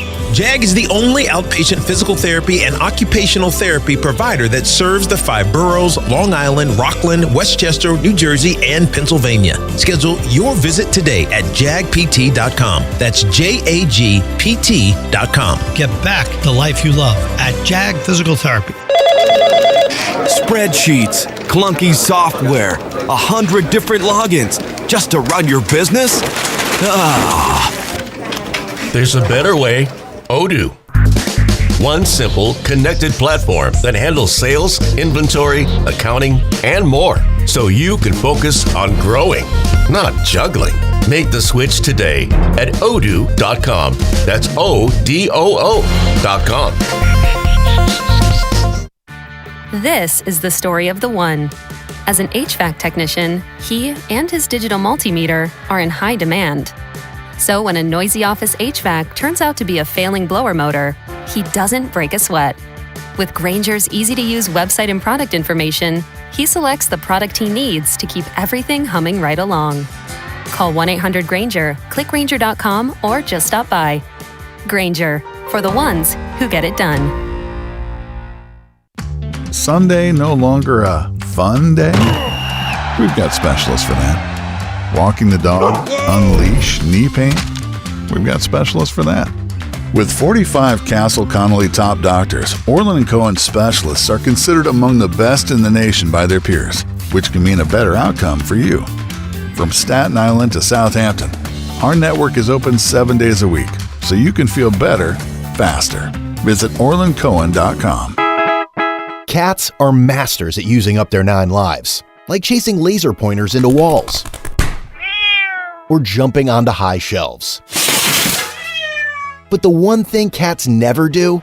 Text while driving. So be like a cat and protect your one and only life. Don't text and drive.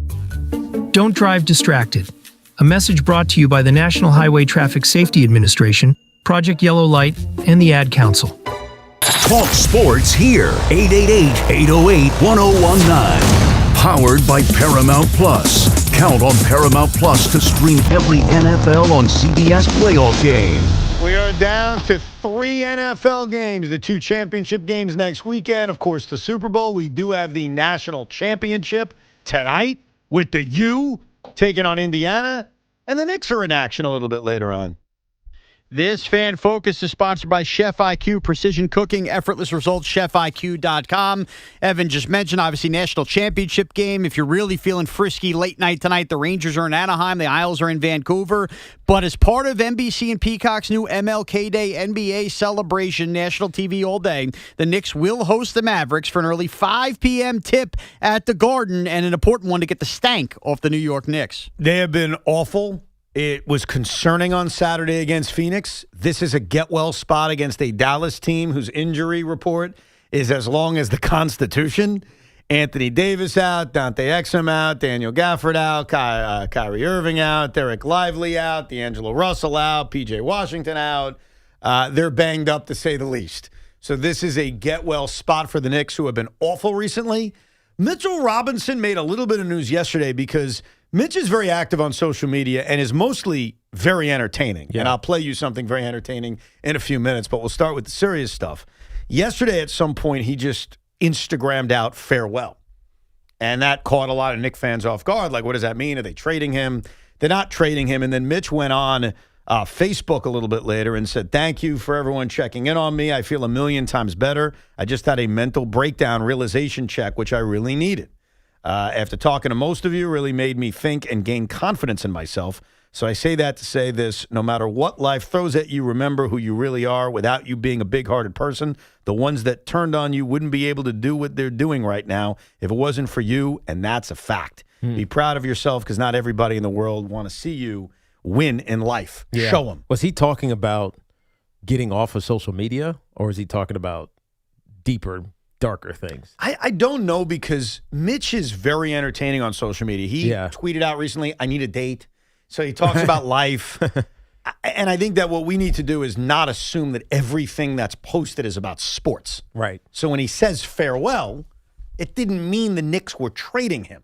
But hopefully everything's okay with Mitch. He also interacts with people and talks about the team. Like, there was one area in which Someone was yelling at him about Karl Anthony Towns and how he needs to be better. And Mitch said, I did my job. I was told defend and rebound. Emoji hands up face. So he talks about the team, but he talks about a lot of other things. But he also posted something the other day I have to share with you because it was very funny. Like I mentioned, Mitch is an entertaining guy on social media. Right.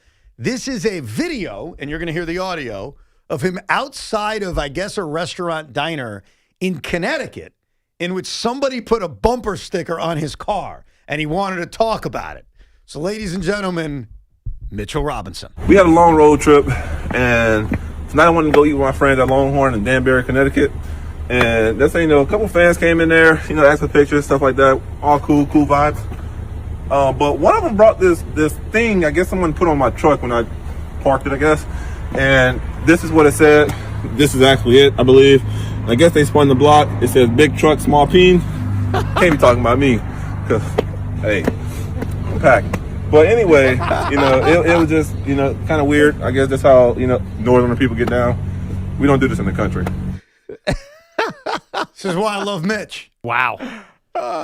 Did they know it was him?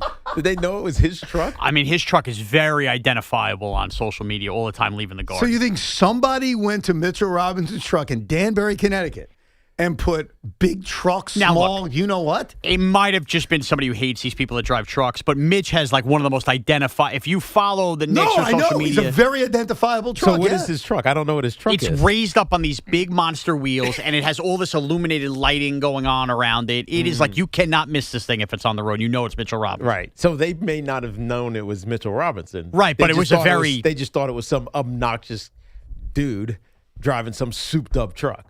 Right, with a small, you know what. Just in case you were curious, Mitchell Robinson denies that accusation. Yeah, he said he's packing. Pretty much. But hopefully everything's okay with Mitch, and we'll see if the Knicks can turn it around today. I think that they will. In fact, I said this before, they have a softer part of their schedule, which included, I don't want to say Phoenix is soft, because Phoenix actually played very well, but Dallas, I mentioned the injury report, and then even my team this week. And you know the Nets, they're all over the place. Right. They're crazy. And we also haven't beaten them in like a billion years. So I fully expect, and oh, by the way, and I'll do research to back this up by Wednesday, the Knicks are famous for beating the Nets and then going on long winning streaks. True story. We are like the medicine that gets you guys going. The good luck Chuck. Yeah.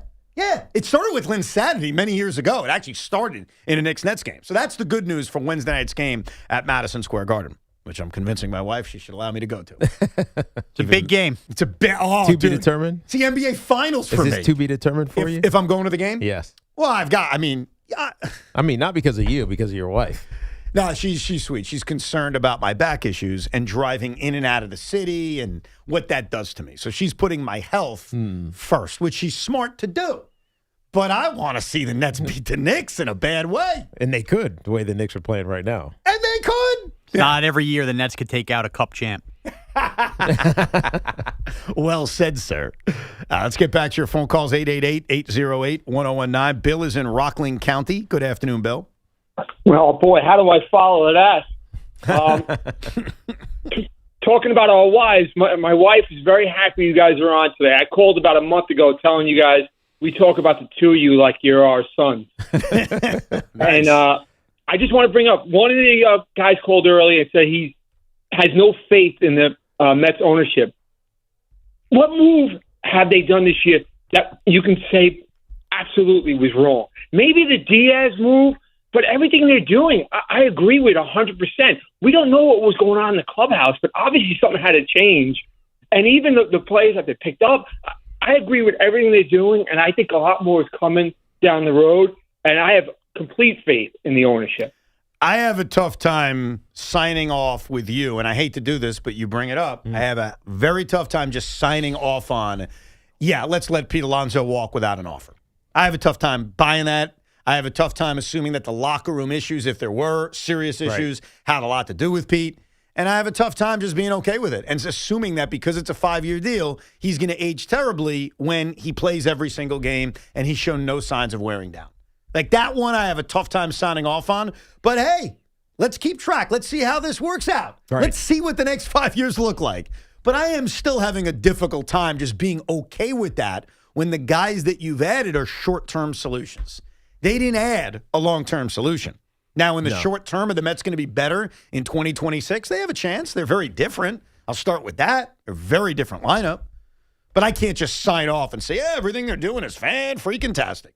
Because they haven't done much. Well, no, they have done much. Right. They've done a ton. They've lost guys, and they've replaced them. I just don't know if they're necessarily better off. You won't know until the season starts. I know. And I'm certainly not going to sit here and tell you the opposite right now. It's different. That's the number one thing. But isn't necessarily bad. No, not at all. They're going to put the ball in play a lot more. They have guys who had clutch seasons last season, so you hope that translates. And they're just a really freaking different looking lineup. The one area where they're not different is in the rotation because they haven't done anything. Let's go to Frank in White Plains. Hey, Frank. Hello, Frank. Frank going once. Frank is gone. We'll go to Ran Erie in New Jersey. Hey, Ran Erie. Oh, hey, gentlemen. How you guys doing? What's up? Good. First, I just want to say thank you, Evan. Because of you, I actually started scoring games. Wow. I'm obsessed now. Nice. It's to the point where I have to watch every Mets game, even if I can't do it live. I'll just record it and just watch it like 2 a.m. So beautiful. Now I'm one of those weird people now. Now you're turning into Evan. Yeah, clearly. Oh, well, yeah. Now, the main thing I want to talk about is you mentioned how it can be difficult for the fans to get attached to players because of the turnover. Yeah. Now, I'm one of those weird people that actually doesn't really care about the players at an emotional level. Like, I don't have any attachment to them. It's like when Alonso left, when DeGrom left, I wasn't really upset. I was just more of, can they actually make the team better by getting somebody else? No, and that's really what I care about at the end. At the end So of the you day, care about team first and player second. At the end of the day, we all feel that way. But how do I explain this? You're right. Of course, if you tell me they're going to win the World Series, I'm good. I'd rather win. Right. But it is difficult knowing that guys aren't going to be here long term. Now, ultimately, But why? because ultimately, they're if it's signing about the short-term team, deals. I know, but ultimately, isn't it about the team? If it's best for the team, shouldn't that be the number one thing? Let's see it be best for the team. We haven't seen, as you just said, we're not going to find out till the season starts. Right. But it is odd. Like Bo Bichette's a great example. Let's say he has a monster season. Let's say he wins the freaking MVP. You know he's opting out, and you know based on the Mets' track record, they're not keeping him. So because he's going to command a longer-term deal. Correct. And So they're not going to do it. that is an odd way to go about life as a fan. Would you not agree with that? 100%. I mean, it would be like as a Knicks fan, yeah, Jalen Brunson's great. He's going to be gone next year, and you're going to replace him with somebody else. And while the somebody else may be better, and ultimately if you win a championship, that's all that matters, it is a little weird that basically year to year, everything changes. And this was an idea, I alluded to this earlier. Charlie O'Finley, who ran the A's many years ago, he proposed everyone's a free agent every year. Think about the marketplace. Everyone's a free agent every year. And while that would be really exciting, wouldn't it suck to know that guys could just go team to team and then back and then gone and then back and then gone? Wouldn't it be difficult to form those attachments as a fan? Of course it would, because you'd only be rooting for the jersey and not the individuals. And you wouldn't have any idea what to expect from any of those individuals. Because they're new every year. Exactly. That's why college basketball kind of stinks now. Yeah, I think so. No, you're right. You don't have that attachment. Right. Let's go to Steven on Long Island. Hey, Steven. Hey, boys. How you guys doing today? All good, man. What's up? Yeah, so I'm really pumped about the John Harbaugh and everything. I think we're going to be on a much bigger improvement this year. But a lot of people are going around and saying, like, the Giants can't do a Patriots-type leap, like getting 10 more wins, and I totally agree with them. Because there's a big difference between what the Giants can do this offseason as opposed to the Patriots last offseason. As where the Patriots were able to spend like $300 million in free agency, well, the Giants don't really have that much cap space. So what do you guys think? This year they don't. Yeah, so what do you guys think this? Yeah, so this year, who are like, we got to cut some players other than like Graham Gano because he's got to get off the team by now. So like, who do you think we could cut to create more space for us? I mean, there's a couple of names. Akarike is certainly one who's in danger. Zudu doesn't make enough money until he's kind of worth it because he was injured all this season, but he felt like he had a good camp. But it's one of those, it is what it is. I'm not even sure. Because there's not a ton of big contracts other than the guys that you know are going to be here, which makes it, this is why their cap situation is tough. I'd have to go look. I'd have to go relook at their cap situation. Yeah, they have to player by player. They can restructure more guys than cut. Yeah, guys. I think that's what I like more Javon Holland. Right, you're not money getting down. rid of Holland after having him for a year. You're not getting rid of a Debo after only having him for a year. You're not. You're certainly not. You hit on one. Bobby Okereke would save him $9 million. Yeah. Cutting John Runyon would save them $9 million. Yeah, but how are you replacing John Runyon? I'm just saying. I'm just answering his question. Cutting Graham Gano is going to save $4.5 million. Cutting Devin Singletary would save $5.5 million. Yeah. That's not terrible. Yeah, I don't love that, though. I'm just saying. I'm just, to clear up more space. But here's where I disagree with him. I'll be positive. Even if the Giants can't go on a spending spree, and they're going to have a difficult time keeping some of their own free agents, some by choice, in the case of Wan'Dale Robinson and Illuminor, they're equipped to turn it around because, A, they've got a young quarterback that's developing. B, their coaching was so bad this season. Yeah. You said it. It was awful. Like if it they cost them games. Of course it did. If they had competent coaching this season, they're at least in the discussion. So between the quarterback entering year 2, the fact that the quarterback is going to have much better weapons, assuming Malik Neighbors can come back and be healthy. Same thing with Cam Scatterbo. Right. Like, they internally should turn it around even without a super aggressive offseason. Right. And, oh, by the way, they have a top pick in this year's draft. They are absolutely set up to be a contender. And I was happy to hear John Harbaugh, after the announcement was made official on Saturday, say what I was saying to you guys on Friday. This should be a playoff team next year. Right. Now, that could just be John giving the rhetoric of, hey, this is the goal. I'm going to set it high. Maybe internally it's a little bit different. But I think they can. I don't think they're that far off. Right. Especially because you just I definitely brought don't in. think they're that far off. And you brought in a top 5 coach. I just don't know if they're going to gel enough to make the postseason. Now, we'll see because it happens every year. I mean, this Final Four, was it all new? All new. First time in a decade and a half. Yeah. Completely new Final Four in the NFL. Which is unbelievable. I mean, it's awesome. Crazy. Yeah, because mostly because of the Chiefs and the Patriots, right, but whatever. Right. We didn't think that it would happen this quickly, but it happens. It just changes so quickly sometimes. So why not with the New York Giants? I'll say it right now. I'll be the first one to do it. January 19th, 144, long-term prediction. Giants are making the playoffs in 2026. I beat you guys to it. What does that say? That you have no emotional investment in being wrong. Yes. Well, I'm wrong. You don't want to get if you're a Giant fan, you don't want to get your hopes up thinking you're going deep into the postseason. Just because the Commanders did it and now the Bears are doing it and the Patriots who stunk. So everybody does it. Denver did it a few years ago. Yeah, but Come Evan, on. This is the Evan Roberts. But I don't PhD. think any Denver fan was saying, "Oh yeah, Sean Payton, we're in Bo Nix, we're going to the Super Bowl in year 2." Many questioned Bo Nix. Yes, and look, Evan's in a good spot here because I am not in a good spot. My team sucks. No. You guys are awesome. My spot is not good, bro. Stop it. You know what I mean? In this prediction. Why? Because if the Giants make the playoffs, Evan Roberts was right. He was the first one to tell you Giant fans don't worry about it. And if they don't, and if they have a disappointing year, you get to sit back and laugh at me. So either way, you win. You win with this prediction. It doesn't mean that I don't believe what I'm saying. I know. Believe me, I know that. I think you do believe it, but I think in the back of your mind, it's one of those, but if I am wrong, what's the worst that can happen? Well, look, sometimes that's a part of predictions. Like, if you're wrong, you can benefit from it. Right. Now, what's really my benefit? There really isn't. Well, I get to laugh at you. But one thing I believe with the NFL, and I've said this about Chicago, I've said this about New England, I've said this about Denver, sometimes you have lucky seasons. And what usually happens the following year, unless you improve your roster greatly, is the luck comes back. Right. You regress. You regress back to the medium. Is that mean? Mean. Yeah, I was close. You regress back to the mean. And so I also would tell you the Chicago Bears are going to go 7-10 next year. I would say that right now. And I feel good about that. Yeah. I also feel the Patriots are going to take a little bit of a step back. Right. There weren't a ton of convincing wins. Yeah. I mean, there were some, but a lot of them it was come from behind, last minute. You find a way to win a game. And those are the kinds of teams that I can see going backwards. And then there are teams, and you guys said it about the Patriots last year, Sean. I'll give you credit and Tommy, but he's not here, so I'm not giving him credit. You guys early on were like, oh, they're making the jump. Maybe not to the level that they did, which is probably going to be in the Super Bowl, but you saw that jump coming. And you had no emotion to it. Right. You just said it. But you also knew you saw it in the quarterback. Yeah, correct. Well, and the moment they hired Vrabel, actually, there are a lot of similarities. Oh my so God! I feel about the Giants so you're basically repeating what I just said. Yeah, you're right. Now, the more I think about it, Giants go playoffs. You have a quarterback, and you just hired a top 5 coach in the sport. A coach more established than Mike Vrabel, by the way. A guy who's done more than Mike Vrabel.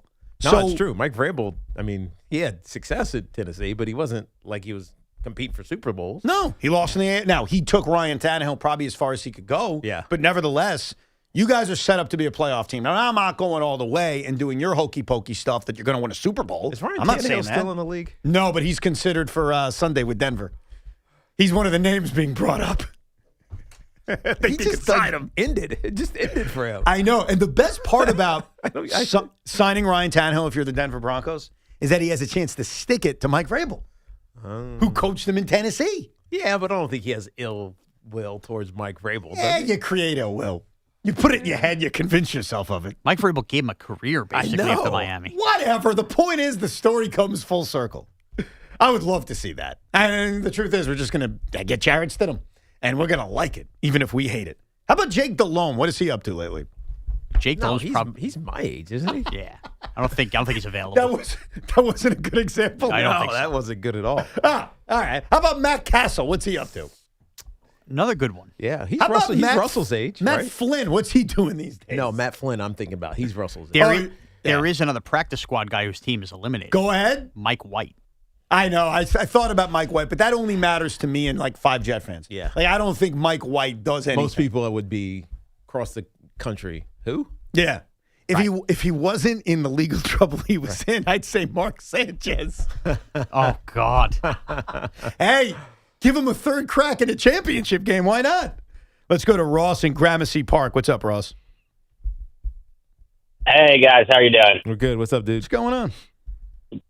Not too much. Evan, I met you at American Dream last year, 2 years ago, when the Mets and Jets were in the playoffs. Good times, huh?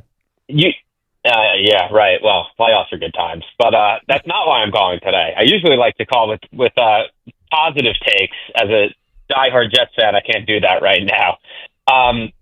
So I want to present a slightly new take on the Jets that I feel like I don't hear enough and people don't focus on enough in the situation we're in. You know, every year, everyone's constantly talking about the draft pick and the quarterback, and Dante Moore's not coming out, and we can't get Mendoza, and they freak out year in and year out. And my thought is that it really doesn't matter, because I refuse to believe that over the past 15 years, we haven't drafted a single quarterback that was the right answer, right? Between Sanchez and Darnold and Geno and Zach Wilson, at least one of them could have potentially been a franchise QB, and it's confirmed by the fact that a couple of them currently are. I think that the issue is we're a pathetic organization. We don't have culture. We don't have coaching. And we have no ability to develop a quarterback, so no matter who we get or who we trade for, we essentially destroy them, and it doesn't really matter. And so the only possible way I can see out of this is that Woody either sells the team or he completely steps back and gives somebody complete control. Otherwise, nothing's going to change. And what's frustrating about this is Harbaugh and Tomlin could have been those guys that, if he isn't going to sell the team, could kind of take over the organization. Yep. And, you know, we may not even get either of that. Well, in fairness, John Harbaugh always had eyes for the New York Giants. And if he didn't have eyes for the New York Giants, he wasn't picking the Jets, which is the first thing I said when the Harbaugh news broke and we talked about it. I briefly did a PSA. Hey, Jet fans, we're not getting John Harbaugh. Why waste our time? Right. And you don't have a coaching availability. Well, even if they did. I know, but you didn't. But even if they did. Even though I suggested it. Well, okay, and they did it, and then what would have happened, Cheek? Like, who would the head coach be? You make a hard press on John Harbaugh. Okay, and they weren't getting him. Okay, but there's a bunch of other head coaches available. And who would they end Sean up? McDermott. Well, I do not want Sean McDermott. That's personal, but whatever. But you could have got him. Oh, great. I don't even know if I could at this point. I don't know what's going to happen with Sean McDermott. And the Mike Tomlin thing, he's also not available. Like, Mike Tomlin is not coaching this season, let alone coaching the Jets. Right. Now, I don't know what a year from now or 2 years from now holds. Here's the hope, and it's to our last caller's point. Woody Johnson has given Aaron Glenn and Darren Muji the keys to the franchise. So far, the early returns, specifically on Aaron Glenn, are bad. Hopefully, they're the right answer. They're the Leon Rose of our time. Right. And that's how the Jets turn it around. Because I don't think Woody is hands-on with these guys. I think he's letting Aaron Glenn and Darren Muji figure it out. Yeah. So far, they haven't figured it out. Well, they have. With some of the draft capital you have is a big move. Yeah, they also won 3 games, Steve. I know. Forget the on-field stuff. I'm just talking about the positioning for next year. Yeah. You put yourself in good position to do what you need to do at the NFL draft. The question is, did he put themselves in a position like our last caller described of potentially drafting a young quarterback and having them be set up for success? No, but that's not his fault because the draft class is weak. No, I forget the draft class. The coaching staff. Is the coaching staff set up to develop and nurture a young quarterback? And the answer is no. I don't know how you could say yes. No. Now, are they set up with an offensive line? Absolutely. Are they set up with a number 1 wide receiver in Garrett? That's absolutely. That's part of it. I agree, and they have that. They don't have the coaching. Right. And I don't believe that they do. Sonny and Malvern. Hey, Sonny. Hey, guys. Good afternoon. How are you? Good. Good. 2 things with the Denver-Buffalo game. Number 1, and listen, I'm not a gambler, number 1. Number 2, I'm not a fan of either team. I'm a Giant fan, but Josh Allen was my favorite quarterback before Dart came into the league. But with that being said, the thing that ticked me off about that so-called interception at the end there, or fumble, whatever you want to call it, is that you guys watch football all the time. During the regular season, you'll see a replay that goes on for like 5-10 minutes, and they keep showing it over and over again, and that's a regular season game, and that ticks me off. But yet, in this game that goes to the championship round, they rushed through it, and McDermott had to call a timeout for that. And that's McDermott's biggest point, his last press conference before being fired, and Tiki's got a great conspiracy on why. Yeah, the conspiracy is that they were pushing into the late game. Yeah. It was already delayed. They had to delay the late game. And what matters more, TV money or getting it right on the field? I think Tiki nailed it. I'm not a big conspiracy guy, but the reason they never looked at that play the way Sonny described and the way I described earlier and the way Sean McDermott described in his final Bills press conference is likely because of what Tiki said. They needed the game over. They needed to start the next game, which is unfreaking believable.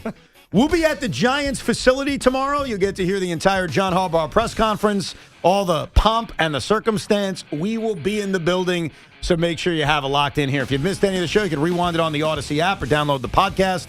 The Carton Show is next. This Odyssey Sports Minute is brought to you by Dr. Jay Shah at Samwell Institute for Pain Management. Visit samwellpain.com.